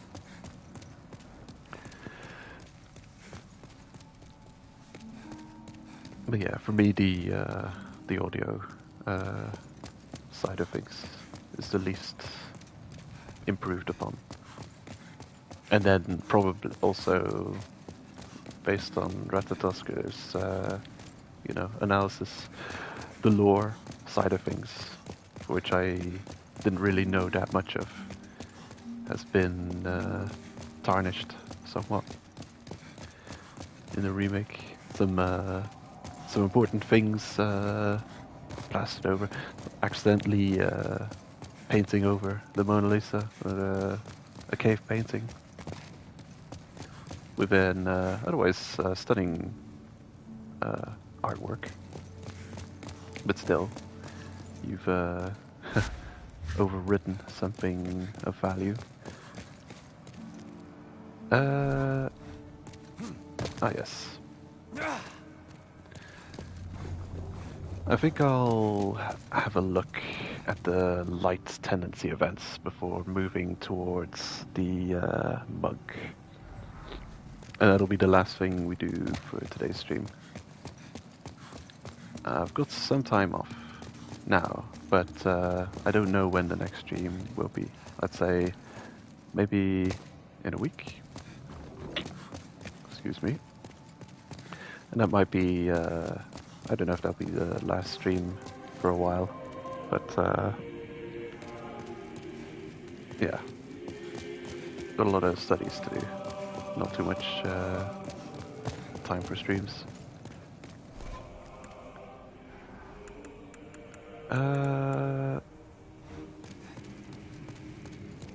Inventory manager. I was worried sick. Put away some doubles.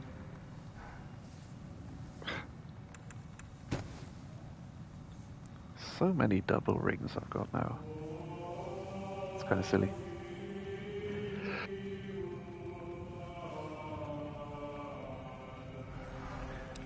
I had to sneeze. I'm allergic to doubles.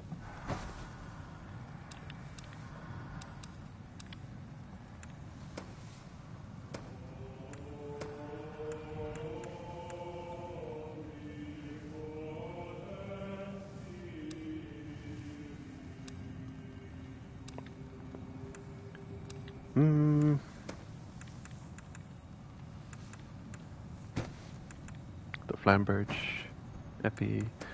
I've not got to equip the Flamberge.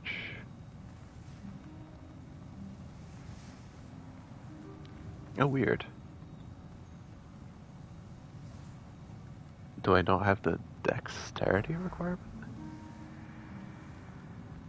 Don't I have 14 dex? Ha, crazy.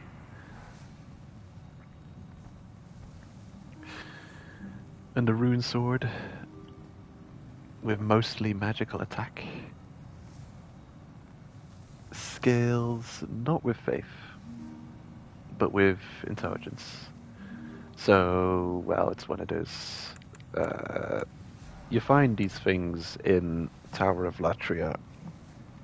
Pretty much the place you want to go if you're working on the Soul Arts, a caster playthrough. So it makes sense that you'd find things beneficial to a caster over there. So I'm not too annoyed that this thing, which you'd think would be a faith-based weapon, is a magic.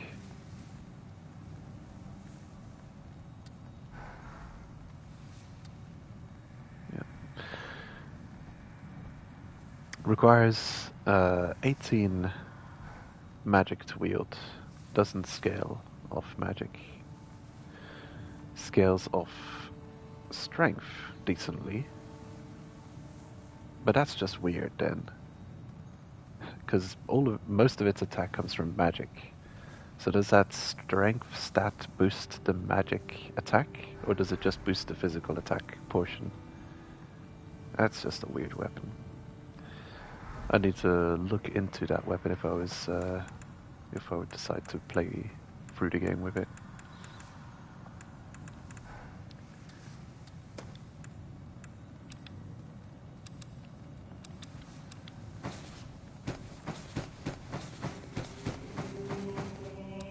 Yeah, it's always fun to do. And we have a mixed demon soul. Soul of the Man-Eater Demons, a source of great power. Nice. bunch of cool looking souls. The Iron Demon Soul. Dull Demon Soul. Thinking about the Ratatoskr video again, I think his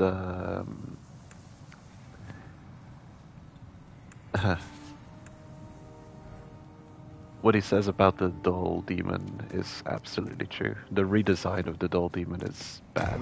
Are in debt. It is just bad. It really is. It completely contrasts with the existing lore. It's like an affront to some pretty, not even in-depth, some just pretty overt lore. Completely conflicts with it. Because they've gone with a Kali looking like demons. She really looks like an angry demon. Well, what she's really supposed to be is a symbol of hope and purity. Like some kind of a goddess that you would worship. And sure, you can worship Kali, but that's a completely different mindset. That's like a war fanatical mindset. You know, it's not, you know. I think even in many polytheistic religions, that it wouldn't be the go-to type of god to be worshipping, a war-minded god, but more of a pure and benevolent type of god, which was the design originally of the doll. And, yeah. And yeah, the church bathed now in green, more ominous, like demon-like light, compared to the original, where it was golden. Yeah, it looks like divine. It's more divine, benevolence. It's completely wrong in tone, this doll redesign. Terrible.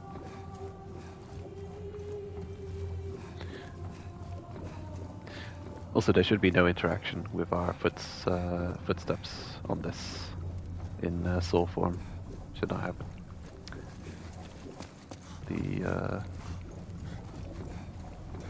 Only in human form can this thing sense our footsteps. So it was. Yeah, it's a shame. It's one of those things. Definitely recommend checking out Ratatoskr's. It's not even it's a relatively recent video. It's like 6 days ago, 7 days ago, or at least of time of this moment. Me saying this, as of me saying this, it was like 6 days, 7 days ago video. Talking about how well, it's very provocative title, something like the remake is terrible in comparison to the original. And he makes some good points. He makes some good analysis of some things they really overlooked, and it's a shame that they did.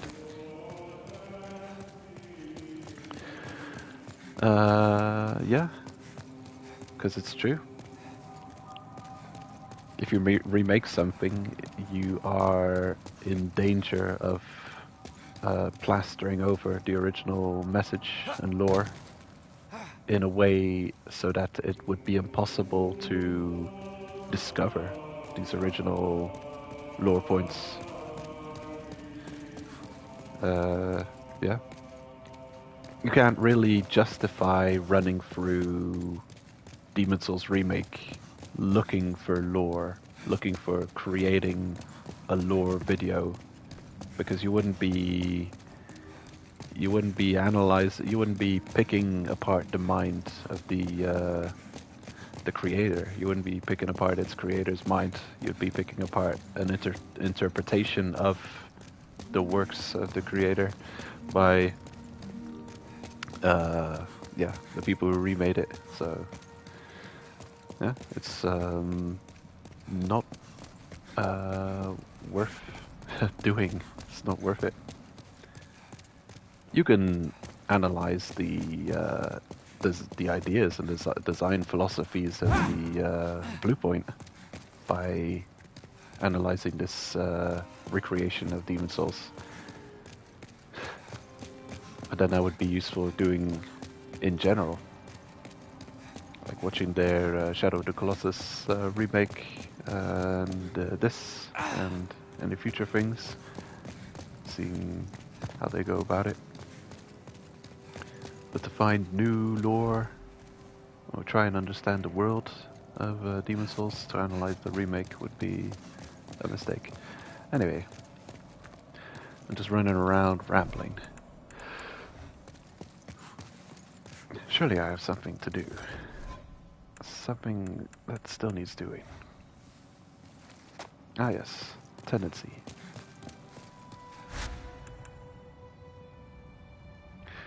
The Ivory Tower.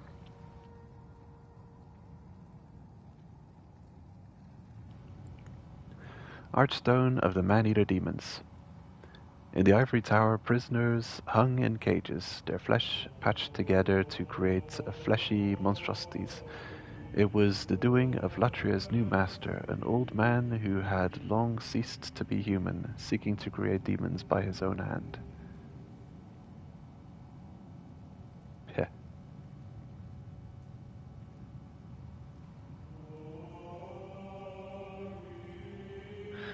Those backgrounds are so impressive. How did they do it?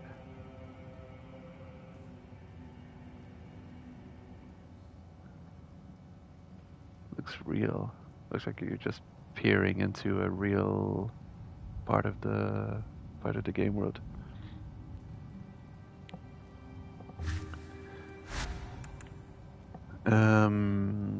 What would be the fastest way? This is really only close to the old monk and nothing else. So we're visiting the Prison of Hope to get right out.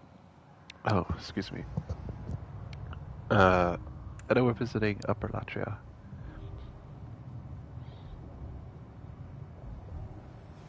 Again. There's 2 tendency events that I can think of.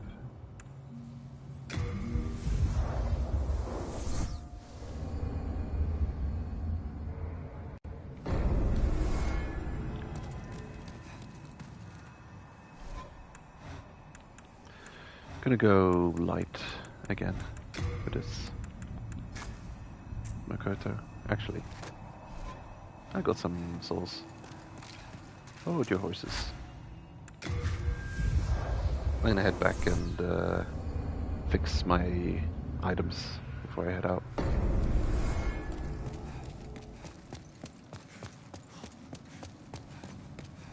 I can forge weapons for you.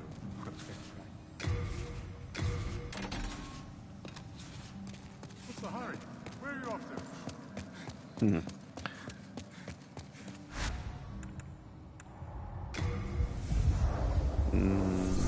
Wrong place.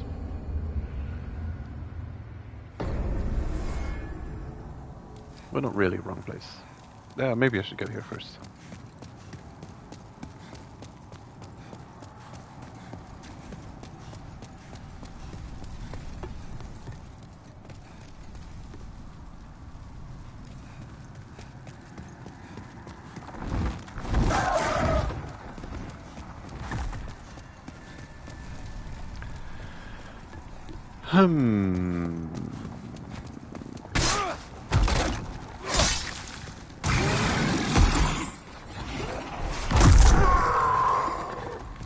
Right, I have to go halfway up to the Heart Tower and then head left for the White Tendency event here.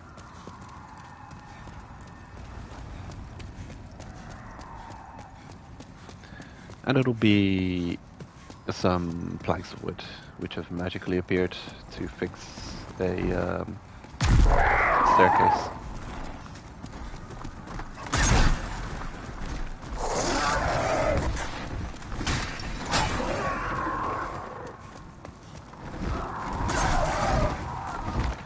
curious that some destructible pots can just be smashed by walking over, and others cannot. I wonder what determines that.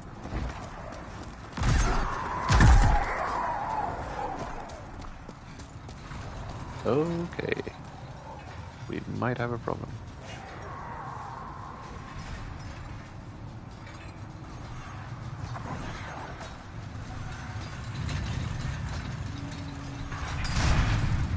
Nope, no problem. I thought we'd be pursued more fiercely by the gargoyles. Wasn't the case.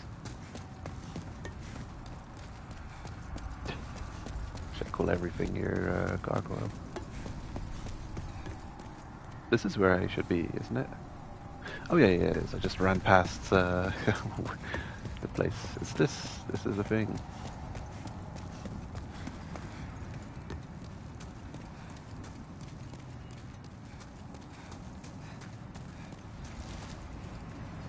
If soul tendency is white, ...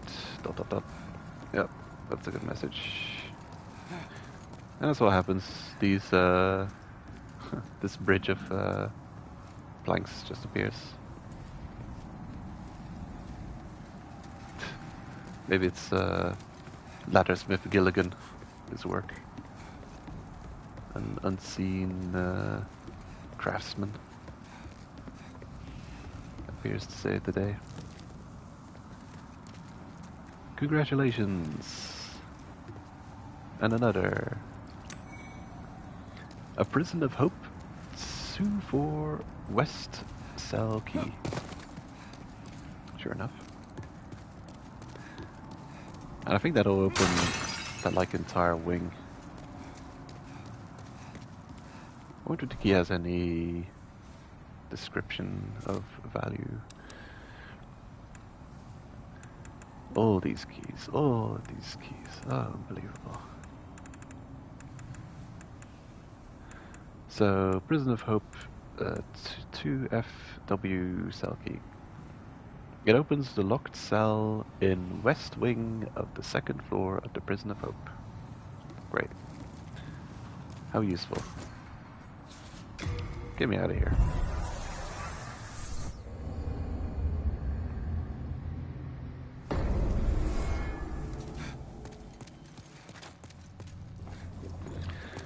Yep, there's one tendency event, so it's just a key.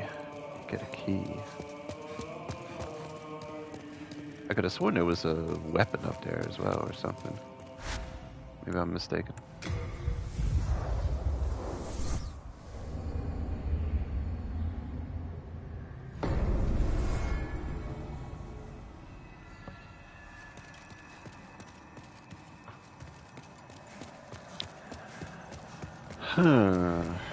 And now where to go?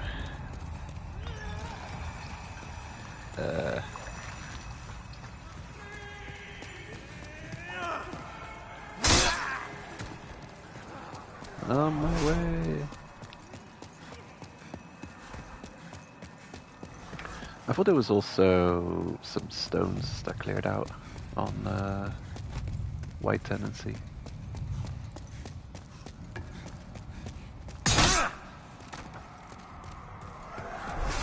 Oh man. Now it actually has been too long ago that I don't remember where everything is in this place.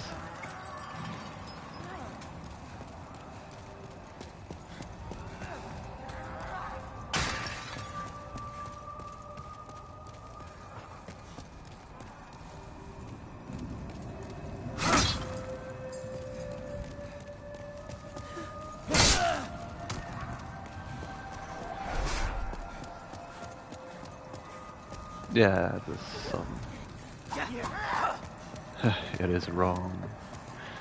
The wrong song.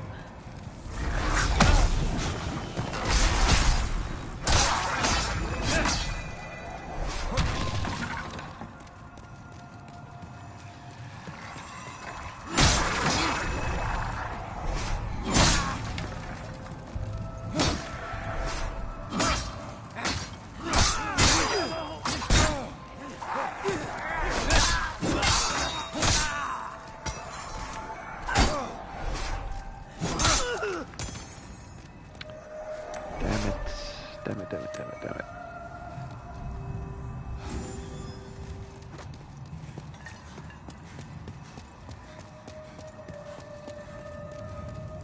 Yeah, I'm forgetting the way.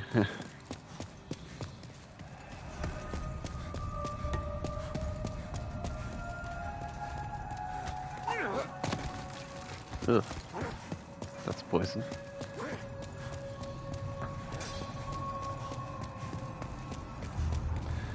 I don't remember if it was high or low, the stone blockage. Ugh. Hold up. I'm going to consult the almanac. Hey, what? Oh, get off me. Oh my god.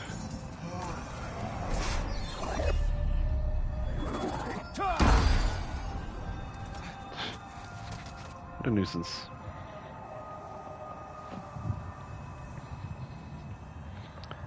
Where did I put that book?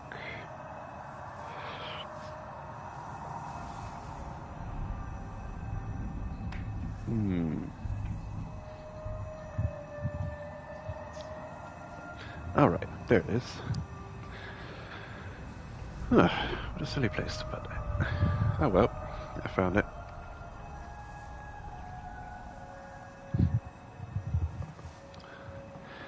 Let's quickly look up tendencies.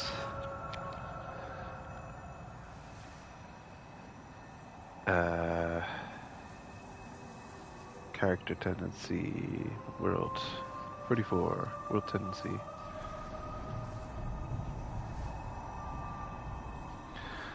Okay. Latria. Okay.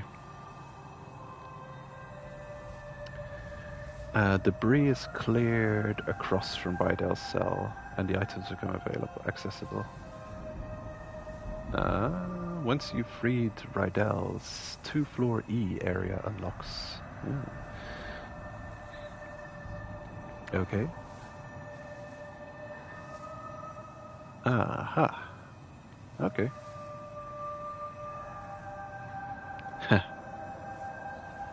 Across from Rydel's cell.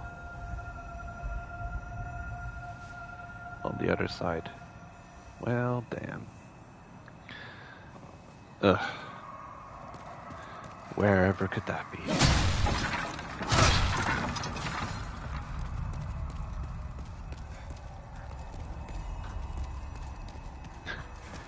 The annoying thing is I'm looking for something that has been removed. So, chances are that I won't even notice. Maybe just run around and see if there's some items out of reach I can still pick up.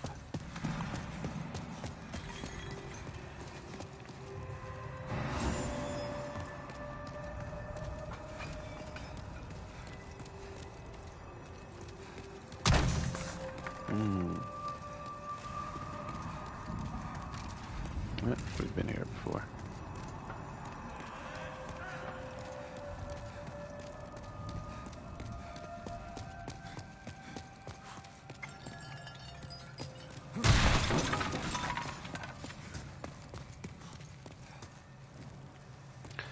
Okay, that route leads outside of the prison. Not the way to go. That would lead further down to the first floor.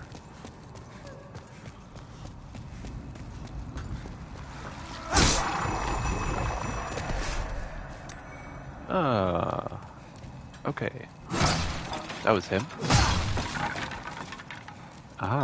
So the debris here is cleared. Wonderful. Moonlight Stone Shard. Renowned hero. Unknown hero.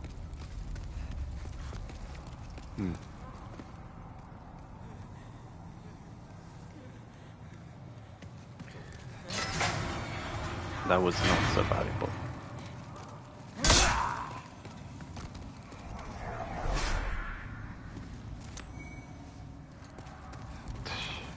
really. Is there nothing in here? I guess this is the key, just to open everything on this floor.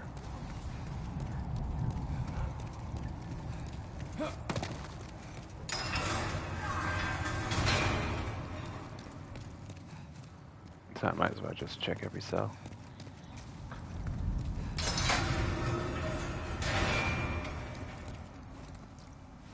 This is useful. Oh, Venerable Sage's gear set. Let's see what that looks like.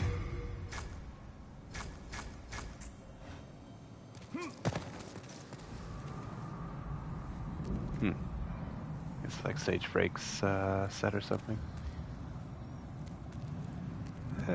They really improved upon having an iconic set by bringing in Big Hat Logan for the sequel.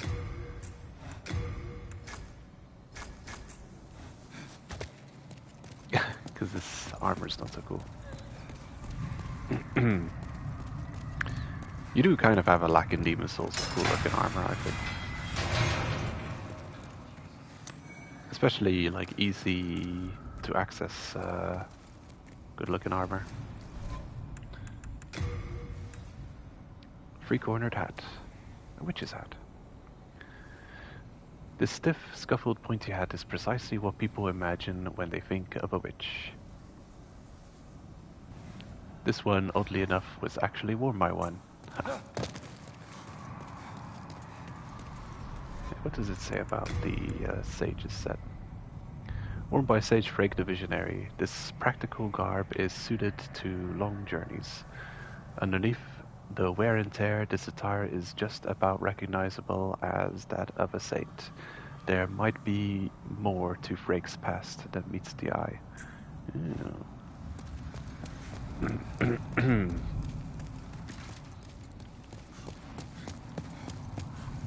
Curious.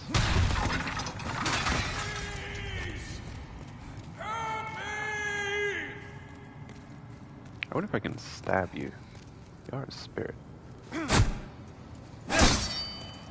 Nope. You are free to go.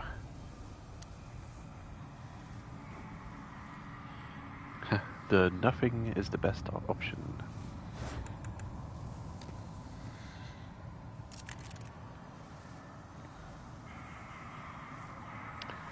So here's someone in spirit form in the world itself. Just like us, we're kind of in spirit form over being in body form. Why, thank you. Thank you, kind soul. Please, take this fine piece of work. I have no use for it now. And thus begins my final, eternal rest.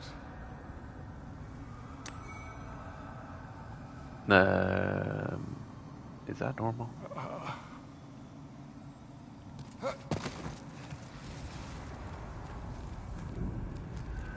Oh yeah, we talked to him earlier, and he just wanted us to let him out of his cell so he could do something. I don't know. I don't remember. A dull rat's ring. All that for this dull rat's ring. Defense rises when HP is at 30% or lower. Strange.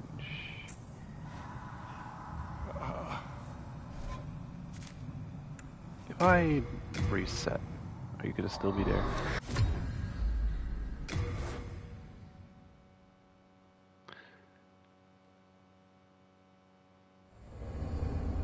I want to take a look in his cell. See if there's not an item. Oh.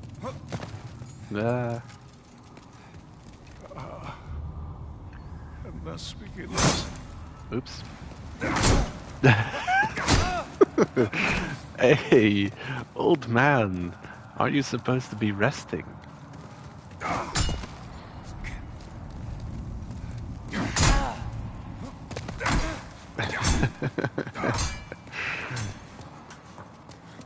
don't think I'm allowed to kill him. It'll darken my character tendency.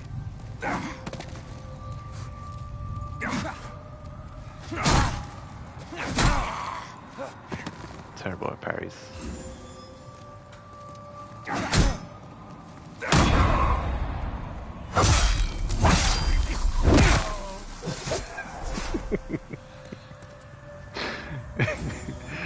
Okay.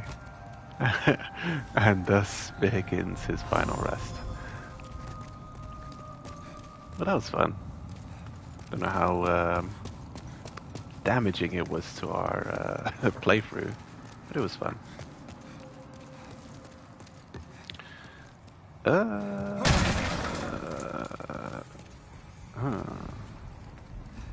Right. There's still one area I can think of that that was locked.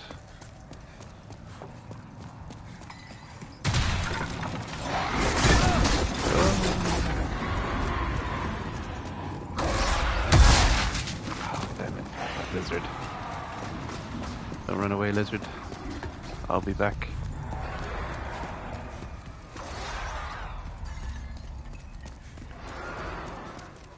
This area. Oh my god, it's still locked. How does this area open? What have I overlooked?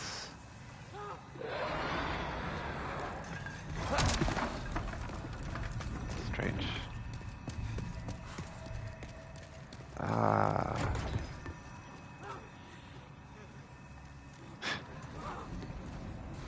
Vexing. Okay. Oh well.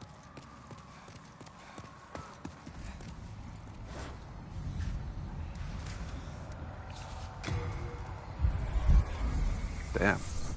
Is that really all you get? So, 2 white tendency events. One of them leading you to a key. Okay, you get Frake's set.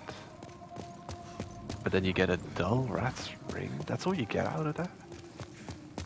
Defense increase at 30% or lower. It's bizarre, bizarre, bizarre.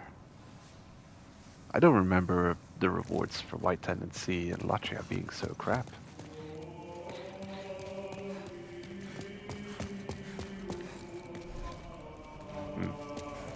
That's a lot of souls.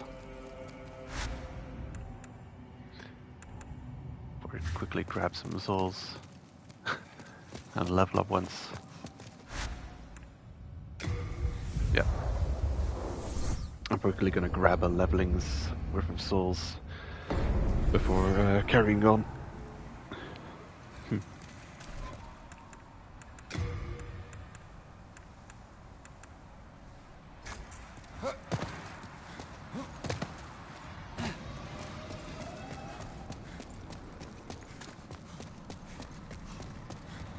You sell turpentine. Hello?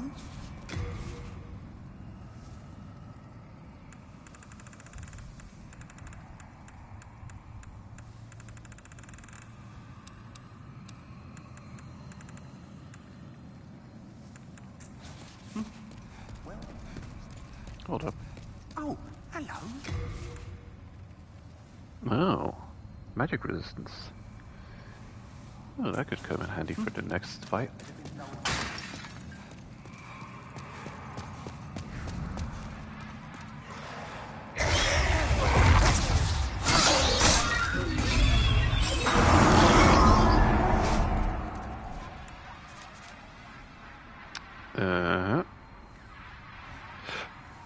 Perfect. And I've already got enough souls to level up once. The next fight could be interesting.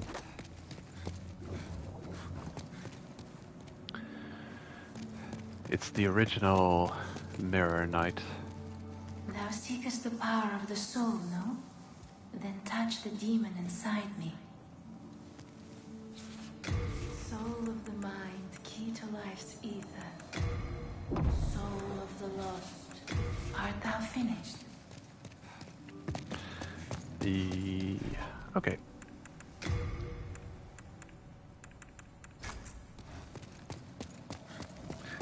We'll have a look at the Old Monk. Depending on the struggles, we'll either just have a look and end the stream, or we'll defeat the Old Monk and then end the stream.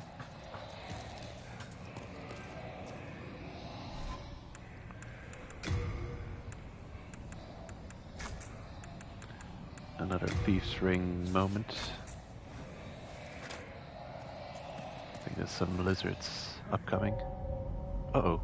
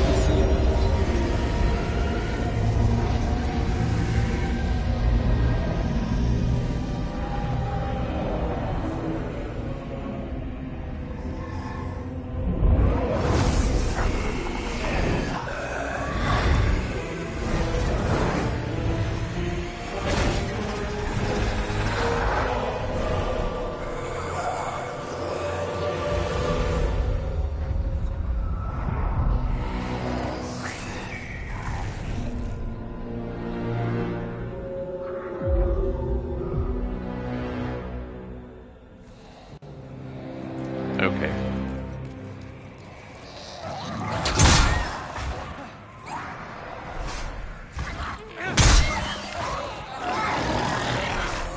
Now, would it be a player or will it be an NPC?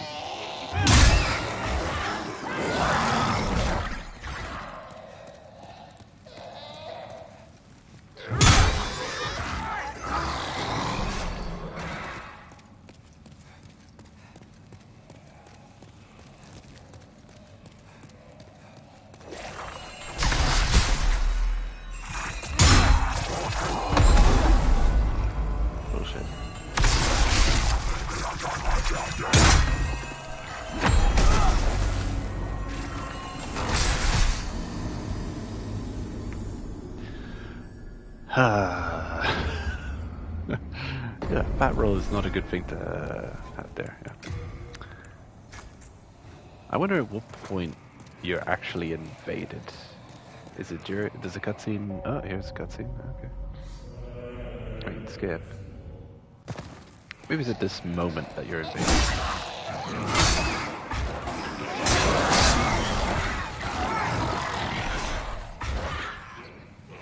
I also wonder if you die to that Black Phantom tentacle head, if it counts as a victory for the invader.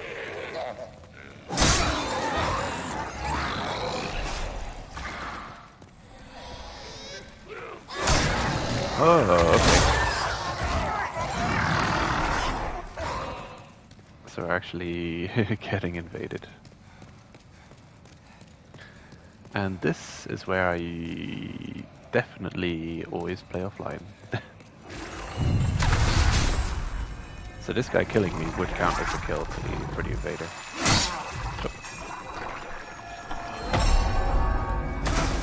Damn you! That's nonsense.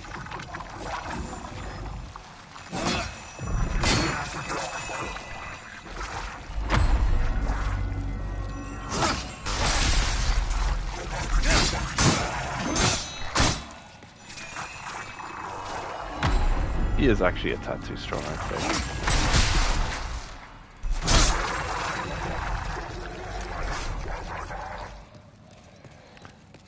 Furry gives invaders a lot of souls. They just invade this fight, actually free souls from the tentacle guy. Or at least it's a good test whether or not you're actually going to have to deal with a fight or not. If you get past the tentacle guy, probably a worthy opponent. And I'm poisoned.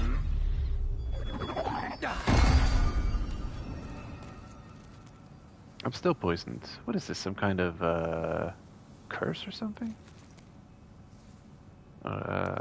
Plague? I might be plagued. What the hell, man? Okay, how do we get rid of plague? Plague. How stupid.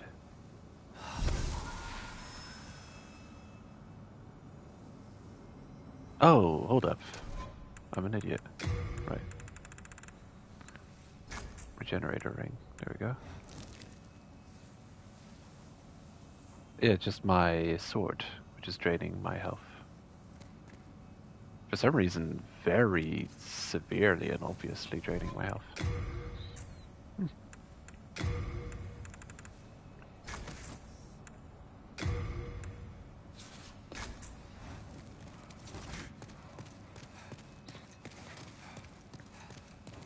Okay, beware of lizards. Oh my god, there's another one of these. What the hell, man? Okay.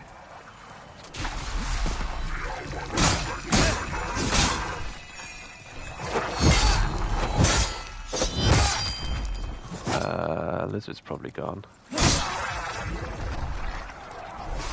What the hell? Such nonsense. Oh, look at him. I could just stab you through the wall, or maybe... Oh yeah, you could stab me through the wall as well. Impatient. No, not this weapon. Well, it's our first ever PvP against the old monk. Well, that ended quickly. Good job. Oh, how fun.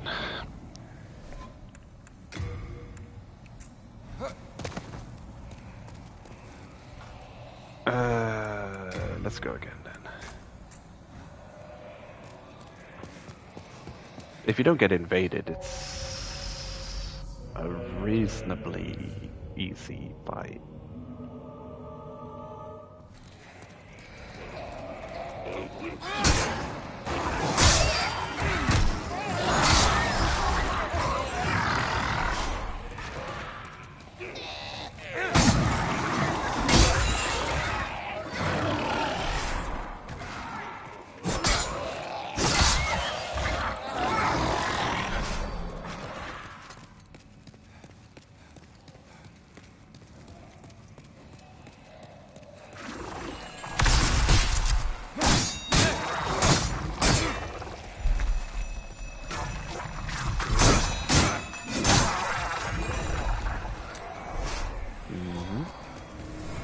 This guy again, are you kidding me?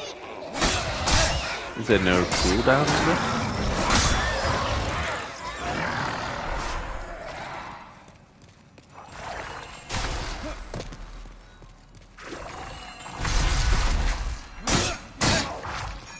Ah, lizard.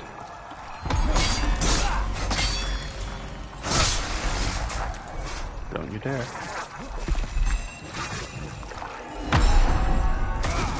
Damn you.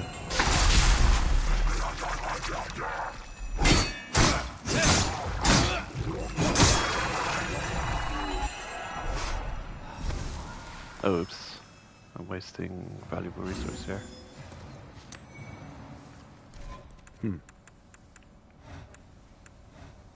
Okay. Why have I got fresh spice equipped?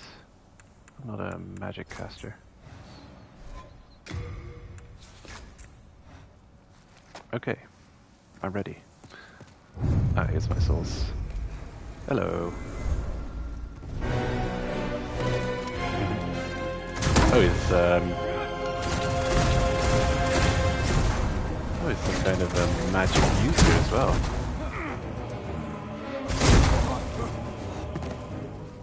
Huh.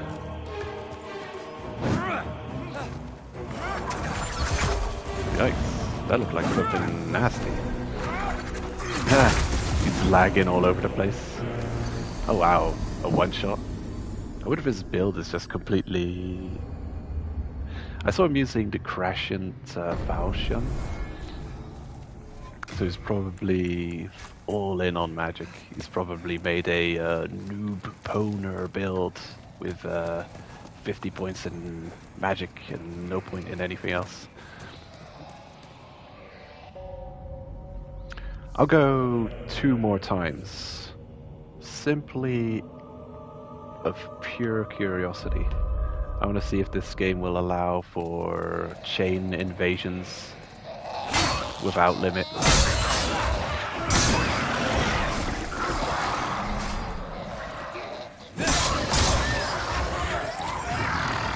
I already find it a curious thing that we got invaded twice in a row by the same person.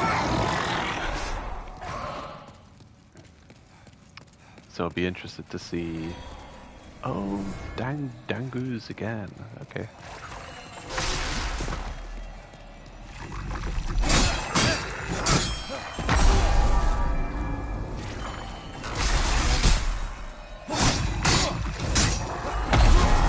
Oh, that's silly.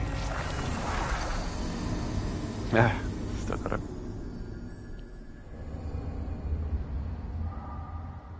Okay. Now, this guy's seriously farming just... I don't know what you get out of this, but it seems like a complete cheese like farm as well. If you can just chain invade.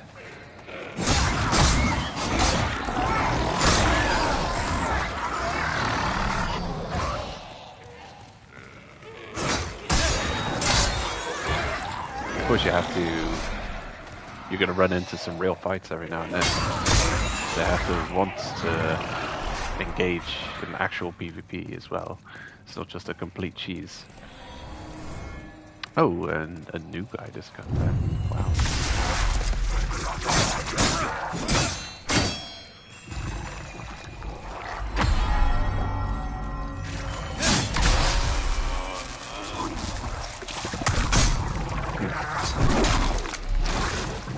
They keep ratcheting up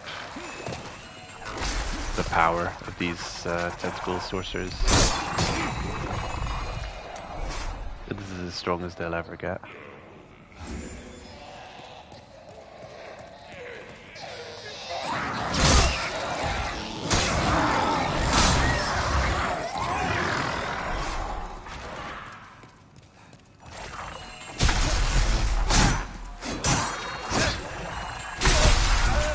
No, lizard.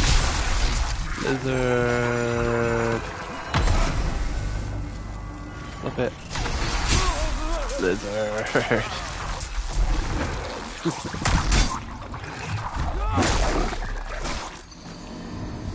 Oh.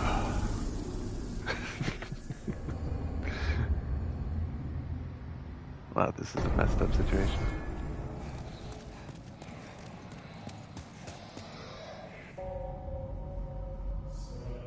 I know I'm in the Ivory Tower.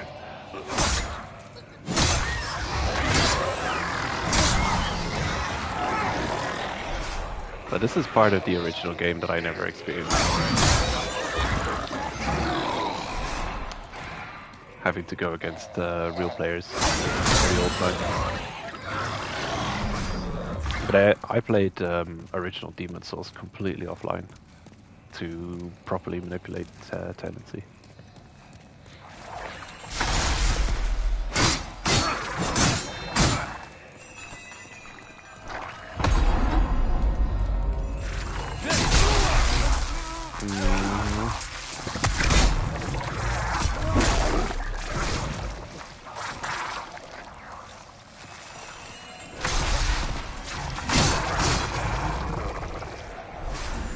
I'm actually surprised that the being online isn't causing more tendency grief and tendency issues.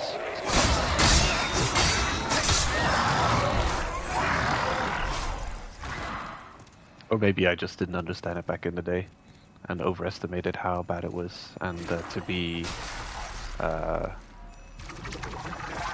recommended.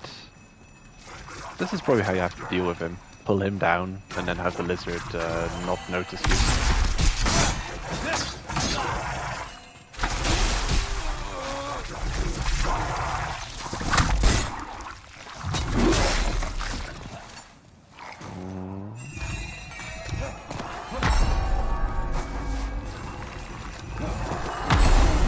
Oh, he's doing that again. Damn it. I could have sworn he was doing the stasis grab. This is interesting. I find this fascinating. That there's no built-in limit to how often a single person can get re-invaded for an invasion.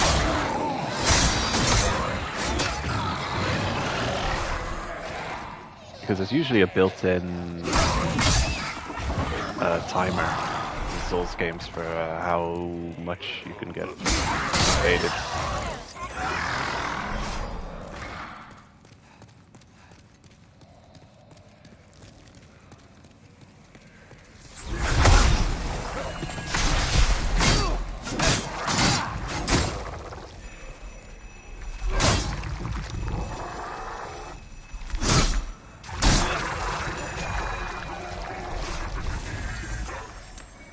Oh, damn. I feel your pain.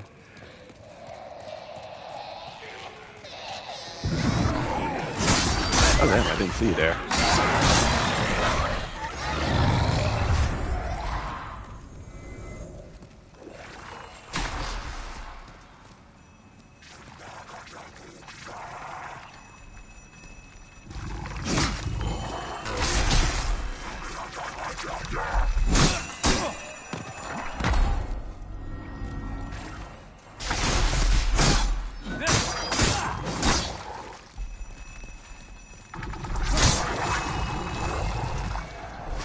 Am I mistaken, or are we not getting invaded anymore? Hold your horses.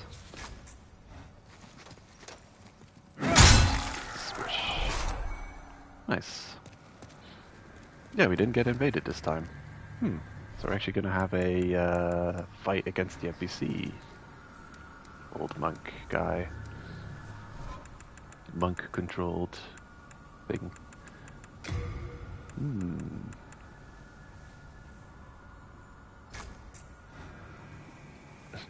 The NPC is also not easy.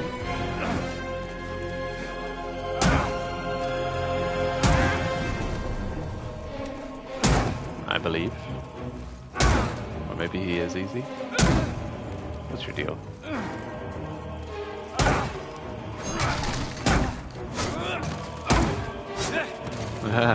He's dodging nicely.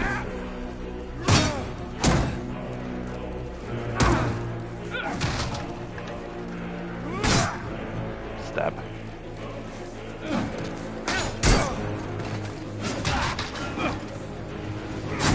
Oh, we can parry?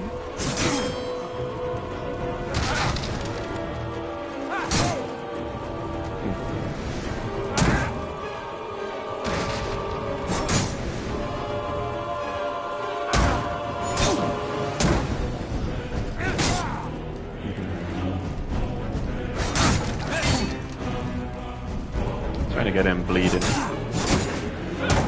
think he's bleeding now. Yep. Oh shit. Some magic happened.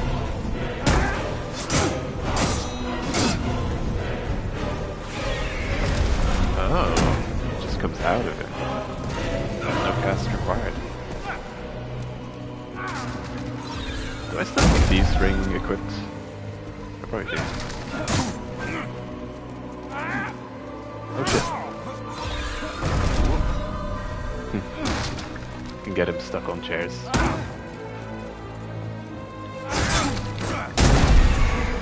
Ouch. I'm okay. Haha.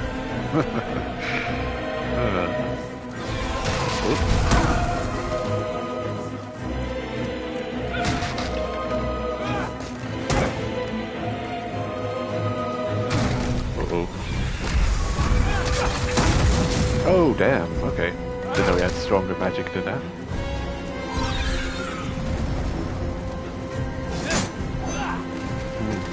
AI is struggling. Get stabbed.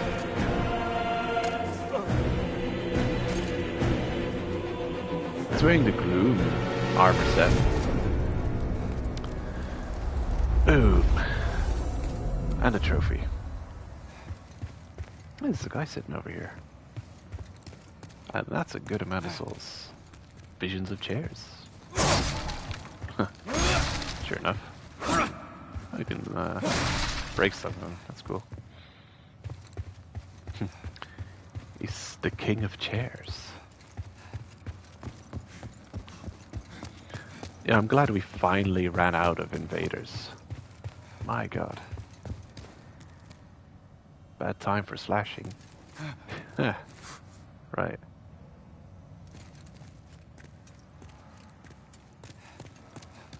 Can't find out who it is.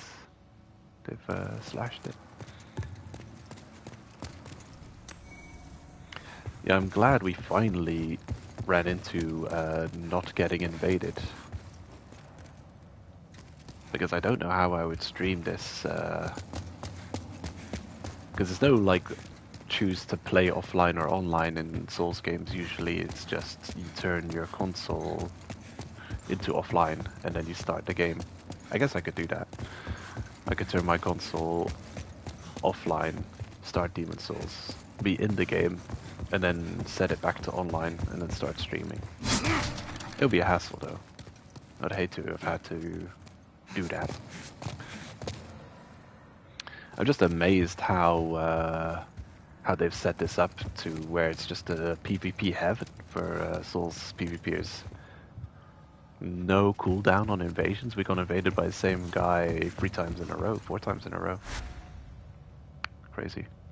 Throne Room of Jormungandr? What? Was this always called this? Jormungandr? Who the heck is that? Archstone of the Old Monk Demon. His revenge complete, the old man withered away, driven to madness by the golden ropes that controlled his body. Now too frail to serve as a vessel, he was fully absorbed by the demon's soul. The ropes took over the body. Cursed clothes. That's a cool image. Hey. Latria, another one bites the dust. Archstone down. 2 more to go, you could say.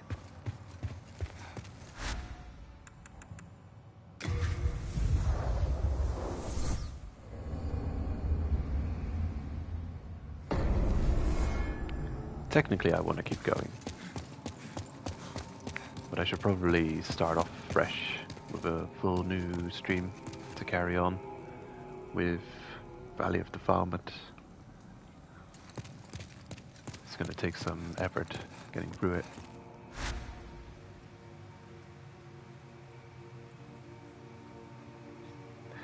This humid valley is haven for the used and forgotten.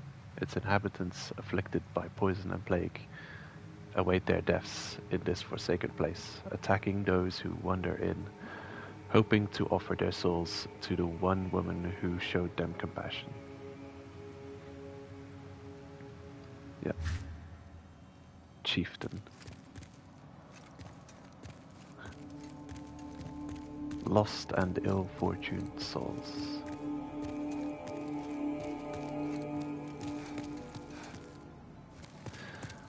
Yep. Hold up. Still gonna level up quickly in Suicide.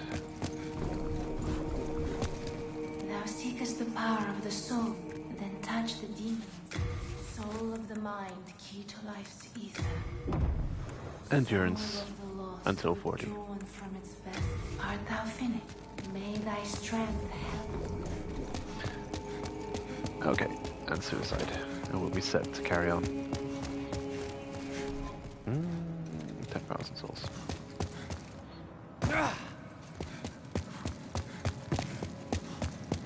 Quickly gonna repair. I can forge weapons for you. Repair. Okay. Repair. What's the hurry? Where are you off now?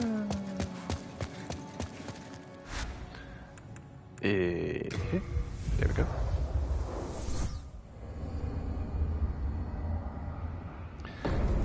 While I'm at it, might as well come back here. Geronimo! top up on levels worth and get one extra level out of it. We're already halfway up to a level. Where'd my souls run off to? Oh, seriously though, did you put him behind the thing? What the hell, man? How silly. Okay, 1 or 2 kills possibly. 6,000 per. Needing 24. Having 9. It's not really topping up, that's more like farming for now.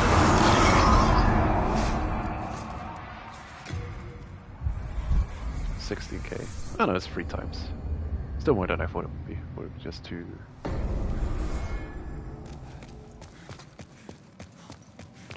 Yeah. So I'll put those videos I mentioned in the comment section. Wrong way.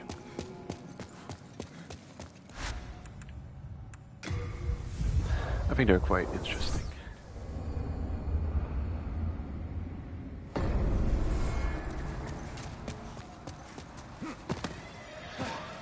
And then next time we'll head off to the Valley of the Farman, the OG Blight Town, and the start of a bad habit. One of many. Or one of many habits. I'll probably just eat some solid souls to top off here.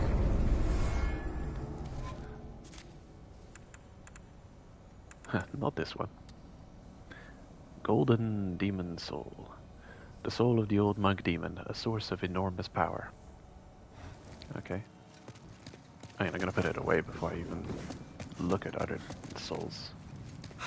I was worried sick. Oh, he's worried sick this time.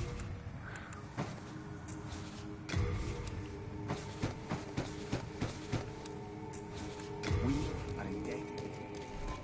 Meh. How much?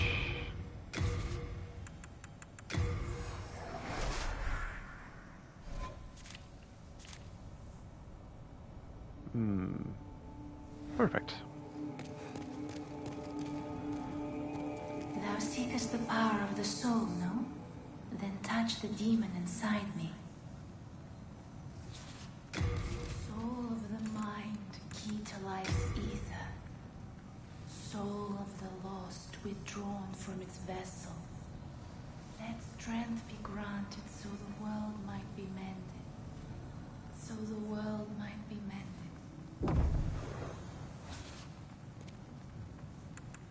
Art thou finished? May thy strength help the world be mended. I haven't been talking to NPCs very much. I should probably have a chat with them again before setting off to the next Archstone. Yeah, we'll look into that next time. Possibly next week, next weekend. So yeah, Demon Souls. Nice to be able to play it again with my bricked PS3 in this extra flashy form, but not perfect, and should not be a replacement. You'll see. Anyway, have a good one, and see you next time.